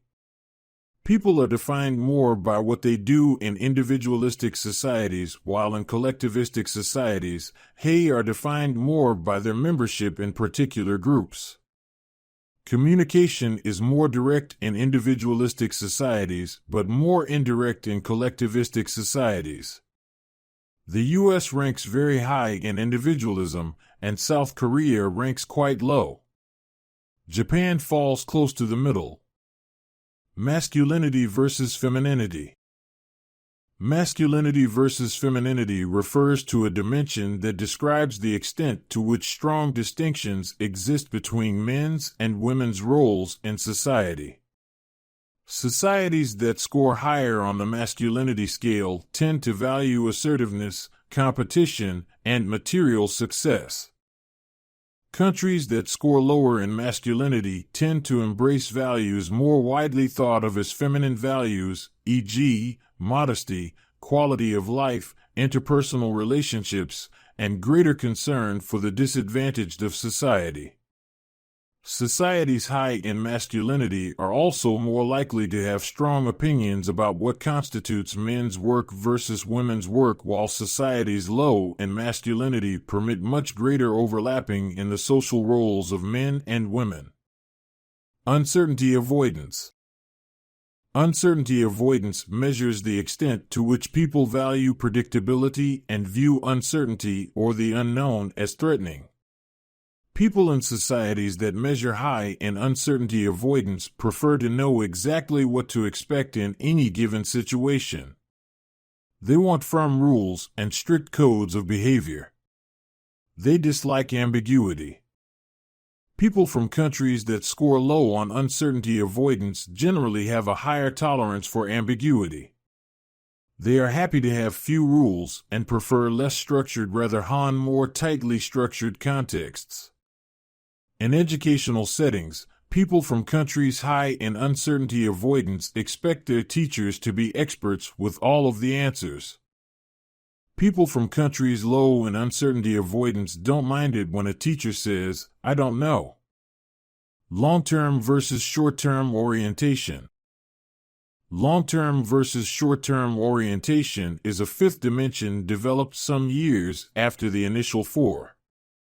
It emerged as a result of an effort by a research group, Chinese Culture Connection, 1987, to develop a universal values framework with a non-Western bias. According to Hofstede, the resulting Chinese values survey overlapped with three of Hofstede's dimensions: power distance, individualism, and masculinity, although not with the uncertainty avoidance dimension. In addition, the group found a unique factor not reflected in Hofstede's work, which they called Confucian dynamism. Hofstede has since incorporated Confucian dynamism into his own theory as long-term versus short-term orientation. Long-term orientation is associated with thrift, savings, persistence toward results, and the willingness to subordinate oneself for a purpose. Short-term orientation is associated with less saving, a preference for quick results, and unrestrained spending in response to social pressure, often referred to in English as keeping up with the Joneses. Indulgence versus self-restraint. Indulgence versus self-restraint represents another new dimension. People living in countries that score high on indulgence are more likely to value the free gratification of human desires. Enjoying life and having fun are important to them. On the other hand, people in countries high on restraint are more likely to believe that gratification should be curbed and that it should be regulated by strict social norms. Critique of Hofstede's theory. Among the various attempts by social scientists to study human values from a cultural perspective, Hofstede's is certainly popular. In fact, it would be a rare culture text that did not pay special attention to Hofstede's theory. The current text is a case in point. However, Hofstede's theory has also been seriously questioned, and we will summarize some of the most common criticisms below. First, Hofstede's methodology has been criticized. To begin with, the way in which the questionnaire was developed has been described as haphazard. Indeed, the questionnaire was not even originally developed to explore cultural values, but instead to assess job satisfaction within IBM. It is hard to believe that questions framed to explore workplace attitudes are relevant to broader cultural attitudes outside of the workplace. Critics also point out that Hofstede's conclusions are based on insufficient samples. Although 117,000 questionnaires were administered, only the results from 40 countries were used. Furthermore, only 6 countries had more than 1,000 respondents, and in 15 countries, there were fewer than 200 respondents. Surely it is not appropriate for 200 people to speak on behalf of a country of millions. Critics have also been skeptical about the assumption that IBM employees are representative of national cultures as a whole. And even within IBM, the surveys were administered only to certain categories of workers, i.e., marketing plus sales, leaving out many other employee categories, including blue-collar workers, full-time students, retired employees, etc. Hofstede has suggested that restricting the sample in this way effectively controls for the effects of occupational category and class, ensuring that the relevant variable of comparison is nationality. However, it seems hard to escape the conclusion that since the study consisted solely of IBM employees, the results may have more to say about IBM corporate culture than about anything broader. Moreover, we should not forget that when Hofstede's research was first conducted, IBM employed mostly men, so women's perspectives are also largely missing. Hofstede's theory has also been faulted for promoting a largely static view of culture. As Orr and Hauser have suggested, the world has changed in dramatic ways since Hofstede's research began. The world map has changed, cultures themselves may have changed, and the original data is likely to be out of date.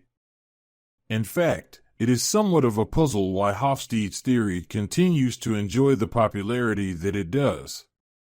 Indeed, over the years, attempts by many researchers to replicate Hofstede's findings have not been very successful. Final reflection. In this chapter, we have surveyed two approaches to the study of cultural values, that of Kluckhohn and Strodbeck, that of Hofstede. The study of values will no doubt remain a vibrant subject for cross-cultural researchers. However, implicit in Hofstede's work, in particular, is the idea that there exists such a thing as a national culture. In discussing cultural values, we have temporarily gone along with this suggestion. However, in closing, let us raise the question of whether the idea of national culture actually makes any sense. McSweeney, echoing the sentiments of many other scholars, insists that the prefixing of the name of a country to something to imply national uniformity is grossly overused. In his view, Hofstede's dimensions are little more than statistical myths. Perhaps culture is a term better applied to small collectivities, and any such thing as national culture is a mere illusion. Chapter 4. Introduction to Race and Ethnicity. Trayvon Martin was a 17-year-old black teenager. On the evening of February 26, 2012, he was visiting with his father and his father's fiancée in the Sanford, Florida multi-ethnic gated community where his father's fiancée lived. Trayvon went on foot to buy a snack from a nearby convenience store. As he was returning, George Zimmerman, a white Hispanic male and the community's Neighborhood Watch Program coordinator, noticed him. In light of a recent rash of break-ins, Zimmerman called the police to report a person acting suspiciously, which he had done on many other occasions. The 911 operator told Zimmerman not to follow the teen, but soon after Zimmerman and Martin had a physical confrontation. According to Zimmerman, Martin attacked him, and in the ensuing scuffle Martin was shot and killed. A public outcry followed Martin's death. There were allegations of racial profiling, the use by law enforcement of race alone to determine whether to stop and detain someone, a national discussion about stand your ground laws, and a failed lawsuit in which Zimmerman accused NBC of airing an edited version of the 911 call that made him appear racist. Zimmerman was not arrested until April 11, when he was charged with second-degree murder by Special Prosecutor Angela Corey. In the ensuing trial, he was found not guilty. The shooting, the public response, and the trial that followed offered a snapshot of the sociology of race. Do you think race played a role in Martin's death or in the public reaction to it? Do you think race had any influence on the initial decision not to arrest Zimmerman or on his later acquittal? Does society fear black men, leading to racial profiling at an institutional level? What about the role of the media? Was there a deliberate attempt to manipulate public opinion? If you were a member of the jury, would you have convicted George Zimmerman? Racial, ethnic, and minority groups.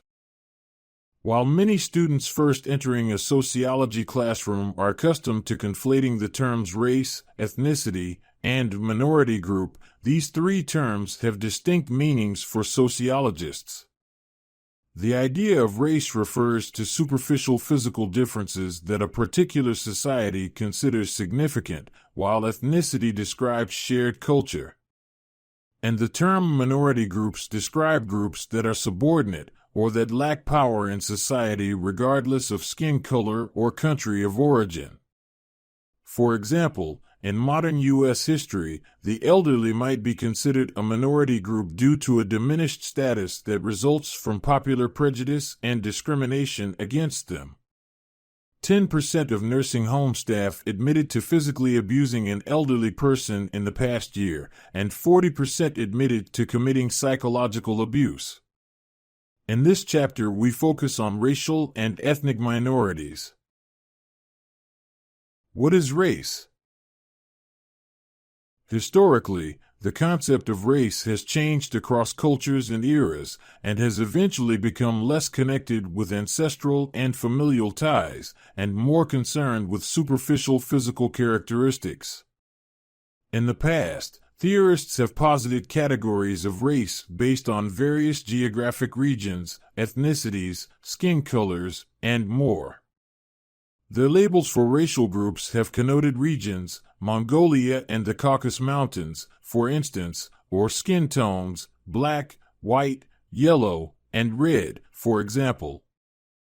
Social science organizations, including the American Association of Anthropologists, the American Sociological Association, and the American Psychological Association, have all taken an official position rejecting the biological explanations of race. Over time, the typology of race that developed during early racial science has fallen into disuse, and the social construction of race is a more sociological way of understanding racial categories. Research in this school of thought suggests that race is not biologically identifiable and that previous racial categories were arbitrarily assigned, based on pseudoscience, and used to justify racist practices. When considering skin color, for example, the social construction of race perspective recognizes that the relative darkness or fairness of skin is an evolutionary adaptation to the available sunlight in different regions of the world. Contemporary conceptions of race, therefore, which tend to be based on socioeconomic assumptions, illuminate how far removed modern understanding of race is from biological qualities. In modern society, some people who consider themselves white actually have more melanin, a pigment that determines skin color, in their skin than other people who identify as black. Consider the case of the actress Rashida Jones. She is the daughter of a black man, Quincy Jones, and her best-known roles include in Perkins on Parks and Recreation, Karen Filippelli on The Office, and Zoe Rice in I Love You Man, none of whom are black characters. In some countries, such as Brazil, class is more important than skin color in determining racial categorization. People with high levels of melanin may consider themselves white if they enjoy a middle-class lifestyle. On the other hand, someone with low levels of melanin might be assigned the identity of black if he or she has little education or money. The social construction of race is also reflected in the way names for racial categories change with changing times.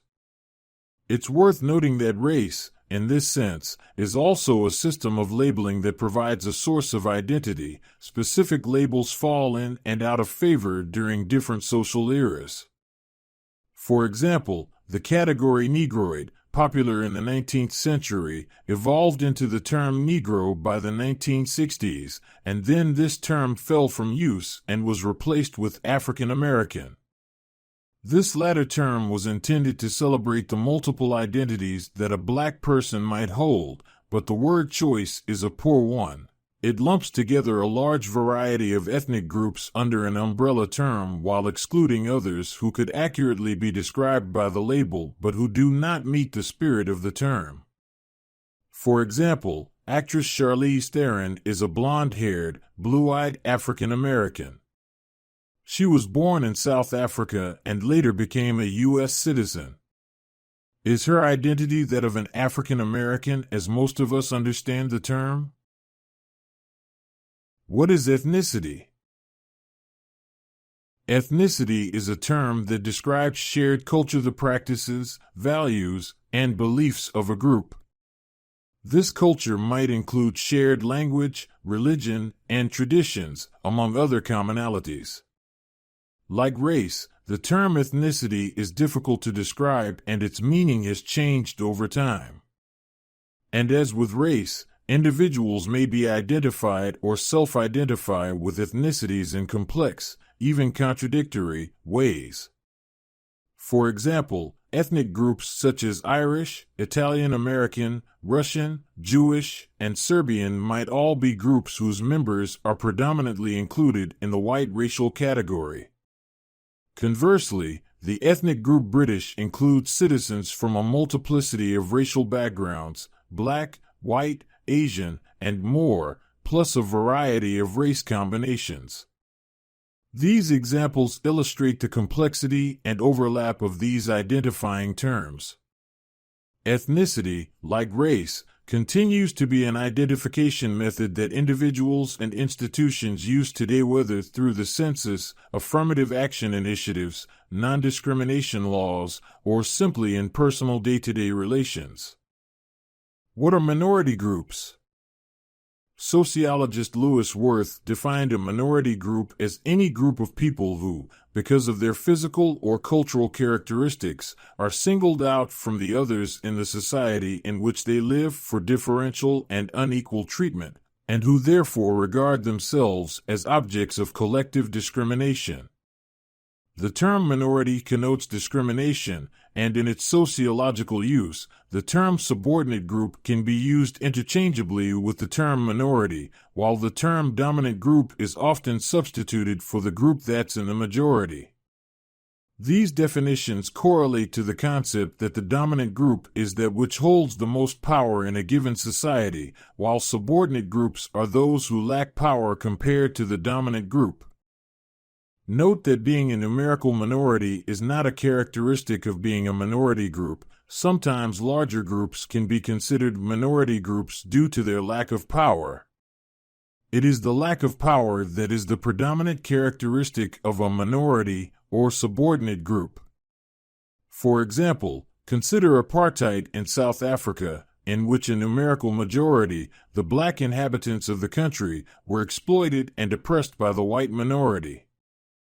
According to Charles Wagley and Marvin Harris, a minority group is distinguished by 5 characteristics. 1. Unequal treatment and less power over their lives. 2. Distinguishing physical or cultural traits like skin color or language. 3. Involuntary membership in the group. 4. Awareness of subordination. And 5. High rate of in-group marriage. Additional examples of minority groups might include the LGBT community, religious practitioners whose faith is not widely practiced where they live, and people with disabilities. Scapegoat theory, developed initially from Dollard et al.'s frustration-aggression theory, suggests that the dominant group will displace its unfocused aggression onto a subordinate group. History has shown us many examples of the scapegoating of a subordinate group. An example from the last century is the way Adolf Hitler was able to blame the Jewish population for Germany's social and economic problems. In the United States, recent immigrants have frequently been the scapegoat for the nation's or an individual's woes. Many states have enacted laws to disenfranchise immigrants. These laws are popular because they let the dominant group scapegoat a subordinate group. Discrimination, stereotypes, prejudice, and race. The terms stereotype, prejudice, discrimination, and racism are often used interchangeably in everyday conversation. Let us explore the differences between these concepts. Stereotypes are oversimplified generalizations about groups of people. Stereotypes can be based on race, ethnicity, age, gender, sexual orientation, almost any characteristic. They may be positive, usually about one's own group, such as when women suggest they are less likely to complain about physical pain, but are often negative, usually toward other groups, such as when members of a dominant racial group suggest that a subordinate racial group is stupid or lazy. In either case, the stereotype is a generalization that doesn't take individual differences into account. Where do stereotypes come from? In fact, new stereotypes are rarely created. Rather, they are recycled from subordinate groups that have assimilated into society and are reused to describe newly subordinate groups. For example, many stereotypes that are currently used to characterize black people were used earlier in American history to characterize Irish and Eastern European immigrants. Prejudice and racism. Prejudice refers to the beliefs, thoughts, feelings, and attitudes someone holds about a group. A prejudice is not based on experience. Instead, it is a prejudgment originating outside actual experience. A 1970 documentary called Eye of the Storm illustrates the way in which prejudice develops by showing how defining one category of people as superior, children with blue eyes, results in prejudice against people who are not part of the favored category. While prejudice is not necessarily specific to race, racism is a stronger type of prejudice used to justify the belief that one racial category is somehow superior or inferior to others. It is also a set of practices used by a racial majority to disadvantage a racial minority. The Ku Klux Klan is an example of a racist organization. Its members' belief in white supremacy has encouraged over a century of hate crime and hate speech. Institutional racism refers to the way in which racism is embedded in the fabric of society. For example, the disproportionate number of black men arrested, charged, and convicted of crimes may reflect racial profiling, a form of institutional racism. Colorism is another kind of prejudice, in which someone believes one type of skin tone is superior or inferior to another within a racial group. Studies suggest that darker-skinned African Americans experience more discrimination than lighter-skinned African Americans. For example, if a white employer believes a black employee with a darker skin tone is less capable than a black employee with lighter skin tone, that is colorism. At least one study suggested the colorism affected racial socialization, with darker-skinned black male adolescents receiving more warnings about the danger of interacting with members of other racial groups than did lighter-skinned black male adolescents. Discrimination. While prejudice refers to biased thinking, discrimination consists of actions against a group of people. Discrimination can be based on age, religion, health, and other indicators. Race-based laws against discrimination strive to address this set of social problems.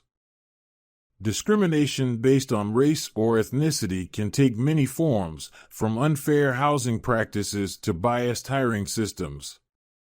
Overt discrimination has long been part of U.S. history. In the late 19th century, it was not uncommon for business owners to hang signs that read, "Help wanted, no Irish need apply." And Southern Jim Crow laws, with their whites-only signs, exemplified overt discrimination that is not tolerated today. However, we cannot erase discrimination from our culture just by enacting laws to abolish it. Even if a magic pill managed to eradicate racism from each individual's psyche, society itself would maintain it. Sociologist Emil Durkheim calls racism a social fact, meaning that it does not require the action of individuals to continue. The reasons for this are complex and relate to the educational, criminal, economic, and political systems that exist in our society.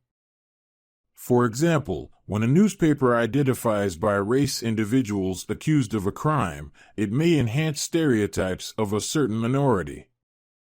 Another example of racist practices is racial steering, in which real estate agents direct prospective homeowners toward or away from certain neighborhoods based on their race. Racist attitudes and beliefs are often more insidious and harder to pin down than specific racist practices. Prejudice and discrimination can overlap and intersect in many ways. To illustrate, here are 4 examples of how prejudice and discrimination can occur.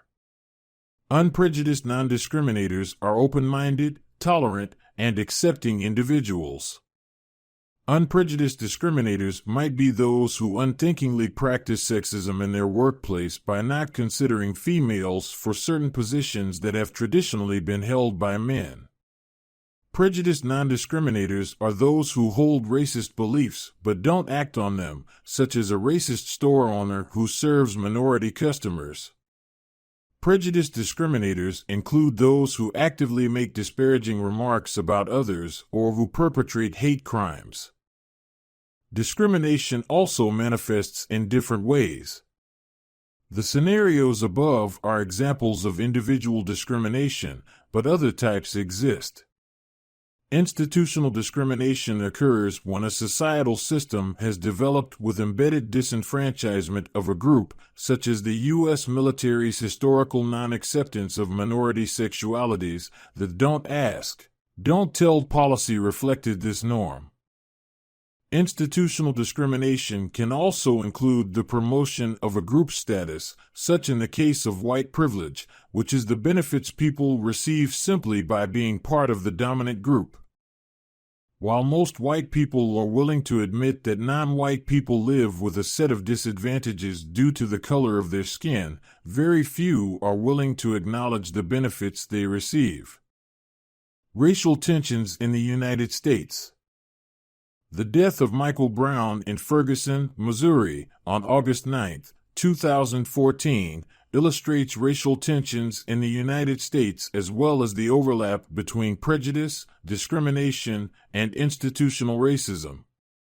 On that day, Brown, a young unarmed black man, was killed by a white police officer named Darren Wilson. During the incident, Wilson directed Brown and his friend to walk on the sidewalk instead of in the street. While eyewitness accounts vary, they agree that an altercation occurred between Wilson and Brown. Wilson's version has him shooting Brown in self-defense after Brown assaulted him, while tensions in Ferguson while also reflecting nationwide racial inequalities. Multiple identities. Prior to the 20th century, racial intermarriage, referred to as miscegenation, was extremely rare and in many places illegal. In the later part of the 20th century and in the 21st century, as Figure 4.1 shows, attitudes have changed for the better. While the sexual subordination of slaves did result in children of mixed race, these children were usually considered black and therefore property. There was no concept of multiple racial identities with the possible exception of the Creole. Creole society developed in the port city of New Orleans, where a mixed-race culture grew from French and African inhabitants. Unlike in other parts of the country, Creoles of color had greater social, economic, and educational opportunities than most African Americans. Increasingly during the modern era, the removal of miscegenation laws and a trend toward equal rights and legal protection against racism have steadily reduced the social stigma attached to racial exogamy. Exogamy refers to marriage outside a person's core social unit. It is now common for the children of racially mixed parents to acknowledge and celebrate their various ethnic identities. Golfer Tiger Woods, for instance, has Chinese, Thai, African American, Native American, and Dutch heritage. He jokingly refers to his ethnicity as Cablinasian, a term he coined to combine several of his ethnic backgrounds. While this is the trend, it is not yet evident in all aspects of our society. For example, the U.S. Census only recently added additional categories for people to identify themselves, such as non-white Hispanic. A growing number of people chose multiple races to describe themselves on the 2010 census, paving the way for the 2020 census to provide yet more choices. Big picture, the Confederate flag versus the First Amendment. In January 2006, two girls walked into Burleson High School in Texas carrying purses that displayed large images of Confederate flags. School administrators told the girls that they were in violation of the dress code, which prohibited apparel with inappropriate symbolism or clothing that discriminated based on race. To stay in school, they have to have someone pick up their purses or leave them in the office. The girls chose to go home for the day but then challenged the school's decision, appealing first to the principal, then to the district superintendent, then to the U.S. District Court, and finally to the Fifth Circuit Court of Appeals. Why did the school ban the purses, and why did it stand behind that ban, even when being sued? Why did the girls, identified anonymously in court documents as AM and AT, pursue such strong legal measures for their right to carry the purses? The issue, of course, is not the purses, it is the Confederate flag that adorns them. The parties in this case join a long line of people and institutions that have fought for their right to display it, saying such a display is covered by the First Amendment's guarantee of free speech.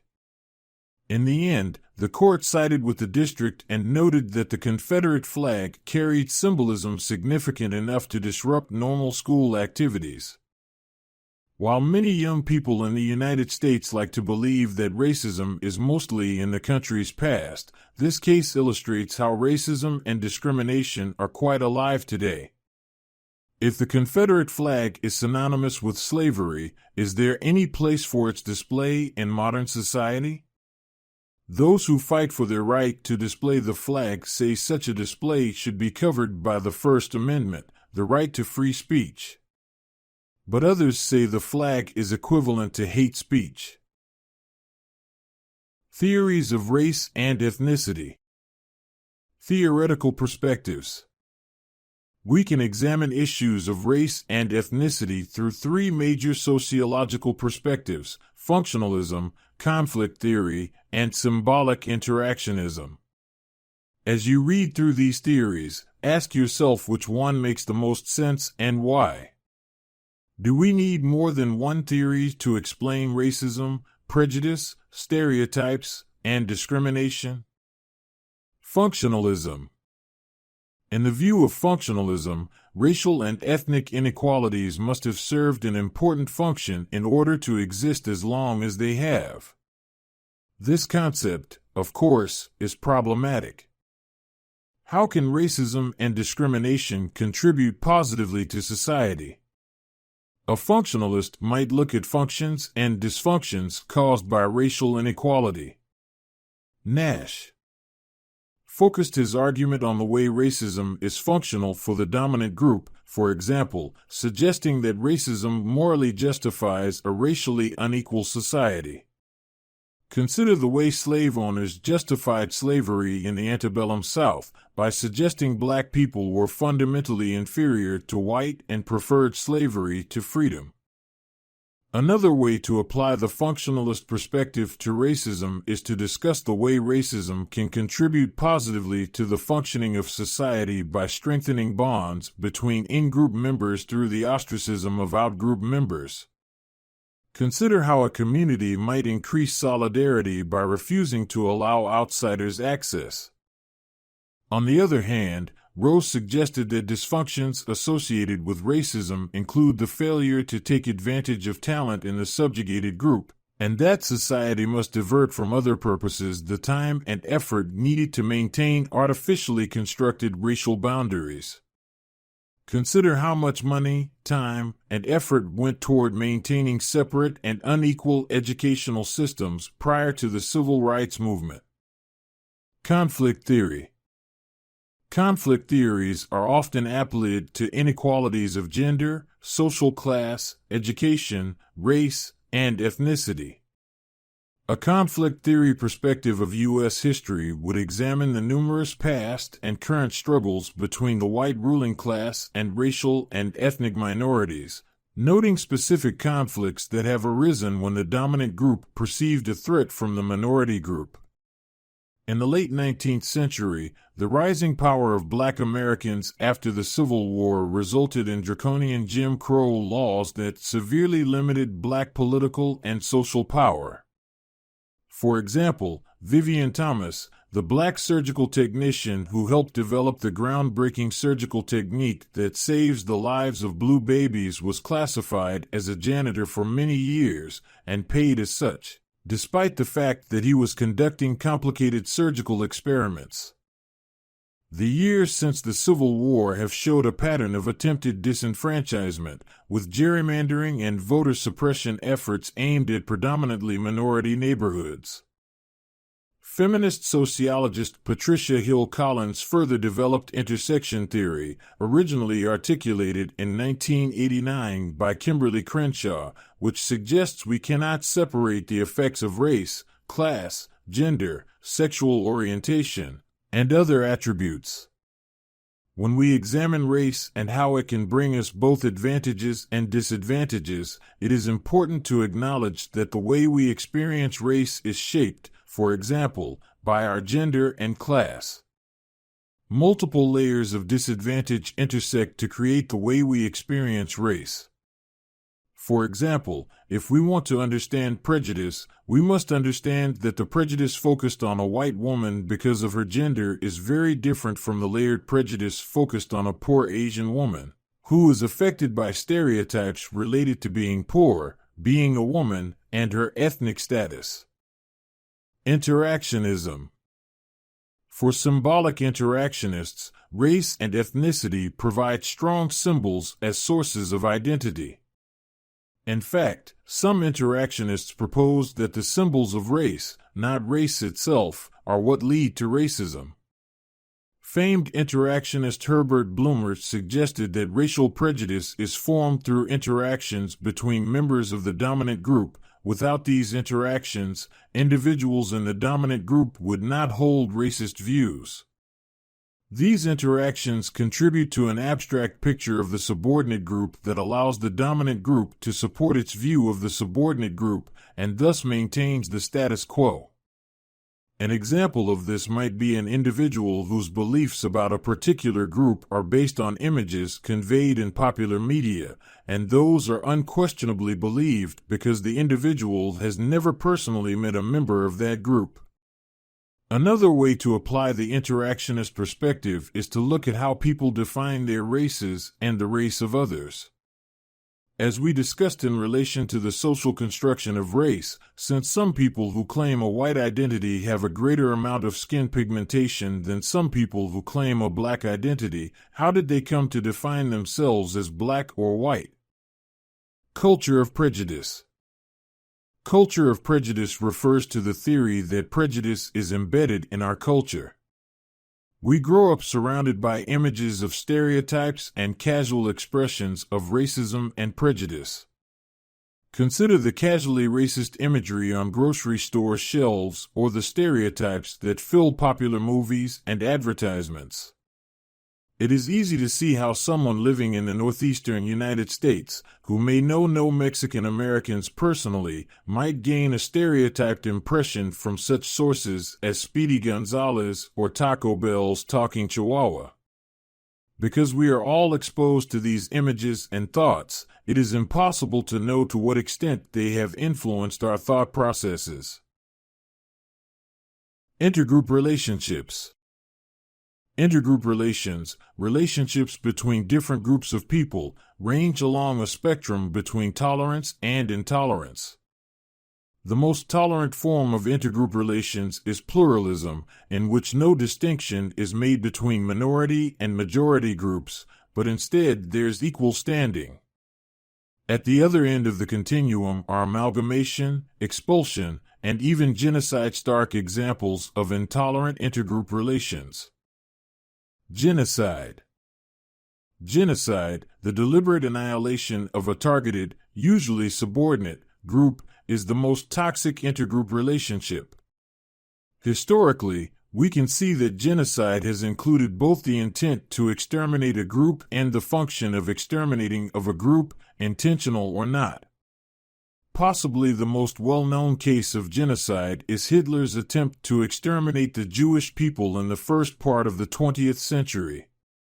Also known as the Holocaust, the explicit goal of Hitler's final solution was the eradication of European Jewry, as well as the destruction of other minority groups such as Catholics, people with disabilities, and homosexuals. With forced immigration, concentration camps, and mass executions in gas chambers, Hitler's Nazi regime was responsible for the deaths of 12 million people, 6 million of whom were Jewish. Hitler's intent was clear, and the high Jewish death toll certainly indicates that Hitler and his regime committed genocide. But how do we understand genocide that is not so overt and deliberate? The treatment of Aboriginal Australians is also an example of genocide committed against Indigenous people. Historical accounts suggest that between 1824 and 1908, white settlers killed more than 10,000 native Aborigines in Tasmania and Australia. Another example is the European colonization of North America. Some historians estimate that Native American populations dwindled from approximately 12 million people in the year 1500 to barely 237,000 by the year 1900. European settlers coerced American Indians off their own lands, often causing thousands of deaths and forced removals, such as occurred in the Cherokee or Potawatomi Trail of Tears. Settlers also enslaved Native Americans and forced them to give up their religious and cultural practices. But the major cause of Native American death was neither slavery nor war nor forced removal. It was the introduction of European diseases and Indians' lack of immunity to them.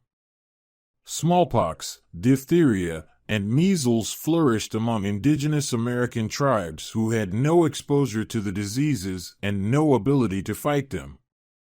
Quite simply, these diseases decimated the tribes.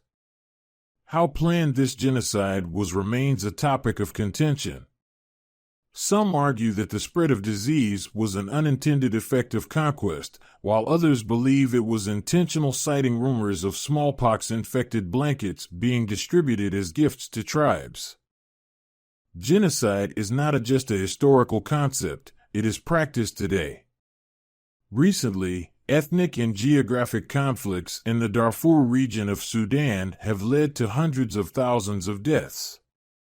As part of an ongoing land conflict, the Sudanese government and their state-sponsored Janjaweed militia have led a campaign of killing, forced displacement, and systematic rape of Darfuri people.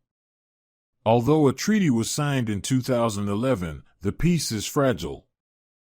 Expulsion. Expulsion refers to a subordinate group being forced, by a dominant group, to leave a certain area or country.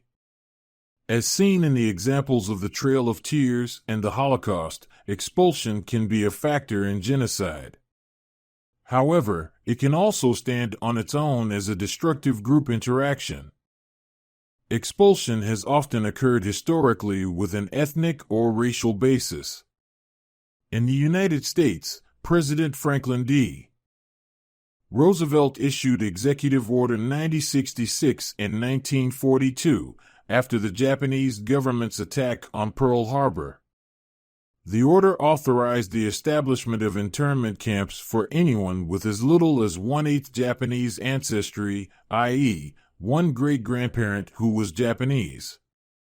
Over 120,000 legal Japanese residents and Japanese U.S. citizens, many of them children, were held in these camps for up to 4 years, despite the fact that there was never any evidence of collusion or espionage.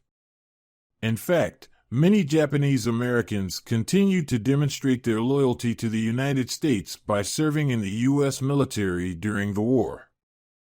In the 1990s, the U.S. executive branch issued a formal apology for this expulsion. Reparation efforts continue today.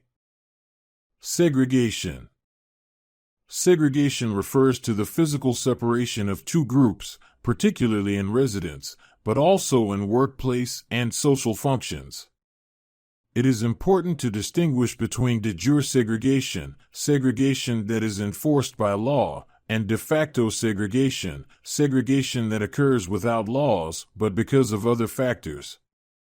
A stark example of de jure segregation is the apartheid movement of South Africa, which existed from 1948 to 1994. Under apartheid, black South Africans were stripped of their civil rights and forcibly relocated to areas that segregated them physically from their white compatriots. Only after decades of degradation, violent uprisings, and international advocacy was apartheid finally abolished. De jure segregation occurred in the United States for many years after the Civil War. During this time, many former Confederate states passed Jim Crow laws that required segregated facilities for blacks and whites.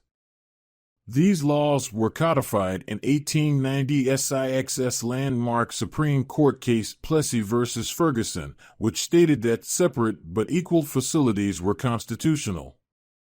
For the next 5 decades, blacks were subjected to legalized discrimination, forced to live, work, and go to school in separate but unequal facilities.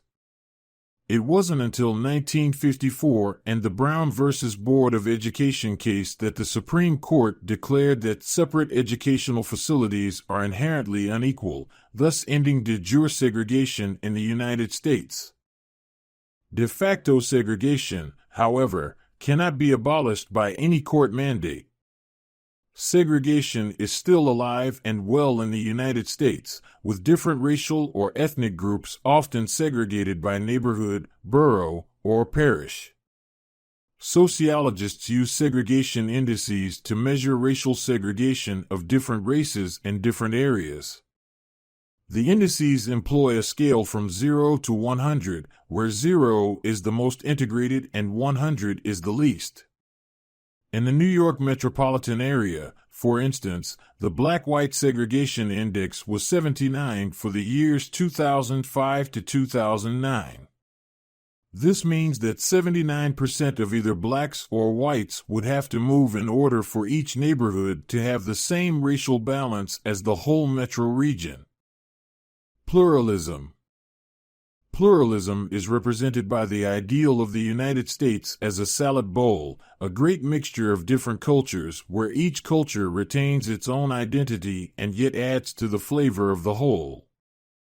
True pluralism is characterized by mutual respect on the part of all cultures, both dominant and subordinate, creating a multicultural environment of acceptance. In reality, true pluralism is a difficult goal to reach. In the United States, the mutual respect required by pluralism is often missing, and the nation's past pluralist model of a melting pot posits a society where cultural differences aren't embraced as much as erased. Assimilation. Assimilation describes the process by which a minority individual or group gives up its own identity by taking on the characteristics of the dominant culture. In the United States, which has a history of welcoming and absorbing immigrants from different lands, assimilation has been a function of immigration. Most people in the United States have immigrant ancestors. In relatively recent history, between 1890 and 1920, the United States became home to around 24 million immigrants. In the decades since then, further waves of immigrants have come to these shores and have eventually been absorbed into U.S. culture, sometimes after facing extended periods of prejudice and discrimination. Assimilation may lead to the loss of the minority group's cultural identity as they become absorbed into the dominant culture, but assimilation has minimal to no impact on the majority group's cultural identity. Some groups may keep only symbolic gestures of their original ethnicity. For instance, many Irish Americans may celebrate St. Patrick's Day, many Hindu Americans enjoy a Diwali festival, and many Mexican Americans may celebrate Cinco de Mayo, a May 5th acknowledgement of Mexico's victory at the 1862 Battle of Puebla. However, for the rest of the year, other aspects of their originating culture may be forgotten. Assimilation is antithetical to the salad bowl created by pluralism. Rather than maintaining their own cultural flavor, subordinate cultures give up their own traditions in order to conform to their new environment. Sociologists measure the degree to which immigrants have assimilated to a new culture with 4 benchmarks: socioeconomic status, spatial concentration, language assimilation, and intermarriage. When faced with racial and ethnic discrimination, it can be difficult for new immigrants to fully assimilate. Language assimilation, in particular, can be a formidable barrier, limiting employment and educational options and therefore constraining growth in socioeconomic status. Amalgamation. Amalgamation is the process by which a minority group and a majority group combine to form a new group.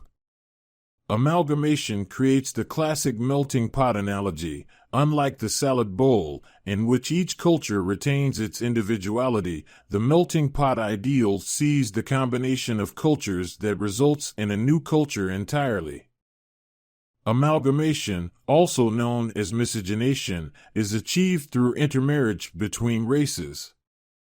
In the United States, anti-miscegenation laws flourished in the South during the Jim Crow era.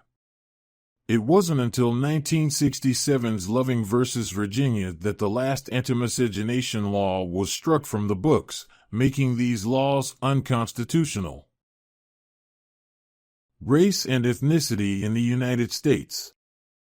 When colonists came to the New World, they found a land that did not need discovering since it was already occupied. While the first wave of immigrants came from Western Europe, eventually the bulk of people entering North America were from Northern Europe, then Eastern Europe, then Latin America and Asia. And let us not forget the forced immigration of African slaves. Most of these groups underwent a period of disenfranchisement in which they were relegated to the bottom of the social hierarchy before they managed, for those who could, to achieve social mobility. Today, our society is multicultural, although the extent to which this multiculturality is embraced varies, and the many manifestations of multiculturalism carry significant political repercussions. The sections below will describe how several groups became part of U.S. society, discuss the history of intergroup relations for each faction, and assess each group's status today. Sociology in the real world, sports teams with Native American names. The sports world abounds with team names like the Indians, the Warriors, the Braves, and even the Savages and Redskins. These names arise from historically prejudiced views of Native Americans as fierce, brave, and strong savages, attributes that would be beneficial to a sports team, but are not necessarily beneficial to people in the United States who should be seen as more than just fierce savages. Since the Civil Rights Movement of the 1960s, the National Congress of American Indians, NCAI, has been campaigning against the use of such mascots, asserting that the warrior savage myth reinforces the racist view that Indians are uncivilized and uneducated, and it has been used to justify policies of forced assimilation and destruction of Indian culture. The campaign has met with only limited success. While some teams have changed their names, hundreds of professional, college, and K-12 school teams still have names derived from this stereotype. Another group, American Indian Cultural Support, is especially concerned with the use of such names at K-12 schools, influencing children when they should be gaining a fuller and more realistic understanding of Native Americans than such stereotypes supply. Native Americans. The only non-immigrant ethnic group in the United States, Native Americans once numbered in the millions, but by 2010 made up only 0.9% of U.S. populace, see above. Currently, about 2.9 million people identify themselves as Native American alone, while an additional 2.3 million identify them as Native American mixed with another ethnic group. How and why they came. The earliest immigrants to America arrived millennia before European immigrants. Dates of the migration are debated with estimates ranging from between 45,000 and 12,000 BCE. It is thought that early Indians migrated to this new land in search of big game to hunt, which they found in huge herds of grazing herbivores in the Americas. Over the centuries and then the millennia, Native American culture blossomed into an intricate web of hundreds of interconnected tribes, each with its own customs, traditions, languages, and religions. History of intergroup relations.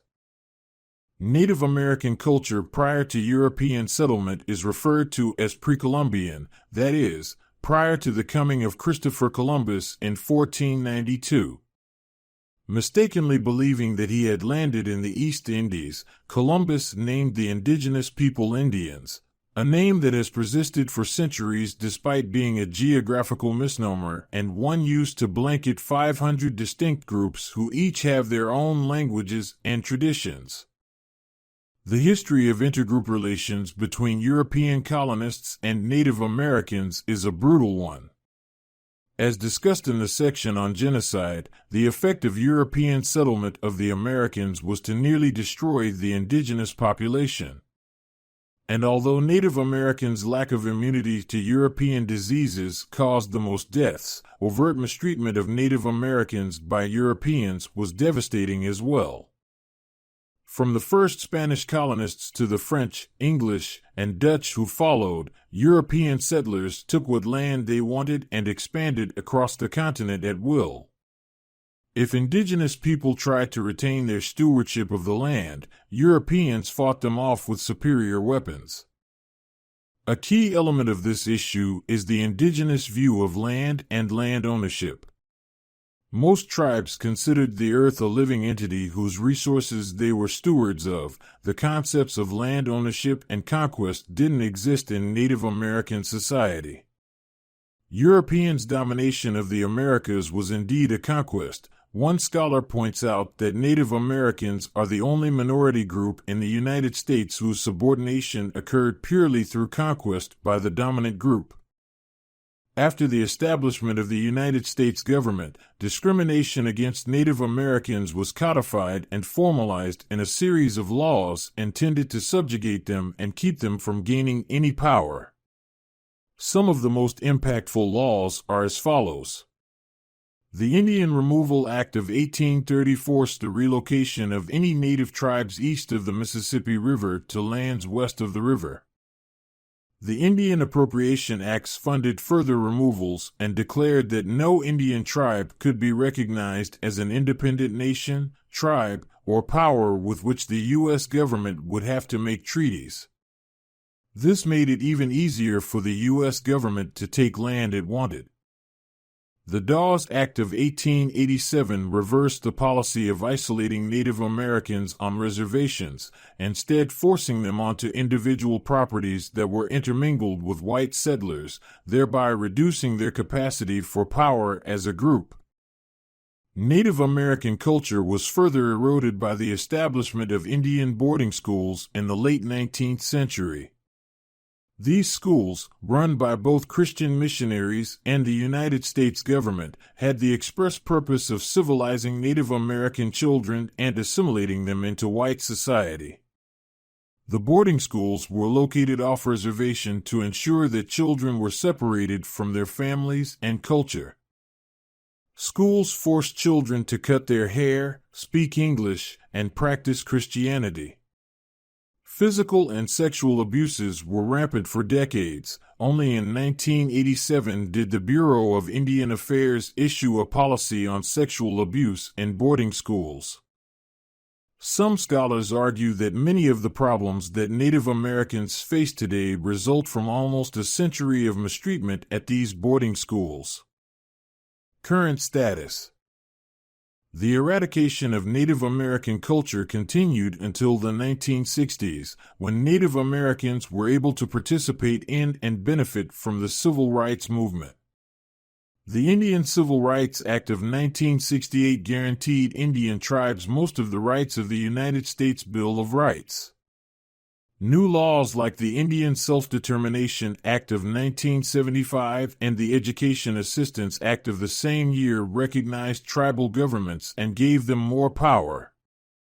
Indian boarding schools have dwindled to only a few, and Native American cultural groups are striving to preserve and maintain old traditions to keep them from being lost forever. However, Native Americans, some of whom now wish to be called American Indians so as to avoid the savage connotations of the term Native, still suffer the effects of centuries of degradation. Long-term poverty, inadequate education, cultural dislocation, and high rates of unemployment contribute to Native American populations falling to the bottom of the economic spectrum. Native Americans also suffer disproportionately with lower life expectancies than most groups in the United States. African Americans. As discussed in the section on race, the term African American can be a misnomer for many individuals. Many people with dark skin may have their more recent roots in Europe or the Caribbean, seeing themselves as Dominican American or Dutch American. Further, actual immigrants from Africa may feel that they have more of a claim to the term African American than those who are many generations removed from ancestors who originally came to this country.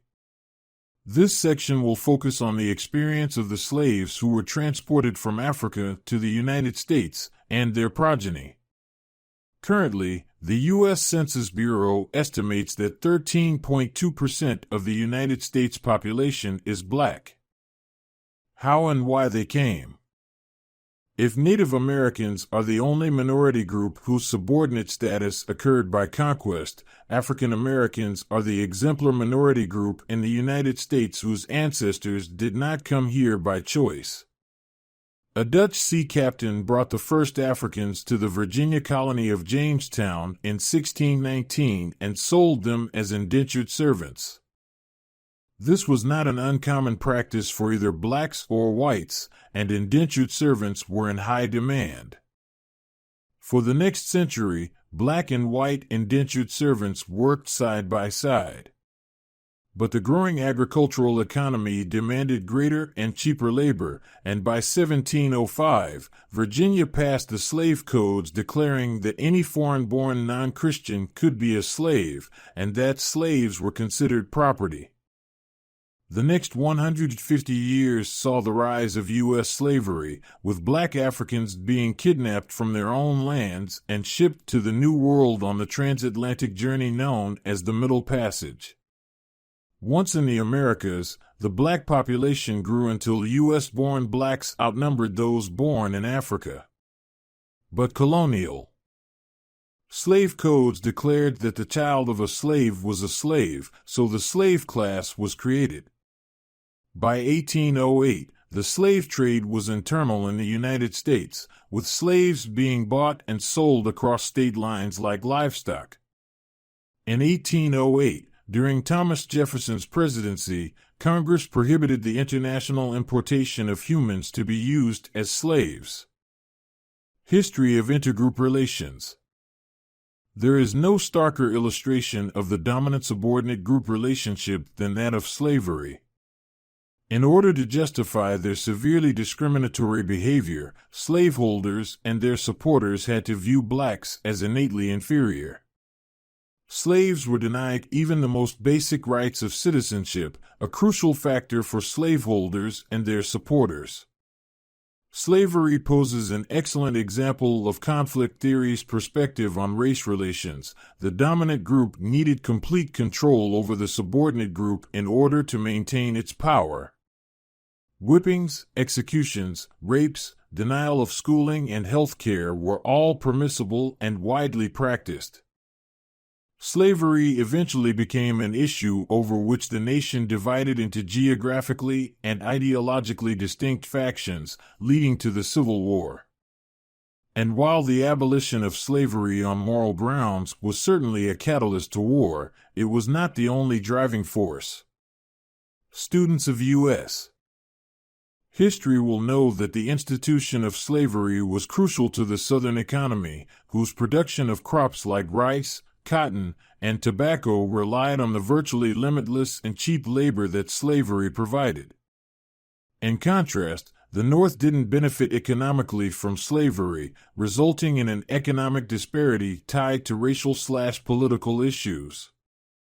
A century later, the civil rights movement was characterized by boycotts, marches, sit-ins, and freedom rides, demonstrations by a subordinate group that would no longer willingly submit to domination. The major blow to America's formally institutionalized racism was the Civil Rights Act of 1964. This act, which is still followed today, banned discrimination based on race, color, religion, sex, or national origin. Some sociologists, however, would argue that institutionalized racism persists. Current status. Although government-sponsored, formalized discrimination against African Americans has been outlawed, true equality does not yet exist. The National Urban League's 2011 Equality Index reports that blacks' overall equality level with whites has dropped in the past year, from 71.5% to 71.1% in 2010. The index, which has been published since 2005, notes a growing trend of increased inequality with whites, especially in the areas of unemployment, insurance coverage, and incarceration. Blacks also trail whites considerably in the areas of economics, health, and education. To what degree do racism and prejudice contribute to this continued inequality? The answer is complex. 2008 saw the election of this country's first African American president, Barack Hussein Obama.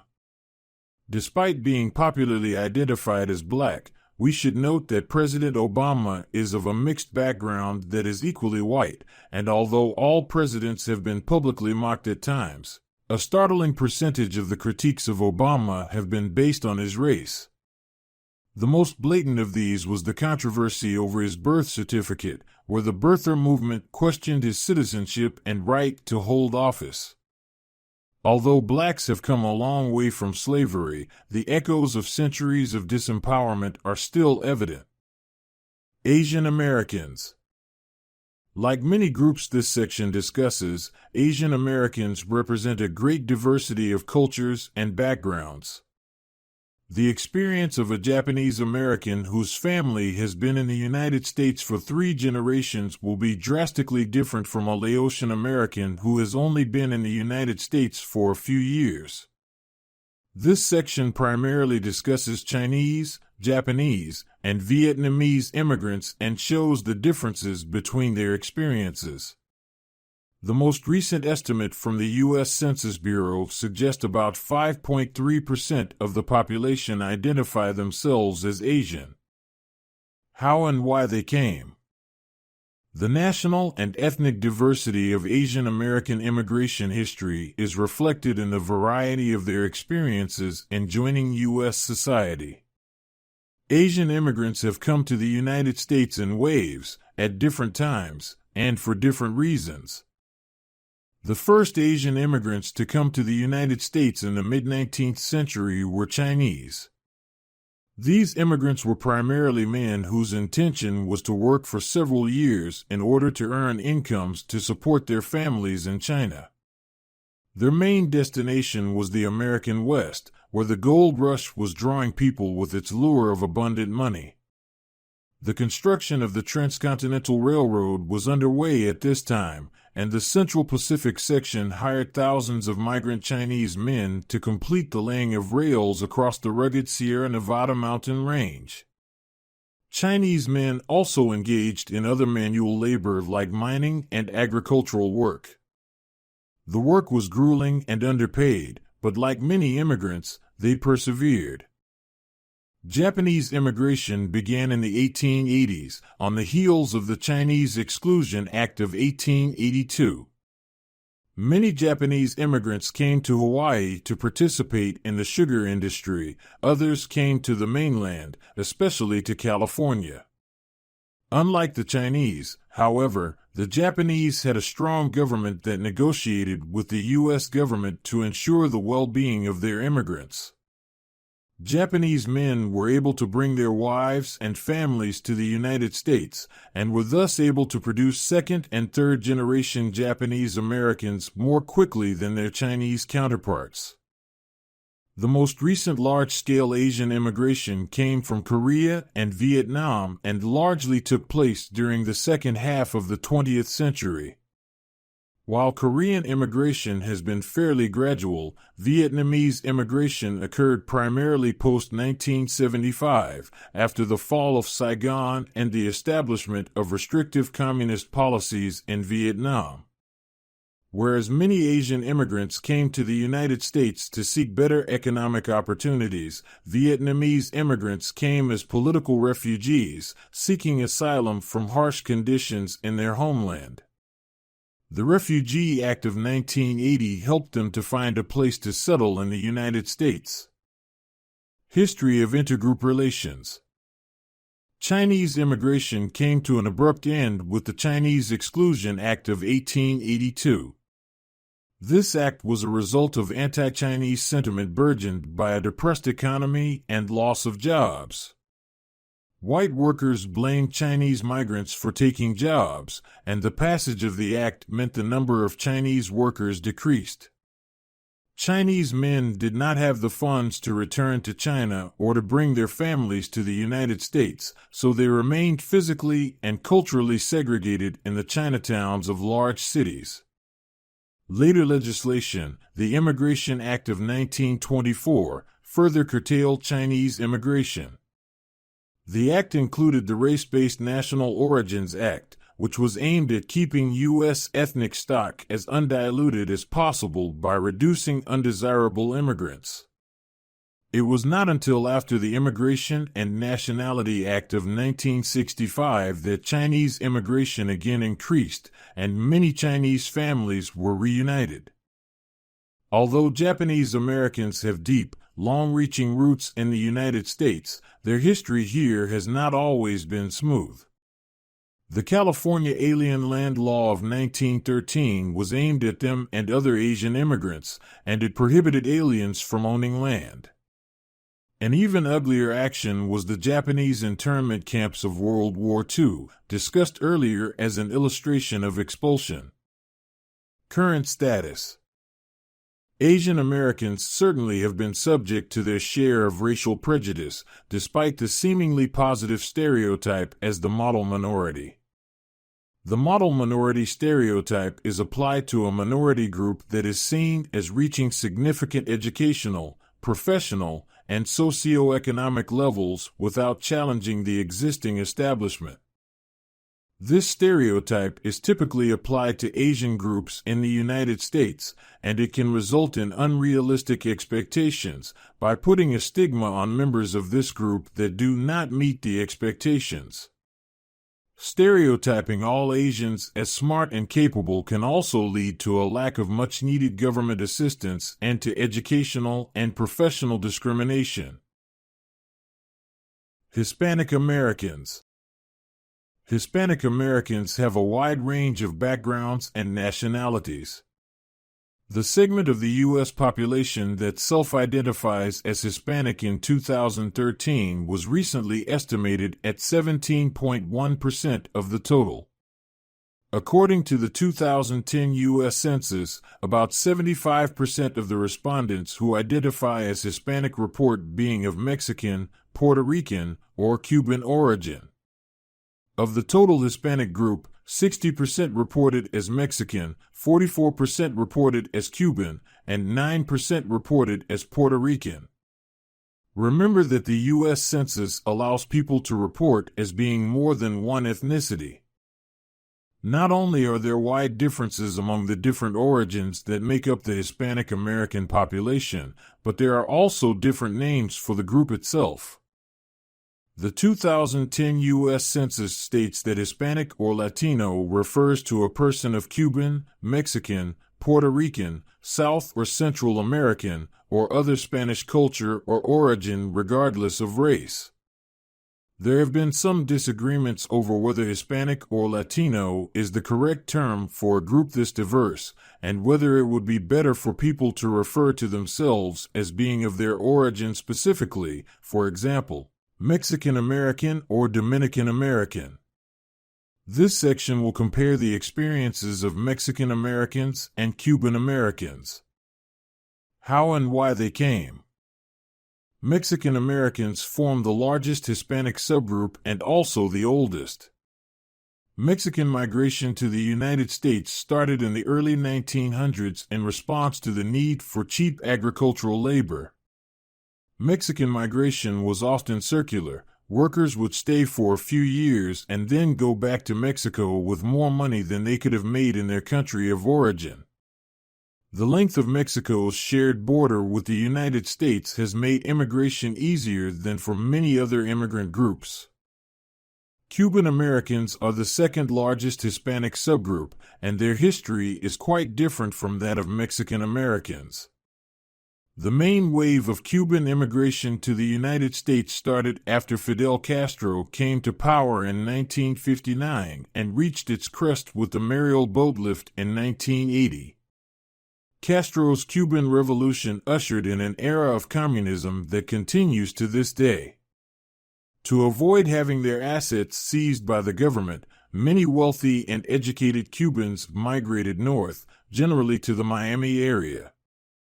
History of intergroup relations. For several decades, Mexican workers crossed the long border into the United States, both legally and illegally, to work in the fields that provided produce for the developing United States.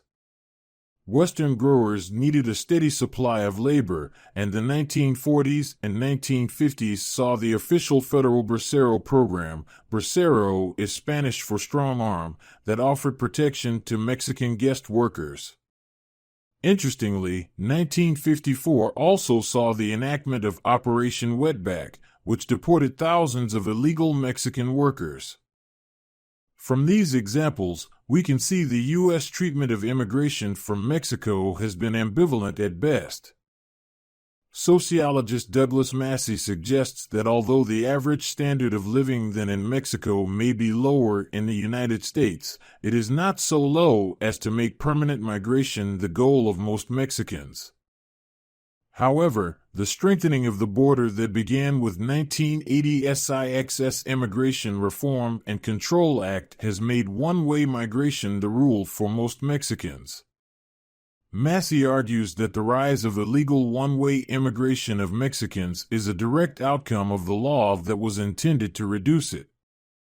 Cuban Americans, perhaps because of their relative wealth and education level at the time of immigration, have fared better than many immigrants. Further, because they were fleeing a communist country, they were given refugee status and offered protection and social services. The Cuban Migration Agreement of 1995 has curtailed legal immigration from Cuba, leading many Cubans to try to immigrate illegally by boat. According to a 2009 report from the Congressional Research Service, the U.S. government applies a wet foot/dry foot policy toward Cuban immigrants. Cubans who are intercepted while still at sea will be returned to Cuba, while those who reach the shore will be permitted to stay in the United States. Current status. Mexican Americans, especially those who are here illegally, are at the center of a national debate about immigration. Myers observes that no other minority group, except the Chinese, has immigrated to the United States in such an environment of illegality. He notes that in some years, 3 times as many Mexican immigrants may have entered the United States illegally as those who arrived legally. It should be noted that this is due to enormous disparity of economic opportunity on 2 sides of an open border, not because of any inherent inclination to break laws. In his report, Measuring Immigrant Assimilation in the United States, Jacob Vigder states that Mexican immigrants experience relatively low rates of economic and civic assimilation. He further suggests that the slow rates of economic and civic assimilation set Mexicans apart from other immigrants, and may reflect the fact that the large numbers of Mexican immigrants residing in the United States illegally have few opportunities to advance themselves along these dimensions. By contrast, Cuban Americans are often seen as a model minority group within the larger Hispanic group. Many Cubans had higher socioeconomic status when they arrived in this country, and their anti-communist agenda has made them welcome refugees to this country. In South Florida, especially, Cuban Americans are active in local politics and professional life. As with Asian Americans, however, being a model minority can mask the issue of powerlessness that these minority groups face in U.S. society. Social Policy and Debate, Arizona Senate Bill 1070. As both legal and illegal immigrants, and with high population numbers, Mexican Americans are often the target of stereotyping, racism, and discrimination. A harsh example of this is in Arizona, where a stringent immigration law known as SB 1070 for Senate Bill 1070 has caused a nationwide controversy. The law requires that during a lawful stop, detention, or arrest, Arizona police officers must establish the immigration status of anyone they suspect may be here illegally. The law makes it a crime for individuals to fail to have documents confirming their legal status, and it gives police officers the right to detain people they suspect may be in the country illegally. To many, the most troublesome aspect of this law is the latitude it affords police officers in terms of whose citizenship they may question. Having reasonable suspicion that the person is an alien who is unlawfully present in the United States is reason enough to demand immigration papers.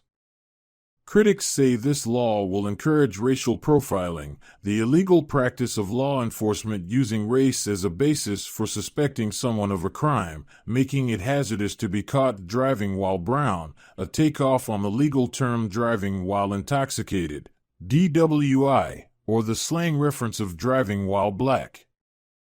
Driving while brown refers to the likelihood of getting pulled over just for being non-white.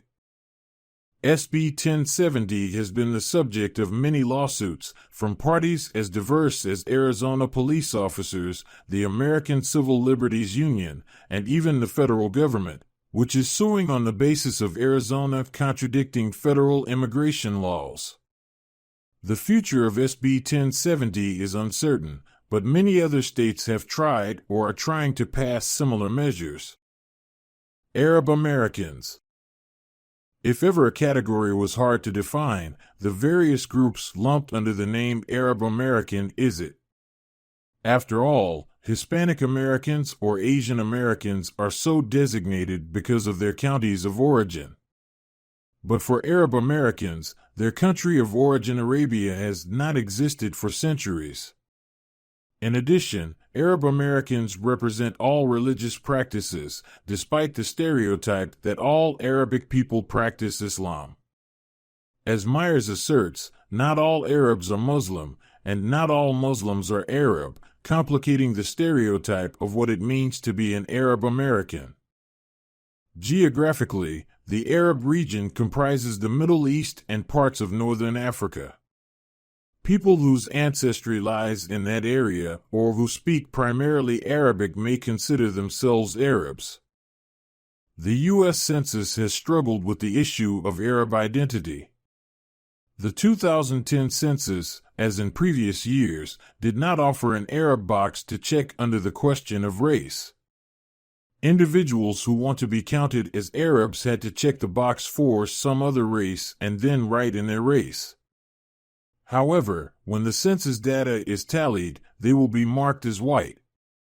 This is problematic, however, denying Arab Americans opportunities for federal assistance. According to the best estimates of the U.S. Census Bureau, the Arabic population in the United States grew from 850,000 in 1990 to 1.2 million in 2000, an increase of 0.07%. Why they came. The first Arab immigrants came to this country in the late 19th and early 20th centuries. They were predominantly Syrian, Lebanese, and Jordanian Christians, and they came to escape persecution and to make a better life. These early immigrants and their descendants, who were more likely to think of themselves as Syrian or Lebanese than Arab, represent almost half of the Arab American population today. Restrictive immigration policies from the 1920s until 1965 curtailed all immigration, but Arab immigration since 1965 has been steady. Immigrants from this time period have been more likely to be Muslim and more highly educated, escaping political unrest and looking for better opportunities. History of intergroup relations. Relations between Arab Americans and the dominant majority have been marked by mistrust, misinformation, and deeply entrenched beliefs.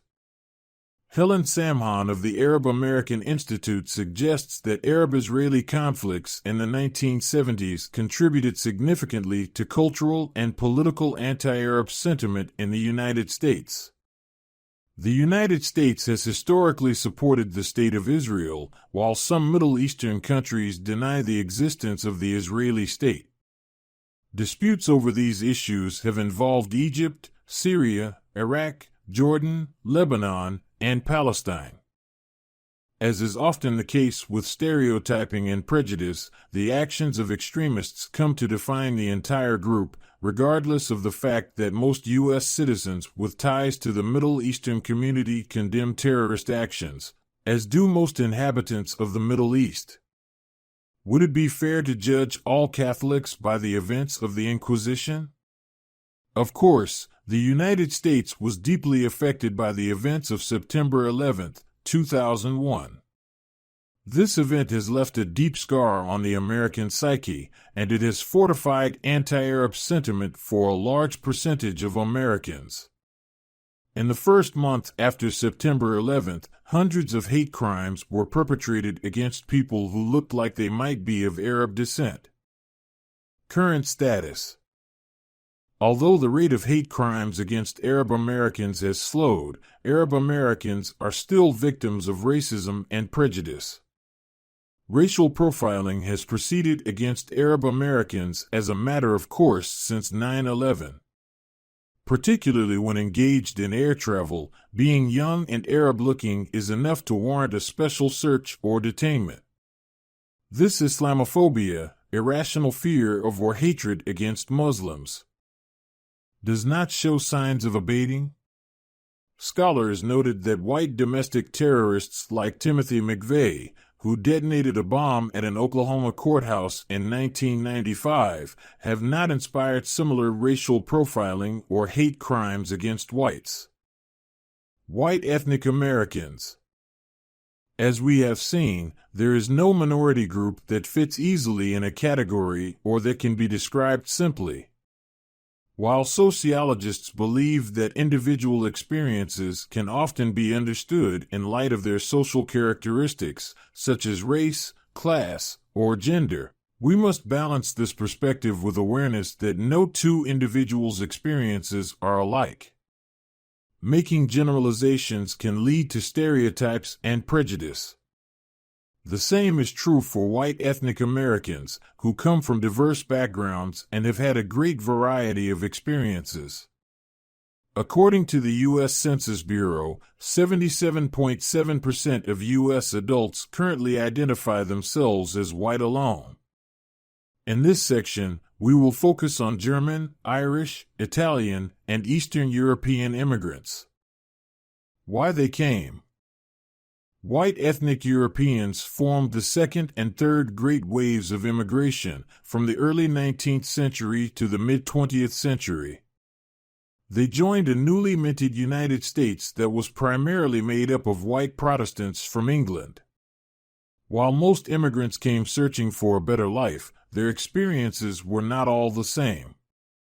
The first major influx of European immigrants came from Germany and Ireland, starting in the 1820s. Germans came both for economic opportunity and to escape political unrest and military conscription, especially after the revolutions of 1848. Many German immigrants of this period were political refugees, liberals who wanted to escape from an oppressive government. They were well off enough to make their way inland, and they formed heavily German enclaves in the Midwest that exist to this day. The Irish immigrants of the same time period were not always as well off financially, especially after the Irish potato famine of 1845. Irish immigrants settled mainly in the cities of the East Coast, where they were employed as laborers and where they faced significant discrimination. German and Irish immigration continued into the late 19th century and earlier 20th century, at which point the numbers for Southern and Eastern European immigrants started growing as well. Italians, mainly from the southern part of the country, began arriving in large numbers in the 1890s. Eastern European immigrants, people from Russia, Poland, Bulgaria, and Austria-Hungary started arriving around the same time. Many of these Eastern Europeans were peasants forced into a hardscrabble existence in their native lands. Political unrest, land shortages, and crop failures drove them to seek better opportunities in the United States.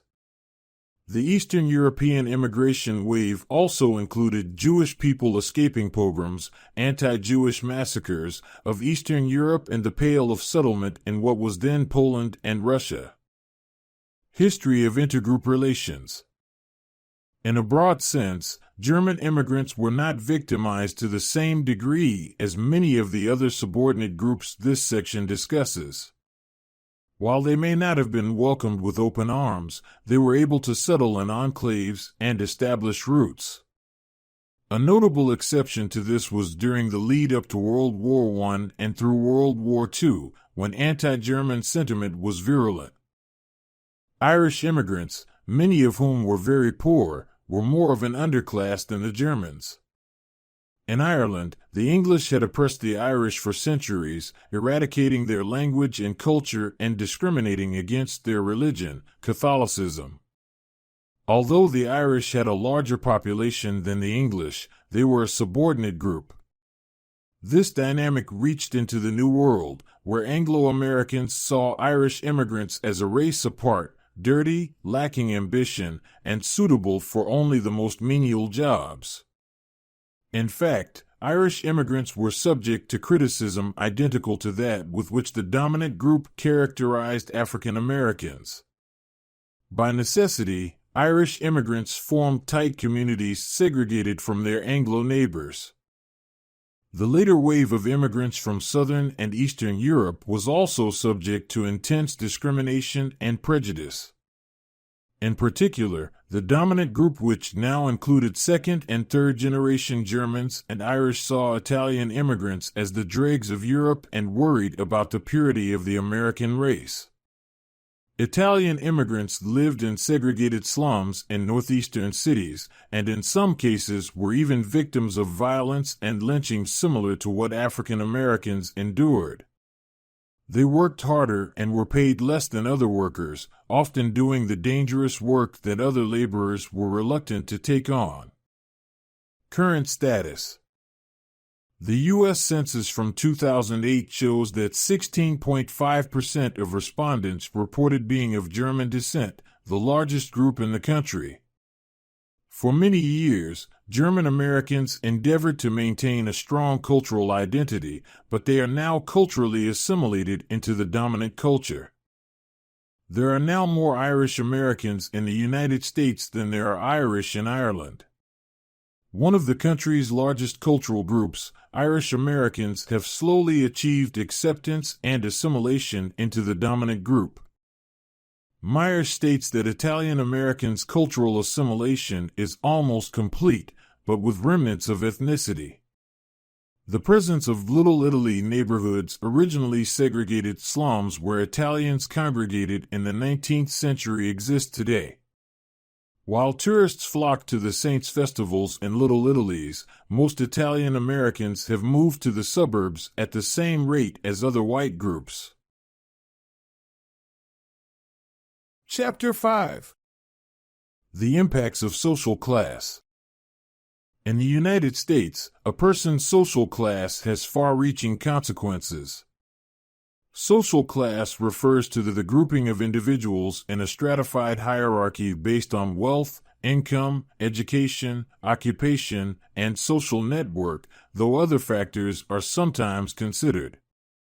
One's position in the social class hierarchy may impact, for example, health, family life, education, religious affiliation, political participation, and experience with the criminal justice system.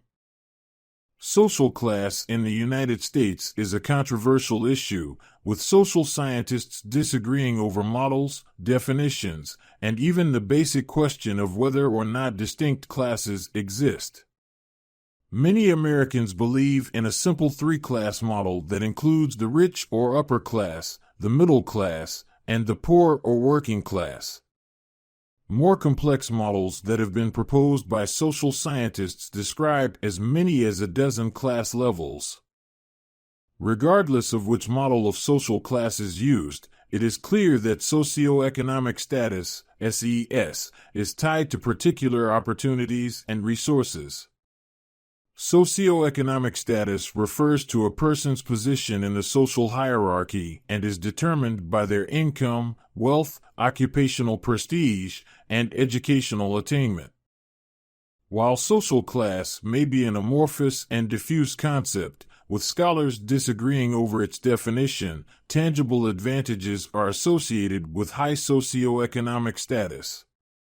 People in the highest SES bracket, generally referred to as the upper class, likely have better access to health care, marry people of higher social status, attend more prestigious schools, and are more influential in politics than people in the middle class or working class. People in the upper class are members of elite social networks, effectively meaning that they have access to people in powerful positions who have specialized knowledge. These social networks confer benefits ranging from advantages in seeking education and employment to leniency by police and the courts. Sociologists may dispute exactly how to model the distinctions between socioeconomic statuses, but the higher up the class hierarchy one is in America, the better health, educational, and professional outcomes one is likely to have. Physical health. A person's social class has a significant impact on their physical health, their ability to receive adequate medical care and nutrition, and their life expectancy. While gender and race play significant roles in explaining healthcare inequality in the United States, SES is the greatest social determinant of an individual's health outcome. Social determinants of health are the economic and social conditions that influence individual and group differences in health status. Social determinants are environmental, meaning that they are risk factors found in one's living and working conditions, including the distribution of income, wealth, influence, and power, rather than individual factors, such as behavioral risk factors or genetics. Social determinants can be used to predict one's risk of contracting a disease or sustaining an injury, and can also indicate how vulnerable one is to the consequences of a disease or injury. Social determinants of health, 2019. Individuals of lower socioeconomic status have lower levels of overall health, less insurance coverage, and less access to adequate health care than those of higher SES. Individuals with a low SES in the United States experience a wide array of health problems as a result of their economic position. They are unable to use health care as often as people of higher status, and when they do, it is often of lower quality. Additionally, people with low SES tend to experience a much higher rate of health issues than those of high SES. Many social scientists hypothesize that the higher rate of illness among those with low SES can be attributed to environmental hazards.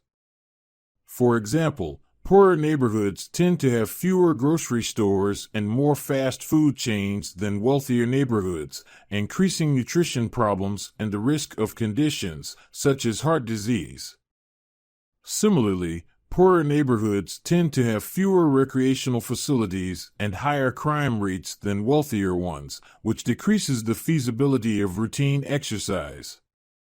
In addition to having an increased level of illness, lower socioeconomic classes have lower levels of health insurance than the upper class. Much of this disparity can be explained by the tendency for middle and upper class people to work in professions that provide health insurance benefits to employees, while lower status occupations often do not provide benefits to employees.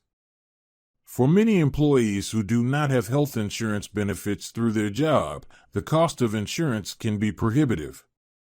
Without insurance, or with inadequate insurance, the cost of healthcare can be extremely high. Consequently, many uninsured or poorly insured individuals do not have access to preventative care or quality treatment. This group of people has higher rates of infant mortality, cancer, cardiovascular disease, and disabling physical injuries than are seen among the well-insured. Health inequality refers to the unequal distribution of environmental health hazards and access to health services between demographic groups, including social classes. For example, poor and affluent urban communities in the United States are geographically close to each other and to hospitals.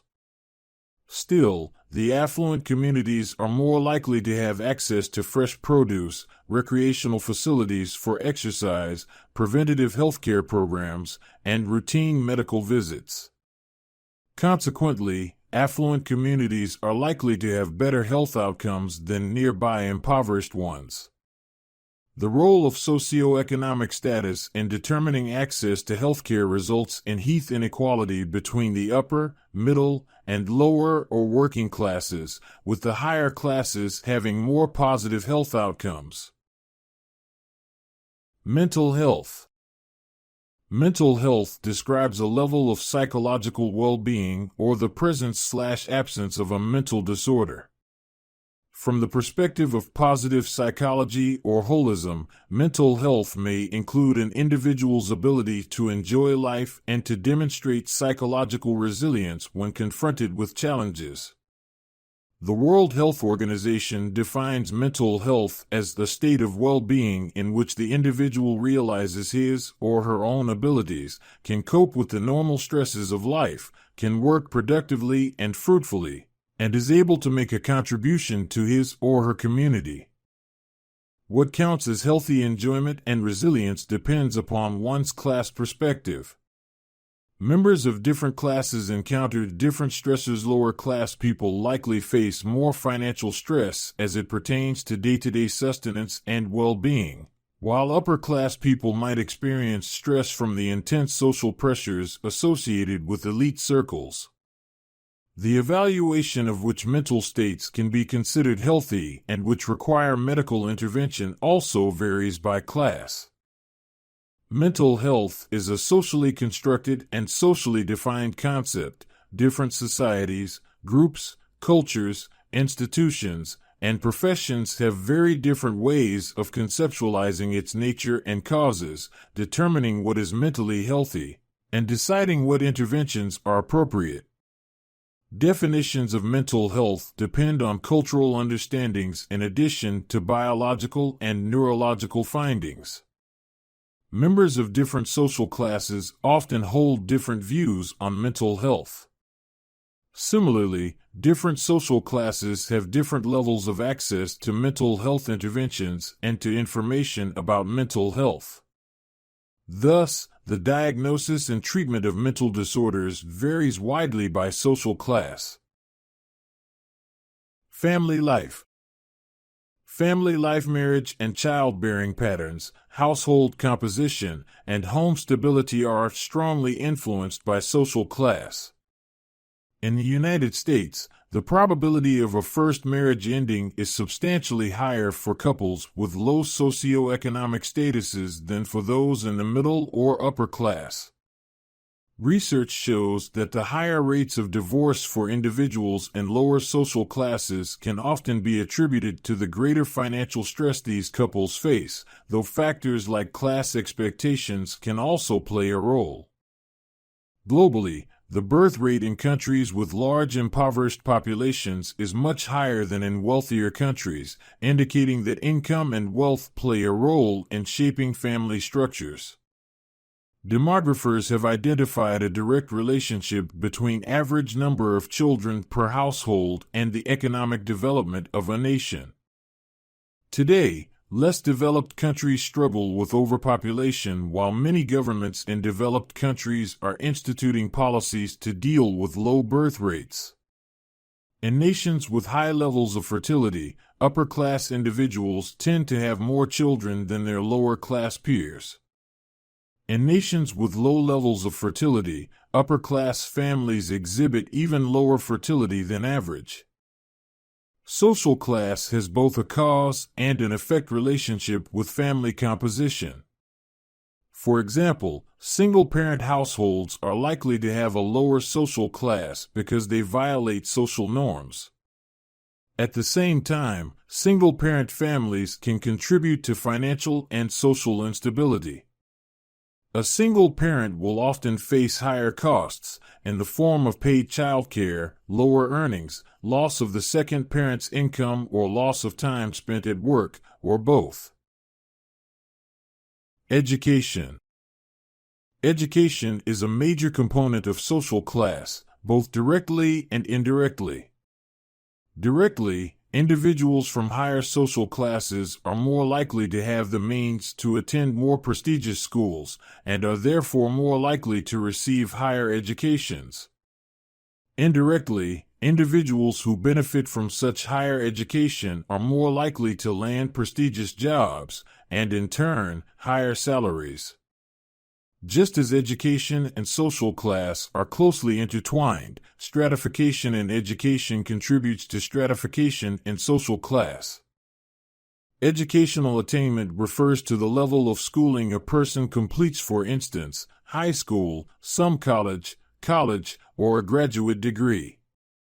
Upper-class individuals are likely to attend schools of higher quality and of greater prestige than those attended by their lower-class counterparts.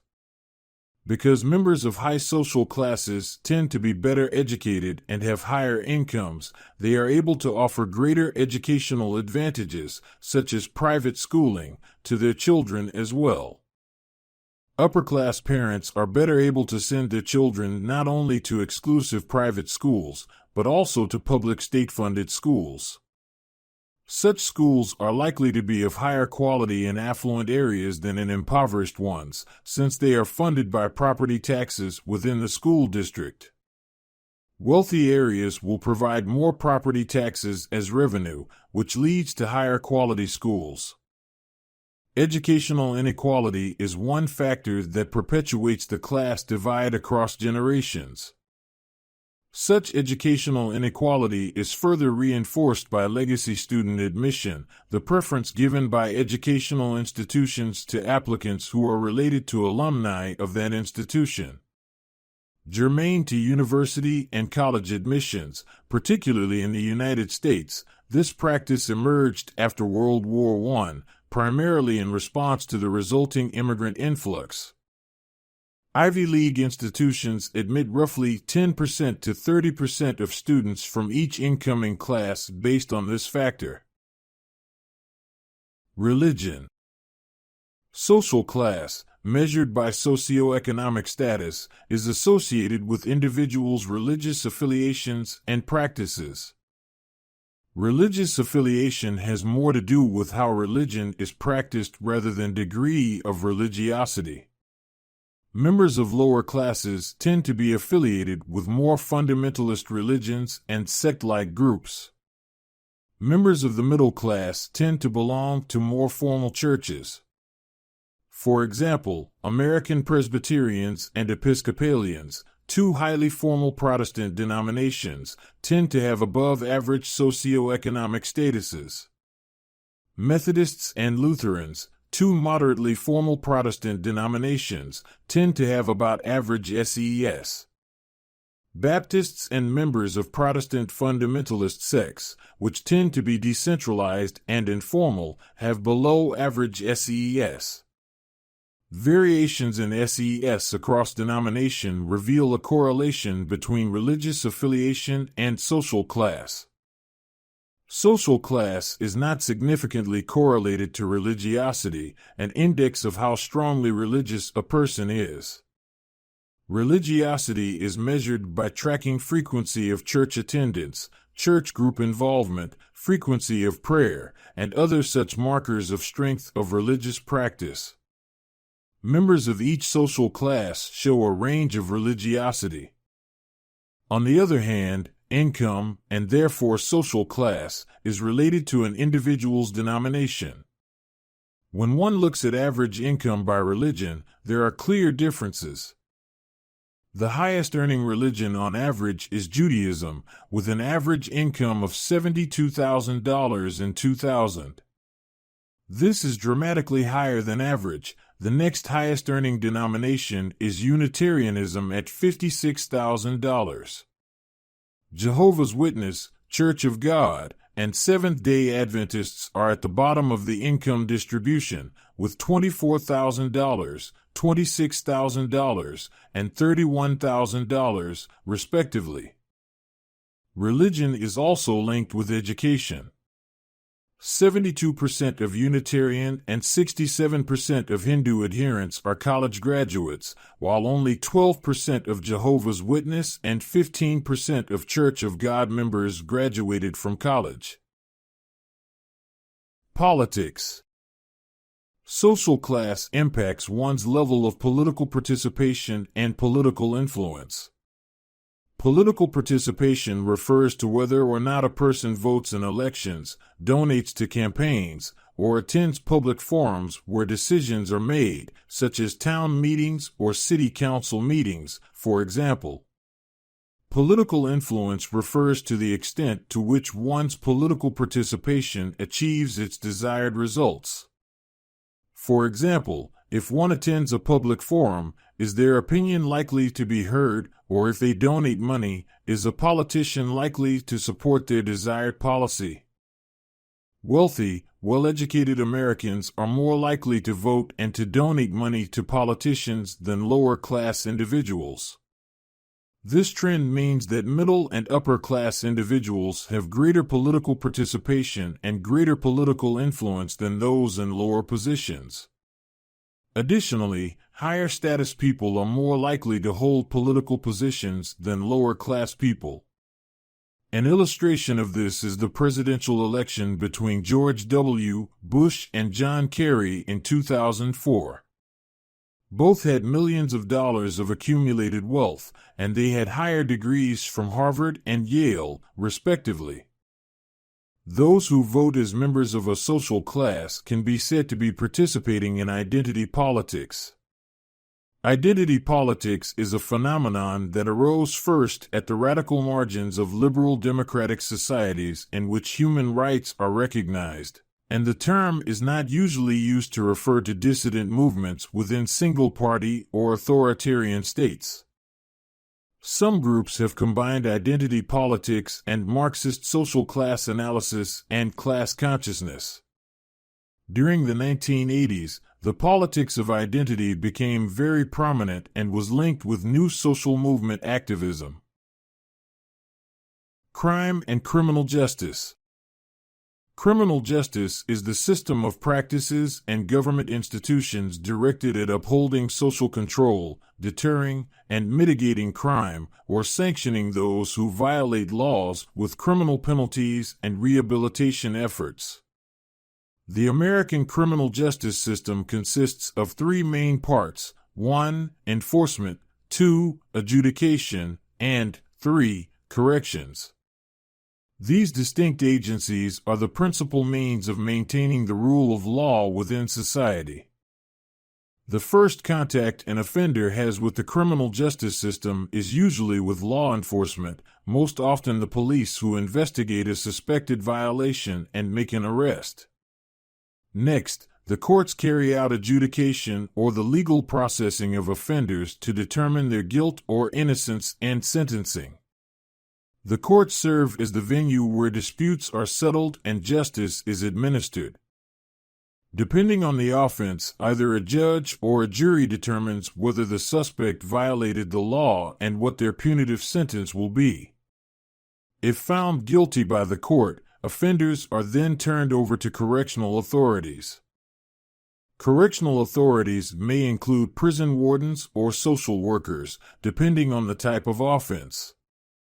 Like all other aspects of criminal justice, the administration of punishment has taken many different forms throughout history.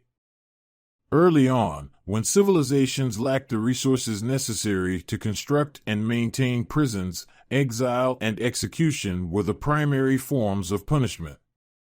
Historically, shame punishments have also been used as forms of censure. The most publicly visible form of punishment in the modern era is the prison.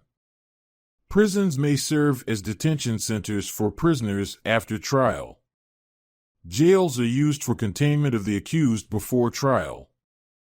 Early prisons were used primarily to sequester criminals, and little thought was given to living conditions within their walls. In America, the Quaker movement is commonly credited with establishing the idea that prisons should be used to reform criminals. This can also be seen as a critical moment in the debate regarding the purpose of punishment. In the United States, criminal justice policy has been guided by the 1967 President's Commission on Law Enforcement and Administration of Justice, which issued a groundbreaking report titled The Challenge of Crime in a Free Society. This report made more than 200 recommendations as part of a comprehensive approach toward crime prevention. Some of those recommendations found their way into the Omnibus Crime Control and Safe Streets Act of 1968. The Commission advocated a systems approach to criminal justice with improved coordination among law enforcement, courts, and correctional agencies.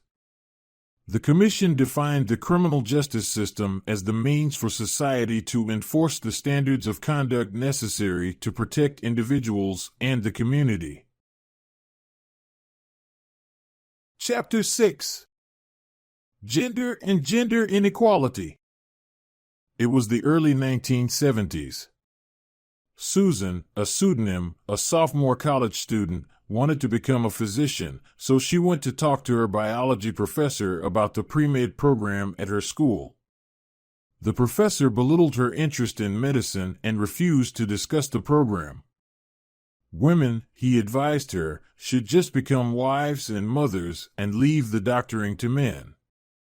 At the same college and about the same time, John, also a pseudonym, went to talk to a draft counselor for advice as he considered his options, including military service in Vietnam.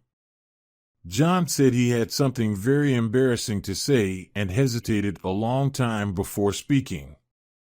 Finally, John explained, as if revealing a deep secret, that he had never liked to fight, not even as a young boy, and wondered aloud if there was something wrong with him. It was not that he was scared to fight, he assured the draft counselor. It was that he thought fighting was wrong, even though his friends had sometimes called him a sissy and other words for refusing to fight. John was advised that he might qualify as a conscientious objector and was informed about that and his other alternatives to being drafted. He left the room, and the draft counselor never saw him again. Much has changed during the almost 4 decades since these two real-life stories occurred and since Take Back the Night marches began. Women have entered medicine, engineering, and other professions and careers in unprecedented numbers, no doubt dismaying the biology professor who thought them best suited as wives and mothers. Many men have begun to realize that real men do not necessarily have to enjoy fighting and other traditionally male behaviors and attitudes. Our society now has an awareness of rape and other violence against women that would astonish students of the 1970s. Still, gender roles and gender inequality persist and violence against women continues, with important consequences for both women and men and for society as a whole. To begin our discussion of gender and gender inequality, this chapter begins with a critical look at the concepts of sex and gender. Social issues in the news. September 2009 was Rape Awareness Month at the University of Missouri, Columbia. The coordinator of the Relationship and Sexual Violence Prevention Center, RSVP, the group sponsoring the month-long series of events, said they chose September because of the high rates of sexual violence committed against new women students during the first few weeks of the semester. As on many campuses around the country since the late 1970s, a Take Back the Night march and rally was the highlight of RSVP's effort to call attention to violence against women. An RSVP staff member explained that Take Back the Night marches began when women decided, "No, we're not going to live in fear, we're not going to stay inside, these are our streets. This is our community, we're not going to be frightened." At her own campus, she said, it's women getting together and saying, "You know what, these are our lives. We own these streets just like anyone else, we walk these streets just like anyone else." It's a very empowering kind of event and evening. Understanding sex and gender. Although the terms sex and gender are sometimes used interchangeably and do in fact complement each other, they nonetheless refer to different aspects of what it means to be a woman or man in any society. Sex refers to the anatomical and other biological differences between females and males that are determined at the moment of conception and develop in the womb and throughout childhood and adolescence. Females, of course, have 2 X chromosomes, while males have 1 X chromosome and 1 Y chromosome. From this basic genetic difference spring other biological differences. The first to appear are the different genitals that boys and girls develop in the womb and that the doctor, or midwife, and parents look for when a baby is born, assuming the baby's sex is not already known from ultrasound or other techniques, so that the momentous announcement, "It's a boy" or "It's a girl," can be made. The genitalia are called primary sex characteristics, while the other differences that develop during puberty are called secondary sex characteristics and stem from hormonal differences between the two sexes. In this difficult period of adolescents' lives, boys generally acquire deeper voices, more body hair, and more muscles from their flowing testosterone. Girls develop breasts and wider hips and begin menstruating as nature prepares them for possible pregnancy and childbirth. For better or worse, these basic biological differences between the sexes affect many people's perceptions of what it means to be female or male, as we shall soon discuss. Gender as a social construction. If sex is a biological concept, then gender is a social concept. It refers to the social and cultural differences a society assigns to people based on their biological sex. A related concept, gender roles, refers to a society's expectations of people's behavior and attitudes based on whether they are females or males. Understood in this way, gender, like race, is a social construction. How we think and behave as females and males is not etched in stone by our biology, but rather is a result of how society expects us to think and behave based on what sex we are. As we grow up, we learn these expectations as we develop our gender identity or our beliefs about ourselves as females or males. These expectations are called femininity and masculinity. Femininity refers to the cultural expectations we have of girls and women, while masculinity refers to the expectations we have of boys and men. A familiar nursery rhyme nicely summarizes these two sets of traits. What are little boys made of? Snips and snails, and puppy dog tails, that's what little boys are made of. What are little girls made of? Sugar and spice, and everything nice, that's what little girls are made of. As this nursery rhyme suggests, our traditional notions of femininity and masculinity indicate that we think females and males are fundamentally different from each other. In effect, we think of them as two sides of the same coin of being human. What we traditionally mean by femininity is captured in the adjectives, both positive and negative, we traditionally ascribe to women: gentle, sensitive, nurturing, delicate, graceful, cooperative, decorative, dependent, emotional, passive, and weak. Thus, when we say that a girl or woman is very feminine, we have some combination of these traits, usually the positive ones, in mind. She is soft, dainty, pretty, even a bit flighty. What we traditionally mean by masculinity is captured in the adjectives, again both positive and negative, our society traditionally ascribes to men: strong, assertive, brave, active, independent, intelligent, competitive, insensitive, unemotional, and aggressive. When we say that a boy or man is very masculine, we have some combination of these traits in mind. He is tough, strong, and assertive. These traits might sound like stereotypes of females and males in today's society, and to some extent they are, but differences between men and women in attitudes and behavior do in fact exist. For example, women cry more often than men do. Men are more physically violent than women. Women take care of children more than men do. Women smile more often than men. Men curse more often than women. When women talk with each other, they are more likely to talk about their personal lives than men are when they talk with each other. The two sexes even differ when they hold a cigarette, not that anyone should smoke. When a woman holds a cigarette, she usually has the palm of her cigarette-holding hand facing upward. When a man holds a cigarette, he usually has his palm facing downward. Sexual orientation.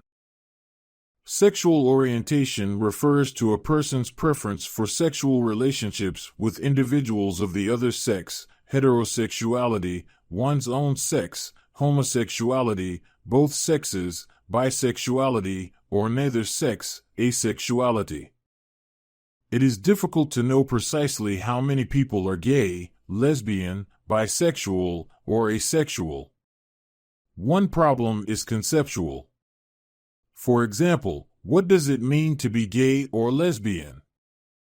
Does one need to actually have sexual relations with a same-sex partner to be considered gay? What if someone is attracted to same-sex partners but does not actually engage in sex with such persons?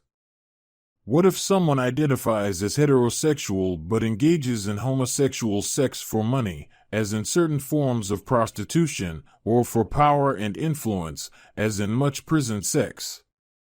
These conceptual problems make it difficult to determine the extent of homosexuality. A second problem is empirical.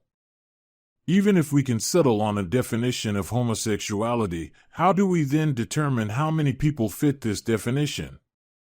For better or worse, our best evidence of the number of gays and lesbians in the United States comes from surveys of national samples of Americans in which they are asked various questions about their sexuality.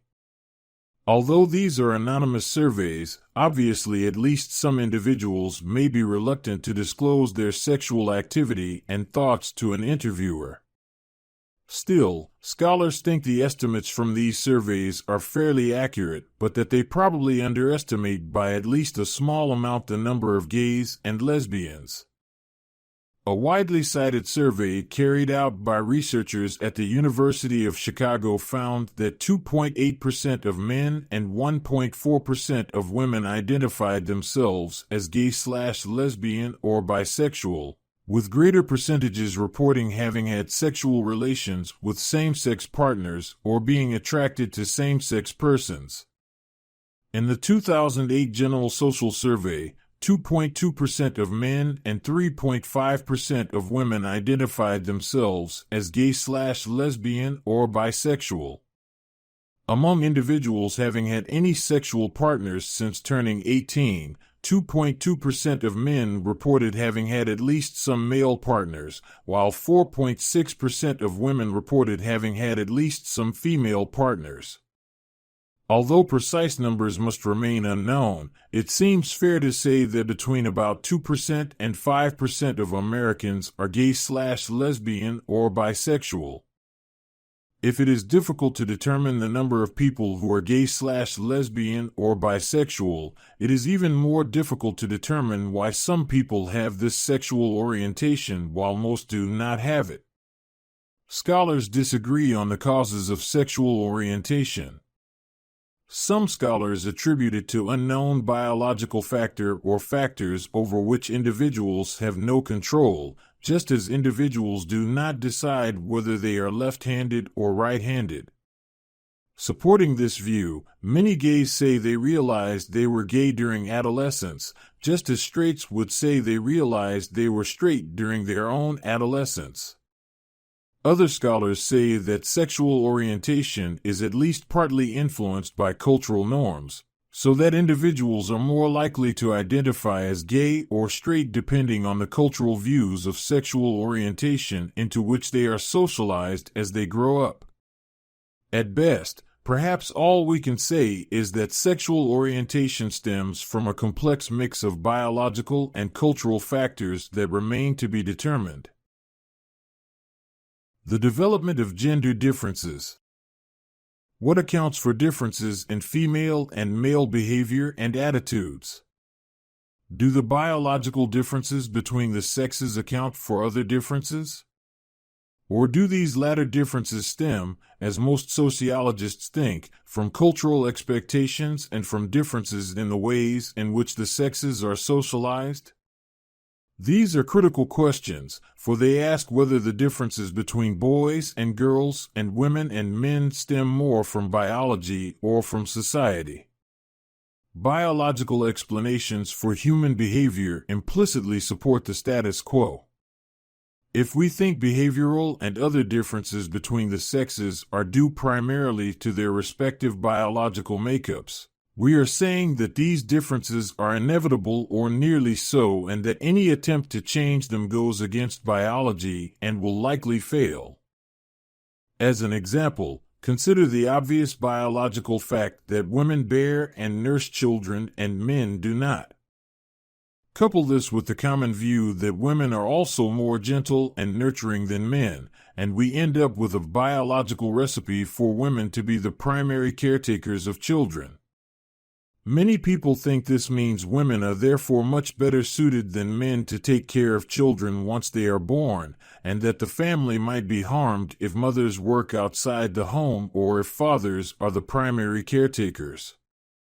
Figure 6.1 shows that more than one-third of the public agrees that it is much better for everyone involved if the man is the achiever outside the home and the woman takes care of the home and family. To the extent this belief exists, women may not want to work outside the home or, if they choose to do so, they face difficulties from employers, family, and friends. Conversely, men may not even think about wanting to stay at home and may themselves face difficulties from employees, family, and friends if they want to do so. A belief in a strong biological basis for differences between women and men implies, then, that there is little we can or should do to change these differences. It implies that anatomy is destiny, and destiny is, of course, by definition inevitable. This implication makes it essential to understand the extent to which gender differences do, in fact, stem from biological differences between the sexes or, instead, stem from cultural and social influences. If biology is paramount, then gender differences are perhaps inevitable and the status quo will remain. If culture and social influences matter much more than biology, then gender differences can change and the status quo may give way. With this backdrop in mind, let's turn to the biological evidence for behavioral and other differences between the sexes and then examine the evidence for their social and cultural roots. Biology and gender. Several biological explanations for gender roles exist, and we discuss two of the most important ones here. One explanation is from the related fields of sociobiology and evolutionary psychology and argues an evolutionary basis for traditional gender roles. Scholars advocating this view reason as follows. In prehistoric societies, few social roles existed. A major role centered on relieving hunger by hunting or gathering food. The other major roles centered on bearing and nursing children. Because only women could perform this role, they were also the primary caretakers for children for several years after birth. And because women were frequently pregnant, their roles as mothers confined them to the home for most of their adulthood. Meanwhile, men were better suited than women for hunting because they were stronger and quicker than women. In prehistoric societies, then, biology was indeed destiny. For biological reasons, men in effect worked outside the home, hunted, while women stayed at home with their children. Evolutionary reasons also explain why men are more violent than women. In prehistoric times, men who were more willing to commit violence against and even kill other men would win out in the competition for female mates. They thus were more likely than less violent men to produce offspring, who would then carry these males' genetic violent tendencies. By the same token, men who were prone to rape women were more likely to produce offspring, who would then carry these males' rape genes. This early process guaranteed that rape tendencies would be biologically transmitted and thus provided a biological basis for the amount of rape that occurs today. If the human race evolved along these lines, sociobiologists and evolutionary psychologists continue, natural selection favored those societies where men were stronger, braver, and more aggressive and where women were more fertile and nurturing. Such traits over the millennia became fairly instinctual, meaning that men's and women's biological natures evolved differently. Men became, by nature, more assertive, daring, and violent than women, and women are, by nature, more gentle, nurturing, and maternal than men. To the extent this is true, these scholars add, traditional gender roles for women and men make sense from an evolutionary standpoint, and attempts to change them go against the sexes' biological natures. This in turn implies that existing gender inequality must continue because it is rooted in biology. As the title of a book presenting the evolutionary psychology argument summarizes this implication, Biology at Work, Rethinking Sexual Equality. Critics challenge the evolutionary explanation on several grounds. First, much greater gender variation in behavior and attitudes existed in prehistoric times than the evolutionary explanation assumes. Second, even if biological differences did influence gender roles in prehistoric times, these differences are largely irrelevant in today's world, in which, for example, physical strength is not necessary for survival. Third, human environments throughout the millennia have simply been too diverse to permit the simple, straightforward biological development that the evolutionary explanation assumes. Fourth, evolutionary arguments implicitly justify existing gender inequality by implying the need to confine women and men to their traditional roles. Recent anthropological evidence also challenges the evolutionary argument that men's tendency to commit violence, including rape, was biologically transmitted. This evidence instead finds that violent men have trouble finding female mates who would want them and that the female mates they find and the children they produce are often killed by rivals to the men. The recent evidence also finds those rapists' children are often abandoned and then die. As one anthropologist summarizes the rape evidence, the likelihood that rape is an evolved adaptation is extremely low.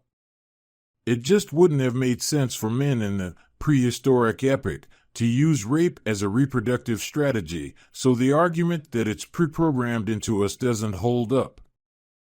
A second biological explanation for traditional gender roles centers on hormones and specifically on testosterone, the so-called male hormone. One of the most important differences between boys and girls and men and women in the United States and many other societies is their level of aggression.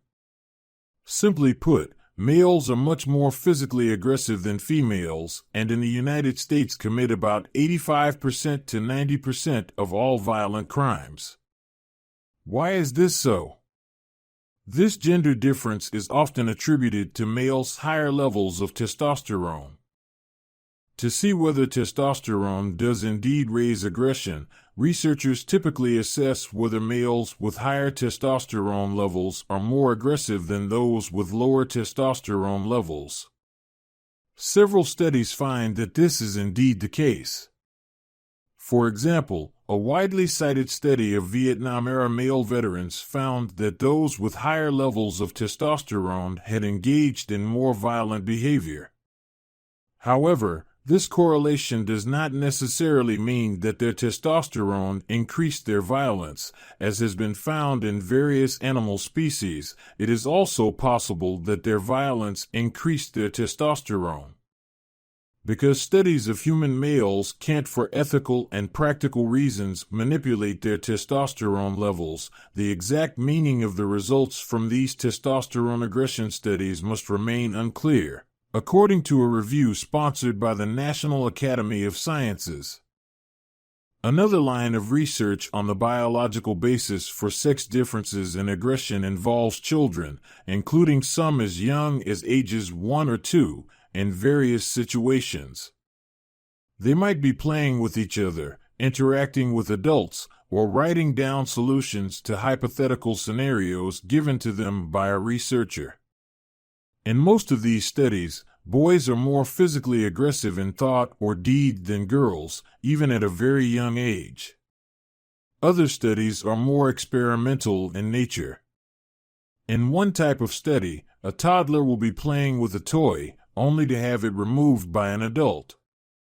Boys typically tend to look angry and try to grab the toy back, while girls tend to just sit there and whimper. Because these gender differences in aggression are found at very young ages, researchers often say they must have some biological basis.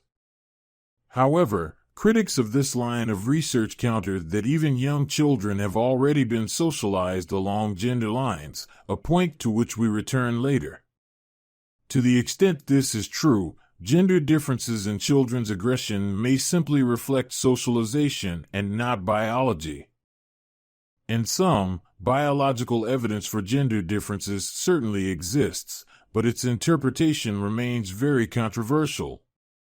It must be weighed against the evidence, to which we next turn, of cultural variations in the experience of gender and of socialization differences by gender. One thing is clear: to the extent we accept biological explanations for gender, we imply that existing gender differences and gender inequality must continue to exist. This implication prompts many social scientists to be quite critical of the biological viewpoint. As Linda L. Lindsay notes, biological arguments are consistently drawn upon to justify gender inequality and the continued oppression of women. In contrast, cultural and social explanations of gender differences and gender inequality promise some hope for change. Let's examine the evidence for these explanations. Culture and gender. Some of the most compelling evidence against a strong biological determination of gender roles comes from anthropologists, whose work on pre-industrial societies demonstrates some striking gender variation from one culture to another. This variation underscores the impact of culture on how females and males think and behave. Margaret Mead, 1935, was one of the first anthropologists to study cultural differences in gender. In New Guinea, she found 3 tribes, the Arapesh, the Mundigemer, and the Chambuli, whose gender roles differed dramatically. In the Arapesh, both sexes were gentle and nurturing. Both women and men spent much time with their children in a loving way and exhibited what we would normally call maternal behavior. In the Arapesh, then, different gender roles did not exist, and in fact, both sexes conformed to what Americans would normally call the female gender role. The situation was the reverse among the Mundigemer. Here both men and women were fierce, competitive, and violent. Both sexes seemed to almost dislike children and often physically punished them. In the Mundigemer society, then, different gender roles also did not exist, as both sexes conformed to what we Americans would normally call the male gender role. In the Chambuli, Meade finally found a tribe where different gender roles did exist. One sex was the dominant, efficient, assertive one and showed leadership in tribal affairs, while the other sex liked to dress up in frilly clothes, wear makeup, and even giggle a lot. Here, then, Meade found a society with gender roles similar to those found in the United States, but with a surprising twist. In the Chambuli, women were the dominant, assertive sex that showed leadership in tribal affairs, while men were the ones wearing frilly clothes and makeup. Meade's research caused a firestorm in scholarly circles as it challenged the biological view on gender that was still very popular when she went to New Guinea. In recent years, Meade's findings have been challenged by other anthropologists. Among other things, they argue that she probably painted an overly simplistic picture of gender roles in her three societies. Other anthropologists defend Meade's work and note that much subsequent research has found that gender-linked attitudes and behavior do differ widely from one culture to another. If so, they say, the impact of culture on what it means to be a female or male cannot be ignored. Extensive evidence of this impact comes from anthropologist George Murdoch, who created the standard cross-cultural sample of almost 200 pre-industrial societies studied by anthropologists. Murdoch found that some tasks in these societies, such as hunting and trapping, are almost always done by men, while other tasks, such as cooking and fetching water, are almost always done by women. These patterns provide evidence for the evolutionary argument presented earlier, as they probably stem from the biological differences between the sexes. Even so, there were at least some societies in which women hunted and in which men cooked and fetched water. More importantly, Murdoch found much greater gender variation in several of the other tasks he studied, including planting crops, milking, and generating fires. Men primarily performed these tasks in some societies, women primarily performed them in other societies, and in still other societies both sexes performed them equally. Figure 6.2 shows the gender responsibility for yet another task, weaving.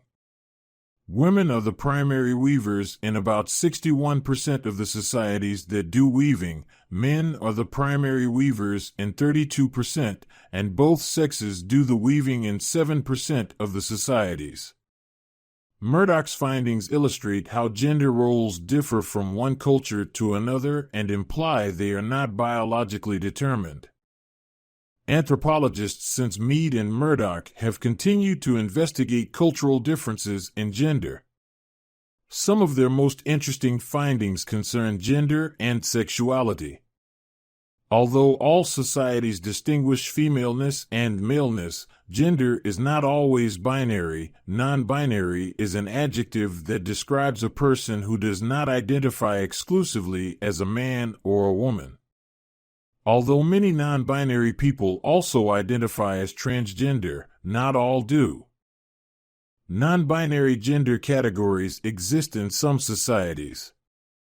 The Native Americans known as the Mojave, for example, recognize four genders: a woman who acts like a man, and a man who acts like a woman. In some societies, a third, intermediary gender category is recognized. Anthropologists call this category the Bradash, who is usually a man who takes on a woman's role. This intermediary category combines aspects of both femininity and masculinity of the society in which it is found and is thus considered an androgynous gender. Although some people in this category are born as intersexed individuals, formerly known as hermaphrodites, meaning they have genitalia of both sexes, many are born biologically as one sex or the other but adopt an androgynous identity. An example of this intermediary gender category may be found in India, where the Hijra role involves males who wear women's clothing and identify as women. The Hijra role is an important part of Hindu mythology, in which androgynous figures play key roles both as humans and as gods. Today, people identified by themselves and others as Hijras continue to play an important role in Hindu practices and in Indian cultural life in general. Serena Nanda calls Hijras human beings who are neither man nor woman and says they are thought of as special, sacred beings even though they are sometimes ridiculed and abused. Anthropologists have found another androgynous gender composed of women warriors in 33 Native American groups in North America. Walter L. Williams, 1997. Calls these women Amazons and notes that they dress like men and sometimes even marry women. In some tribes, girls exhibit such masculine characteristics from childhood, while in others they may be recruited into Amazonhood. In the Casca Indians, for example, a married couple with too many daughters would select one to be like a man. When she was about 5 years of age, her parents would begin to dress her like a boy and have her do male tasks. Eventually, she would grow up to become a hunter. The androgynous genders found by anthropologists remind us that gender is a social construction and not just a biological fact. If culture does affect gender roles, socialization is the process through which culture has this effect. What we experience as girls and boys strongly influences how we develop as women and men in terms of behavior and attitudes. To illustrate this important dimension of gender, let's turn to the evidence on socialization. Socialization and gender. Sociologists identify several agents of socialization, including the family, peers, schools, the mass media, and religion. Ample evidence of these agents' impact on gender role socialization exists. Such socialization helps boys and girls develop their gender identity. The family. Socialization into gender roles begins in infancy, as almost from the moment of birth parents begin to socialize their children as boys or girls without even knowing it. Many studies document this process. Parents commonly describe their infant daughters as pretty, soft, and delicate, and their infant sons as strong, active, and alert, even though neutral observers find no such gender differences among infants when they do not know the infant's sex. From infancy on, parents play with and otherwise interact with their daughters and sons differently. They play more roughly with their sons, for example, by throwing them up in the air or by gently wrestling with them, and more quietly with their daughters. When their infant or toddler daughters cry, they warmly comfort them, but they tend to let their sons cry longer and to comfort them less. They give their girls dolls to play with and their boys action figures and toy guns. While these gender differences in socialization are probably smaller now than a generation ago, they certainly continue to exist. Go into a large toy store and you will see pink aisles of dolls and cooking sets and blue aisles of action figures, toy guns, and related items. Peers.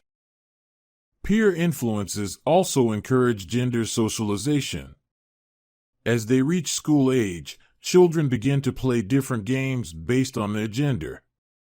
Boys tend to play sports and other competitive team games governed by inflexible rules and relatively large numbers of roles, while girls tend to play smaller, cooperative games such as hopscotch and jumping rope with fewer and more flexible rules. Although girls are much more involved in sports now than a generation ago, these gender differences in their play as youngsters persist and continue to reinforce gender roles. For example, they encourage competitiveness in boys and cooperation and trust among girls. Boys who are not competitive risk being called sissy or other words by their peers.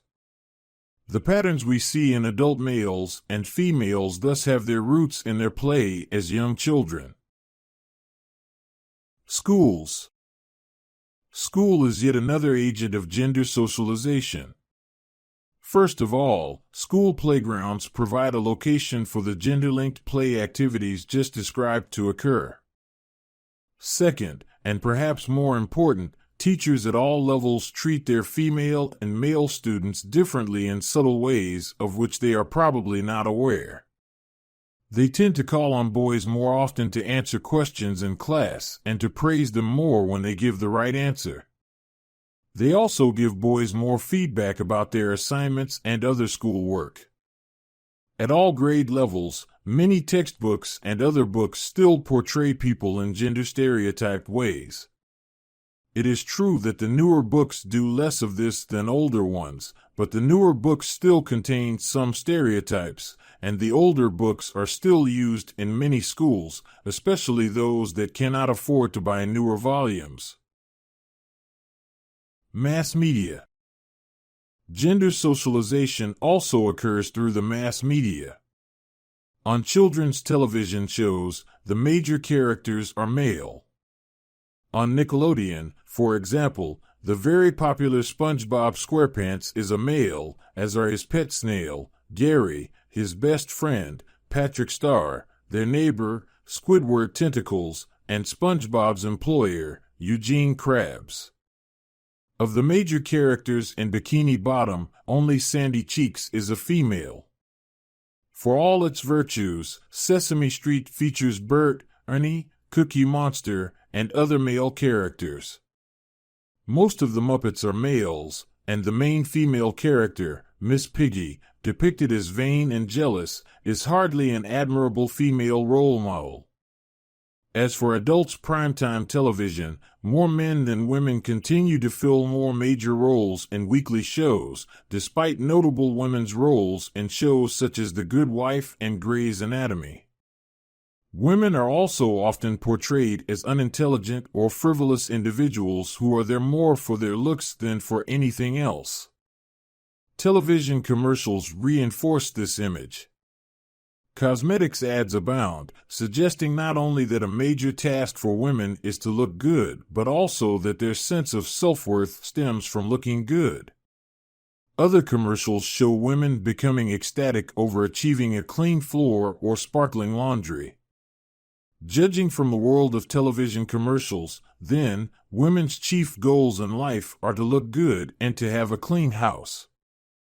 At the same time, men's chief goals, judging from many commercials, are to drink beer and drive cars.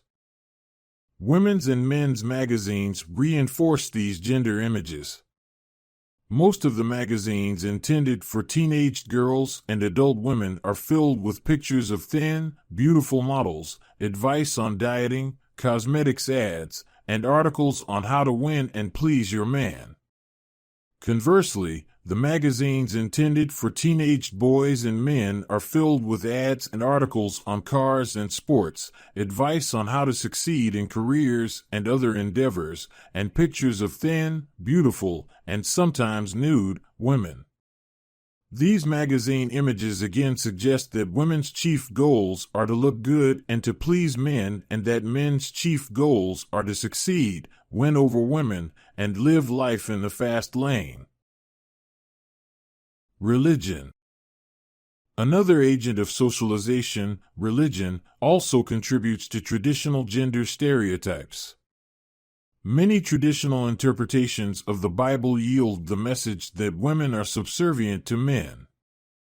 This message begins in Genesis, where the first human is Adam, and Eve was made from one of his ribs. The major figures in the rest of the Bible are men, and women are for the most part depicted as wives, mothers, temptresses, and prostitutes. They are praised for their roles as wives and mothers and condemned for their other roles. More generally, women are constantly depicted as the property of men. The Ten Commandments includes a neighbor's wife with his house, ox, and other objects as things not to be coveted, Exodus 20 verse 17, and many biblical passages say explicitly that women belong to men, such as this one from the New Testament, "Wives, be subject to your husbands, as to the Lord. For the husband is the head of the wife as Christ is the head of the church.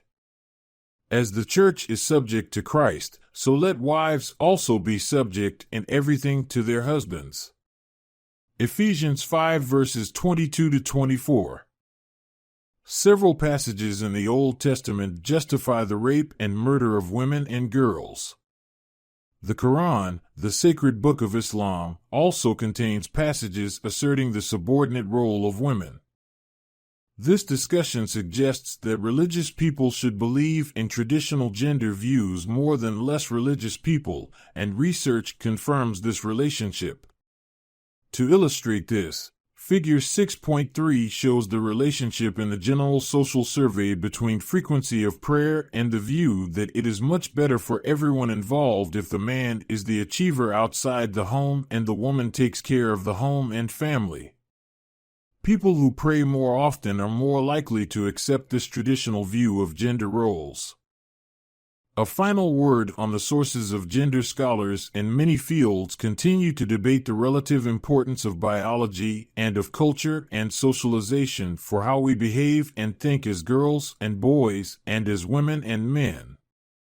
The biological differences between females and males lead many scholars, and no doubt much of the public, to assume that masculinity and femininity are to a large degree biologically determined or at least influenced.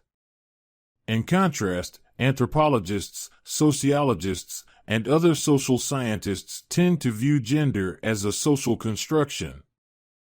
Even if biology does matter for gender, they say, the significance of culture and socialization should not be underestimated. To the extent that gender is indeed shaped by society and culture, it is possible to change gender and to help bring about a society where both men and women have more opportunity to achieve their full potential. Sociology making a difference, gender differences in children's play and games.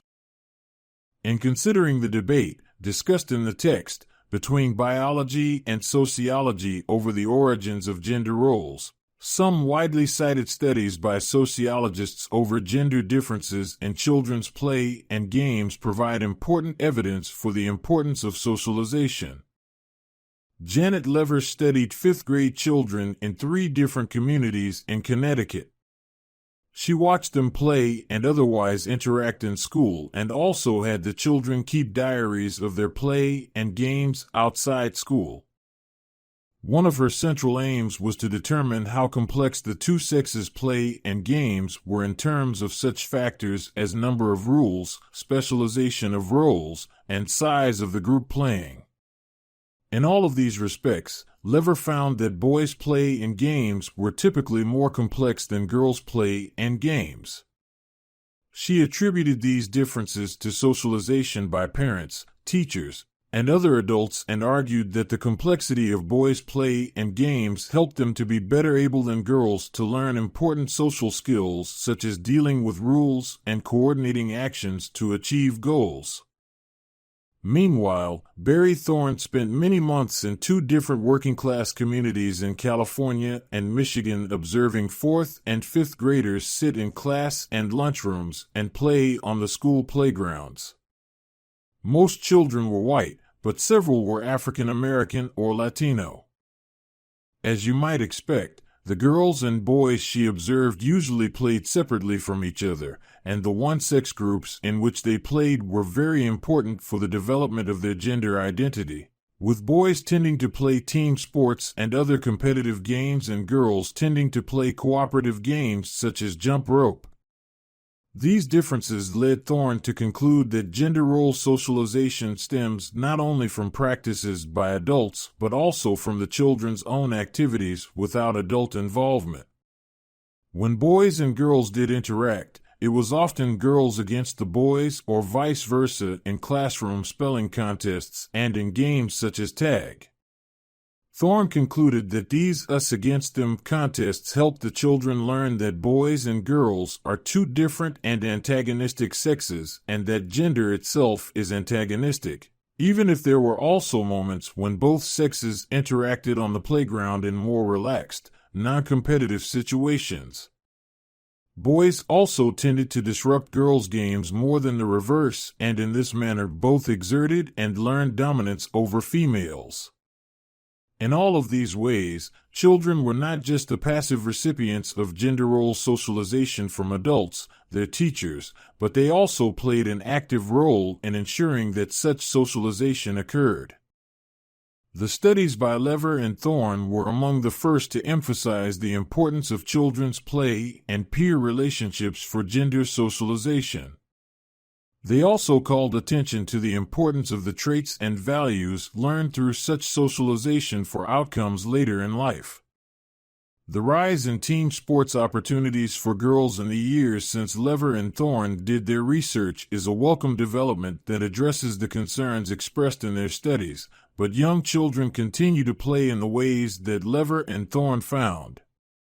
To the extent children's play has the consequences just listed, and to the extent these consequences impede full gender inequality, these sociological studies suggest the need for teachers, parents, and other adults to help organize children's play that is more egalitarian along the lines discussed by Lever, Thorne, and other scholars.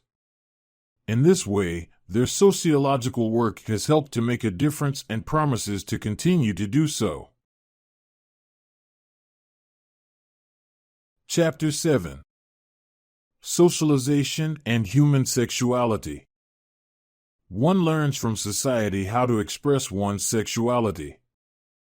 As such, sexual expression is part of socialization, the lifelong process of inheriting and disseminating norms, customs, and ideologies and providing an individual with the skills and habits necessary for participating within one's own society.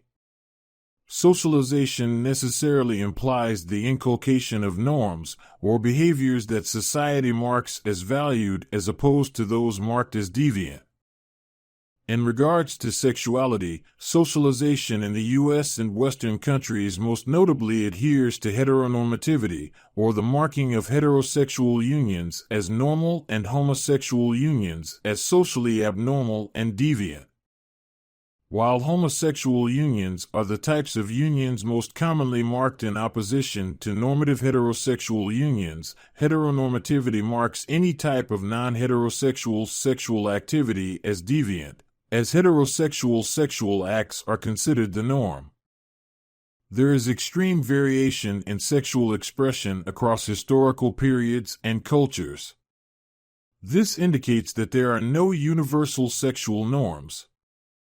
Rather, an individual is taught sexual norms of their particular cultural and historical moment through socialization. At the current moment in Western societies, sexuality is evaluated along a continuum of heterosexuality and homosexuality, with heterosexuality as the privileged mode of sexual expression. Obviously, this is a basic schematic. It does not capture all of the existing ways in which people behave sexually, but it is the basic rubric by which sexual behaviors are evaluated. In contrast, the ancient Greeks categorized sexuality not in terms of homosexuality and heterosexuality, but in terms of active and passive sexual subjects.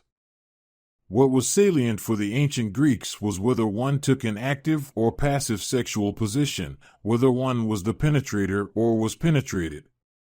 In this sense, biological gender was obviously relevant, but not in the same way as evaluating homosexual or heterosexual orientation. Men could be either active or passive, but women could only be passive. It is misleading to say that homosexuality was tolerated in ancient Greece. Rather, the ancient Greeks conceived of sexuality in completely different ways than the current Western norm.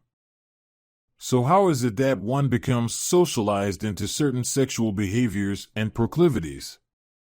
The rest of this section seeks to explore how socializing agents impress sexual norms into their members by looking at three primary agents of socialization: religion, the law, and the media.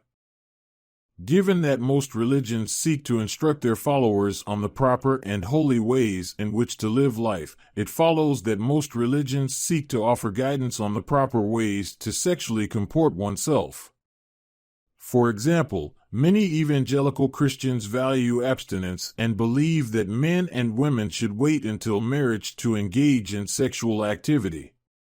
The Catholic Church asserts that homosexuality is unholy. Leaders of the Jewish faith promote sexual activity between married couples to reinforce the marital bond and produce children. Like most of the other denominations of monotheistic religions, Islam encourages sexual activity so long as it is practiced by married partners. This is not to say, of course, that all adherents to a particular faith stringently follow the faith's guidelines, but rather that individuals growing up within a particular religion are instructed on how to behave sexually. The legal system is another mechanism through which individuals are instructed on proper sexual conduct. The laws within a particular jurisdiction simultaneously reflect and create social norms regarding sexuality. For example, based on American law, Americans are socialized to believe that prostitution and rape are improper forms of sexual behavior. The interactions of homosexual sexual acts and their legality or illegality provides an opportunity to see how the law both mirrors and molds American understandings of sexual norms. Sodomy laws, or laws prohibiting particular sexual acts between two consenting partners such as anal sex between two men, were on the books in most American states for decades.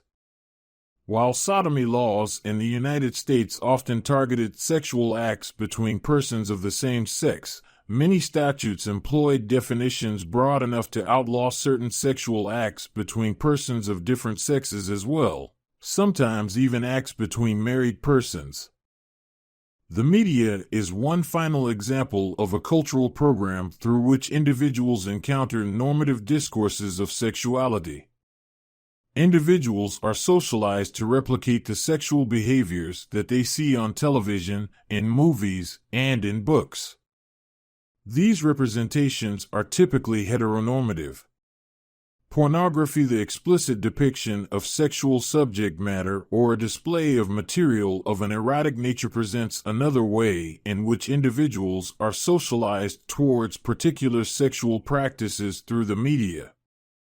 Over 70% of men ages 18 to 34 who use the internet view at least one pornographic website a month. Follow-up studies show that many of these individuals, in addition to female pornography viewers, attempt to incorporate the actions they witness in pornography into their own sex lives. Sexual behavior, Kinsey study.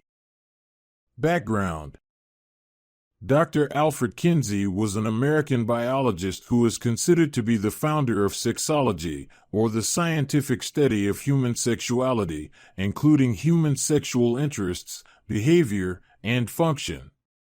Kinsey trained as a biologist and entomologist at Harvard and obtained a teaching post at Indiana University. There, he became interested in human sexuality. In 1935, Kinsey delivered a lecture to a faculty discussion group where he attacked the widespread ignorance of sexual structure and physiology and advanced the notion that delayed sexual experience, or waiting to engage in sexual activity until marriage, was psychologically harmful. This lecture sparked intensive research that resulted in the Kinsey Report. The report refers to two different book publications based on his research of human sexuality, sexual behavior in the human male and sexual behavior in the human female. The books were widely read and Kinsey became a media star. The Kinsey Report was the most extensive analysis of human sexuality conducted to its day. Data was gathered primarily by means of subjective interviews, conducted according to a structured questionnaire memorized by the experimenters. Significantly, the Kinsey research team went out and conducted the interviews themselves, rather than relying upon pre-collected data. What resulted was the largest collection of statistical information about adult sexuality in the United States. The Kinsey Scale. A large section of the Kinsey Report was devoted to the idea of sexual orientation. The Kinsey Report is frequently invoked to support the common estimate of 1 in 10 Americans being a homosexual. However, Kinsey disapproved of using terms like homosexual or heterosexual, as he firmly believed that sexuality is prone to change over time and that sexual behavior must be understood both as physical contact as well as purely psychological phenomena, such as desire, attraction, and fantasy. Instead of using the homosexual/heterosexual categorization, Kinsey developed the Kinsey scale system. This system attempts to describe a person's sexual history or episodes of sexual activity at a given point in time, rather than assigning an individual an overarching and permanent sexual orientation. The scale ranked sexual behavior from 0 to 6, with 0 being completely heterosexual and 6 being completely homosexual. As one can see, Kinsey rejected the idea of a permanent status of sexual orientation and instead chose to rely on a rating relating to a particular moment in one's life, indicating that sexuality changes over time.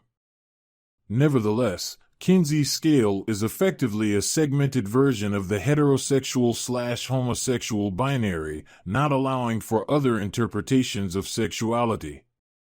Kinsey's associates actually added an additional category, X, to represent asexuals, or people who experience no sexual desire. In this way, Kinsey's report is of its particular cultural and historical moment, and that it conceives of American sexuality as only occurring along this binary. According to Kinsey, 11.6% of white males aged 20 to 35 were given a rating of 3 for this period in their lives, meaning that they were equally heterosexual and homosexual. Kinsey further found that 7% of single females aged 20 to 35 and 4% of previously married females were given a rating of 3 for this period of their lives. The report also states that nearly 46% of the male interview subjects had reacted sexually to persons of both sexes in the course of their adult lives, and 37% had at least one homosexual experience. Sexuality within marriage. The Kinsey study also gave statistics on sexuality within marriage that had never before been reported. According to Kinsey, the average frequency of marital sex reported by women in their late teens was 2.8 times per week, 2.2 times per week for women by the age of 30, and once per week by women by the age of 50. Kinsey estimated that approximately half of all married males had some extramarital experience at some point in their married lives. Among Kinsey's sample, 26% of females had extramarital sex by their 40s. Kinsey found that between 10 and 16% of married females aged 26 to 50 were engaged in extramarital sex. Critical response. Kinsey's report was wildly successful. The two books together sold over 750,000 copies and were translated into 13 languages. They may be considered some of the most successful and influential scientific literature of the 20th century. The reports are associated with a significant change in public perceptions of sexuality. A mere decade after the reports were published, the first oral contraceptive was introduced and the sexual revolution began. The sexual revolution was a social movement from the 1960s to the 1980s that increased acceptance of sex outside of marriage. Sexual behaviors since Kinsey. The publication of the Kinsey Report, The Findings of Norms in American Sexuality by Dr. Alfred Kinsey, in the early 1950s contributed to the sparking of the sexual revolution, or the loosening of sexual mores demanding sex between heterosexual married partners that occurred in the 1960s. While other sexualities were still stigmatized in most post-Kinsey environments, the sexual revolution was marked by popular acceptance of premarital sex. Studies have shown that between 1965 and 1975, the number of women who had had sexual intercourse prior to marriage showed a marked increase. The social and political climate of the 1960s was a unique one in which traditional values were often challenged loudly by a very vocal minority. Kinsey's 1950 study of sexuality contributed to the sexual revolution of the 1960s in two ways. First, prior to the Kinsey Report, no one had interviewed and published such an exhaustive and comprehensive analysis of Americans' sexual desires and practices. Kinsey's report reached the conclusion that few Americans are completely heterosexual in desire or practice as indicated by the Kinsey scale, or a numeric scaling of individuals along a continuum from complete heterosexuality to complete homosexuality. Though the Kinsey Report was published in the popular press, it was a scientific study conducted by a biologist at an academic institution. Popular readers of the Kinsey Report imbued the findings with a sense of scientific authority and professed faith in their accuracy. While other sexual orientations and acts were still marked as non-normative, society began to accept that other sexualities existed.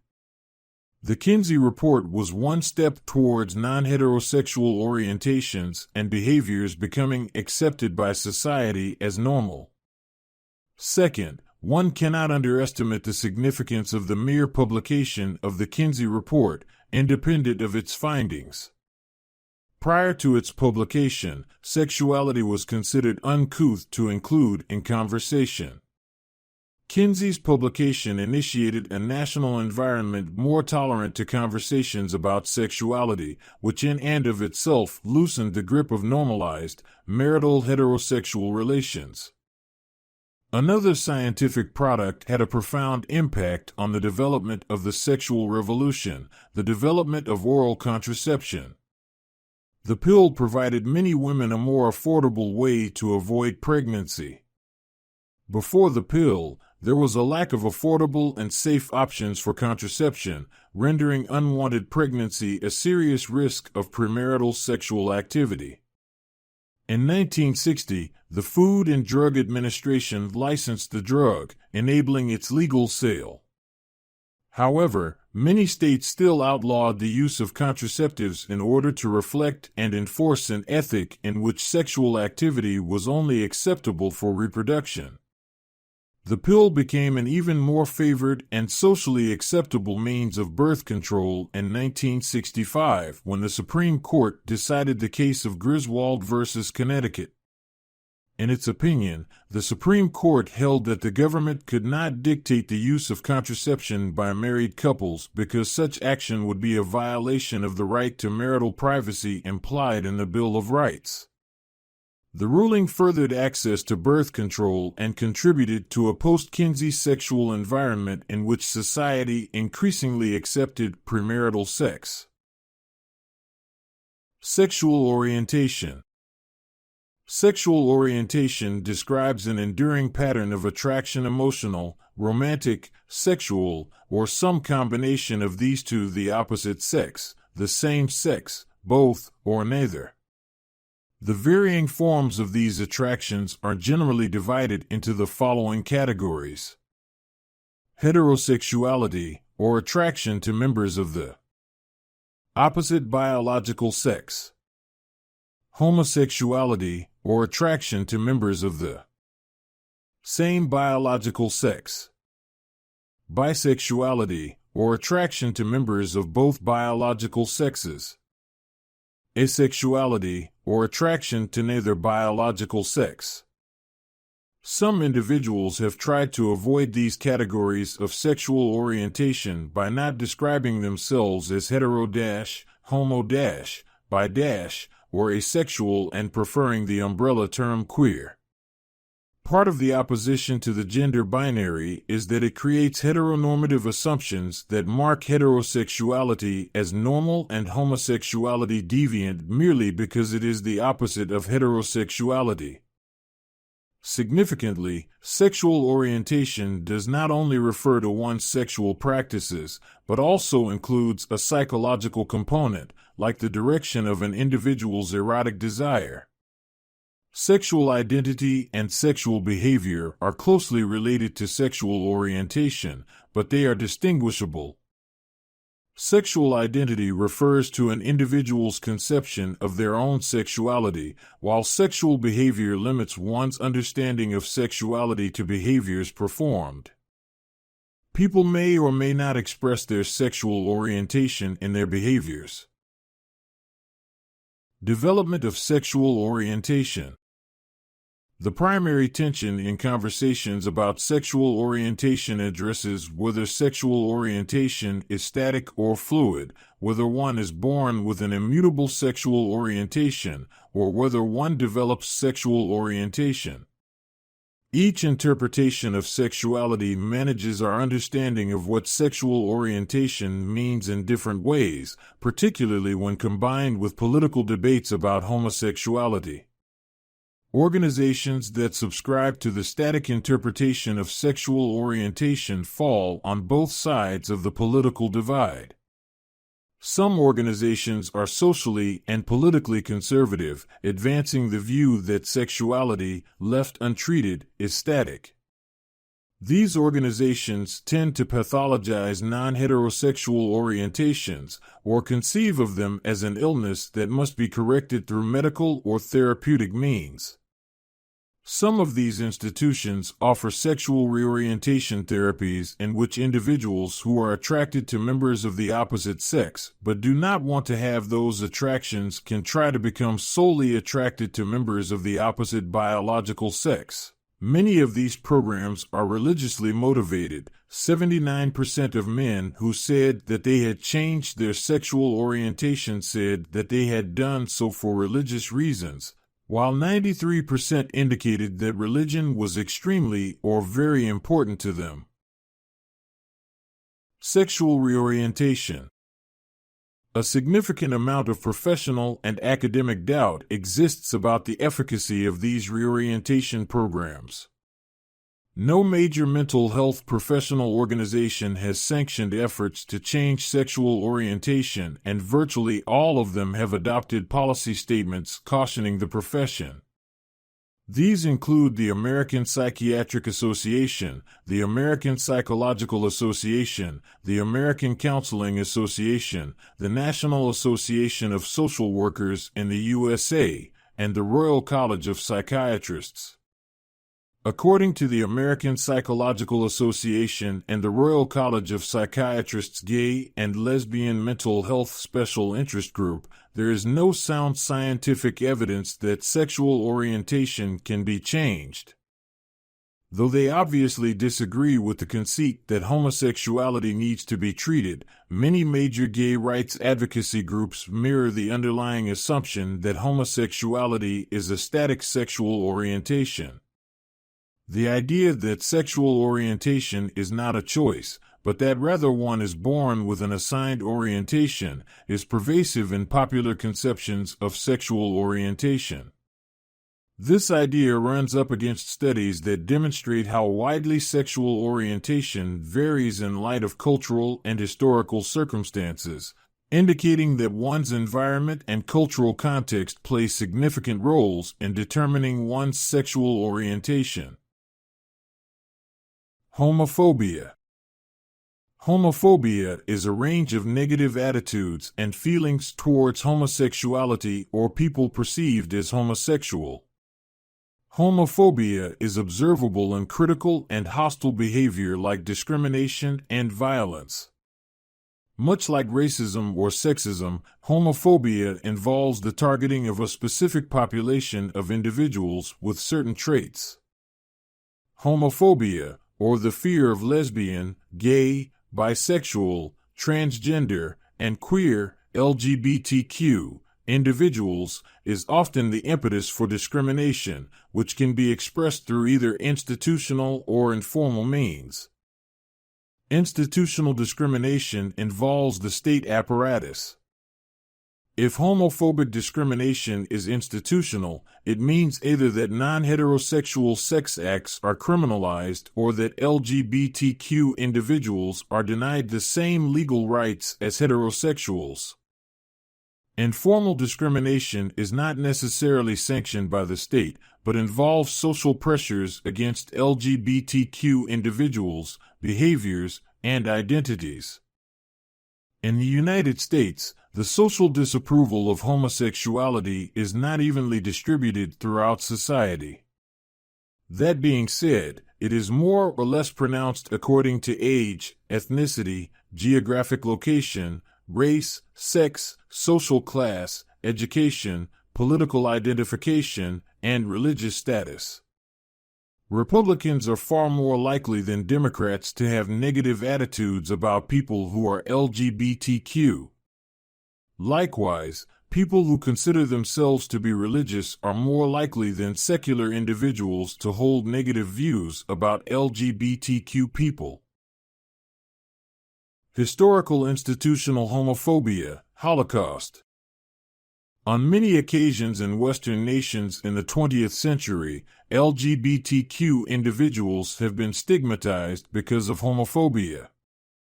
After the rise of Adolf Hitler, homosexuals were one of the many groups targeted by the Nazi Party and became victims of the Holocaust. Beginning in 1933, gay organizations were banned, scholarly books about homosexuality were burned, and homosexuals within the Nazi Party itself were murdered. Between 1933 and 1945, an estimated 100,000 men were arrested as homosexuals, of whom some 50,000 were officially sentenced to imprisonment. Most of these German men served time in regular prisons, but an estimated 5,000 to 15,000 were forced to serve their time in concentration camps. Like Jews and the disabled, Hitler labeled homosexuals as defective and systematically persecuted them. Current institutional persecution of homosexuals. Today, homosexuality is still punishable by death in some countries around the world. Uganda, for example, criminalizes non-heterosexual sex acts, and most Ugandans consider non-heterosexuality to be taboo.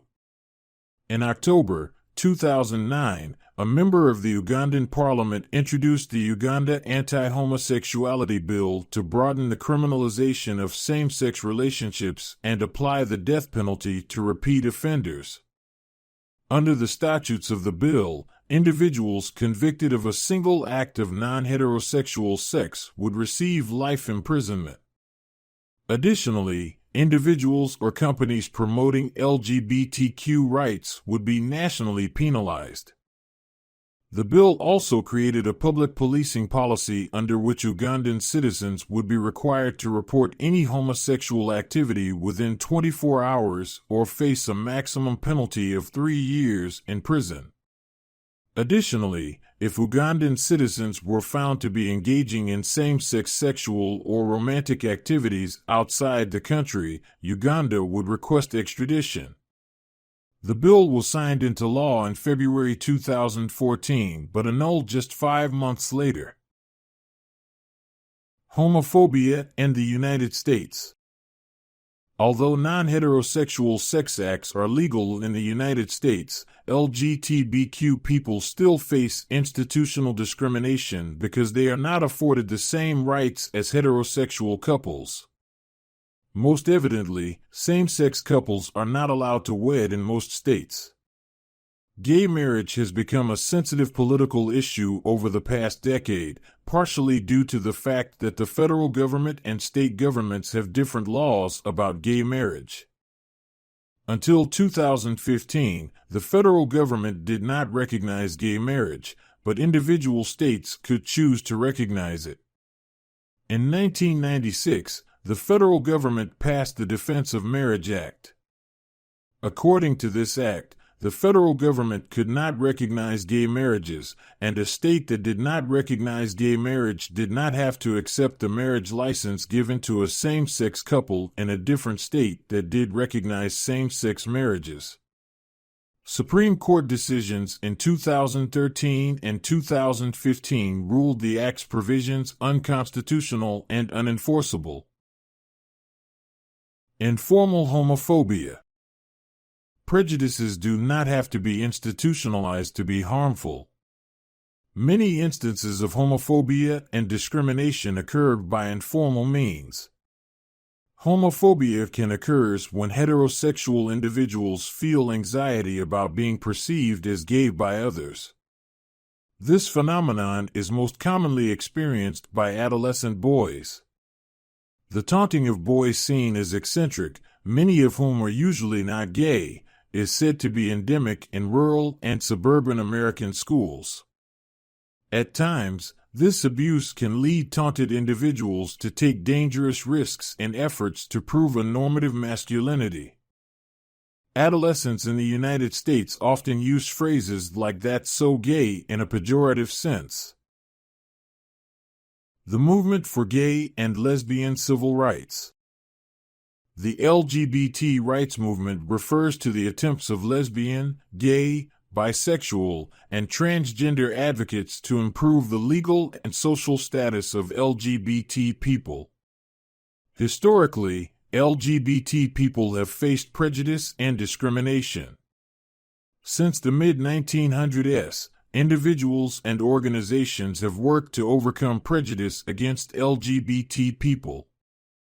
The first organizations in the U.S. that worked to improve the standing of LGBT people were known as homophile organizations.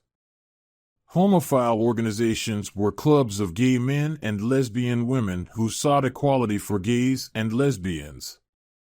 These clubs served as social spaces in which gay men and lesbian women could meet other homosexuals with whom they could form romantic and sexual relationships. Moreover, they were early sites of political action on behalf of gays and lesbians. Homophile organizations such as the Mattachine Society and the Daughters of Bilitis lobbied politicians and business owners to create gay-friendly establishments. The efforts of these types of clubs led to a growth in the number of gay-friendly bars and social clubs, making it easier for homosexual individuals to find other homosexuals to associate with. Homophile organizations, however, did not lead to any large-scale demonstrations or protests, and did not result in widespread legal or social changes for LGBT people. Prior to the 1970s, most states in the United States had laws against sodomy, generally defined as any sexual contact other than heterosexual intercourse. Thus, homosexuality was essentially illegal. The surge in the number of gay-friendly bars in the 1950s led to police crackdowns against establishments that were frequented by gays and lesbians in the 1950s and 1960s. One such crackdown was the raid on the Stonewall Inn, a bar in Greenwich Village, New York City that was frequented by gay men, drag queens, and male crossdressers. When police raided the bar in June 1969, the customers resisted arrest. Neighborhood residents joined in the resistance, resulting in several nights of rioting. The Stonewall riots are often cited as the first major protest by LGBT people against the criminalization of homosexuality.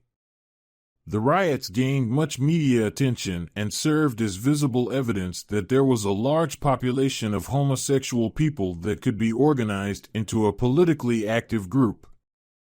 After Stonewall, large organizations of LGBT advocates arose to challenge discrimination against LGBT people. For example, leaders organized the first Gay Pride March to commemorate the one-year anniversary of the Stonewall riots and to loudly declare their desire for equality. First and foremost on the gay rights platform was the need to overturn laws that made homosexuality illegal. Throughout the 1970s, activists in many states succeeded in having state legislatures overturn laws banning homosexuality. This coincided with a period in which sexual mores were generally liberalized in the U.S. Nonetheless, by the mid-1980s many states still outlawed homosexuality. It was not until 2003 that the Supreme Court decided that states could not criminalize homosexuality. An issue that has been central to the LGBT rights movement since the late 1980s is same-sex marriage. At the 1987 National March on Washington for Lesbian and Gay Rights, recognition of lesbian and gay relationships was a primary demand made by demonstrators. Indeed, many protesters participated in a mass wedding in front of the Internal Revenue Service, IRS, to highlight the ways in which U.S. tax code benefits married heterosexual couples. Because they were denied the right to marry, gay and lesbian couples could not file taxes jointly, often could not share custody of children, and lacked hospital visitation rights and rights of inheritance, among other benefits of marriage. In response to same-sex couples' attempts to gain state marriage licenses, the U.S. Congress passed the Defense of Marriage Act, DOMA, in 1996. DOMA defined marriage as between one man and one woman in federal law, meaning that the federal government would not confer benefits to same-sex couples granted marriage licenses by states. It additionally stated that states did not need to recognize same-sex marriages granted by other states. Nonetheless, by the early 2000s, many states began to consider legalizing same-sex marriage. The first to do so was Massachusetts in 2004. Connecticut, Iowa, New Hampshire, New York, and Vermont passed similar laws between 2008 and 2011, and, since then, the remaining states have followed suit. Other states have passed laws allowing for same-sex civil unions. Civil unions provide the legal benefits of marriage to same-sex couples, but not the title of marriage.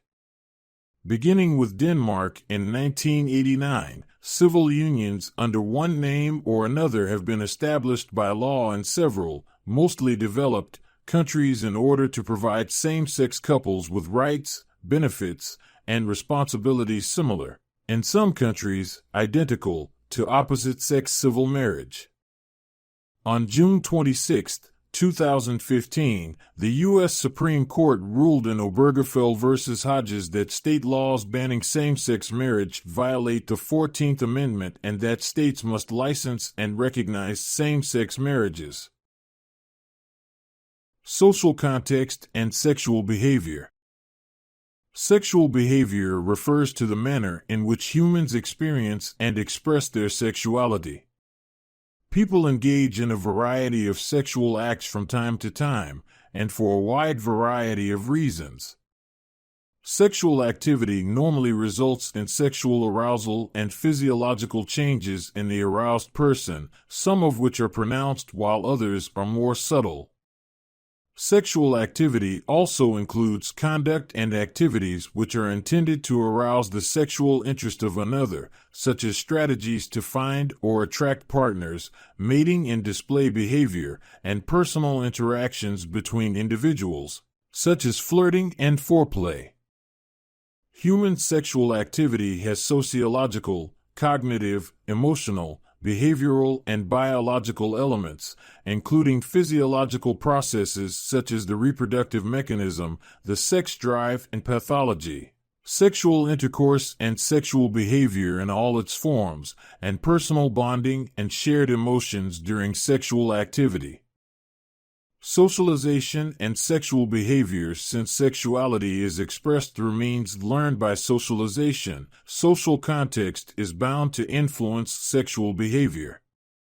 Socialization is the lifelong process of inheriting and disseminating norms, customs, and ideologies and providing an individual with the skills and habits necessary for participating within one's own society. Socialization necessarily implies the inculcation of norms or behaviors that society marks as valued.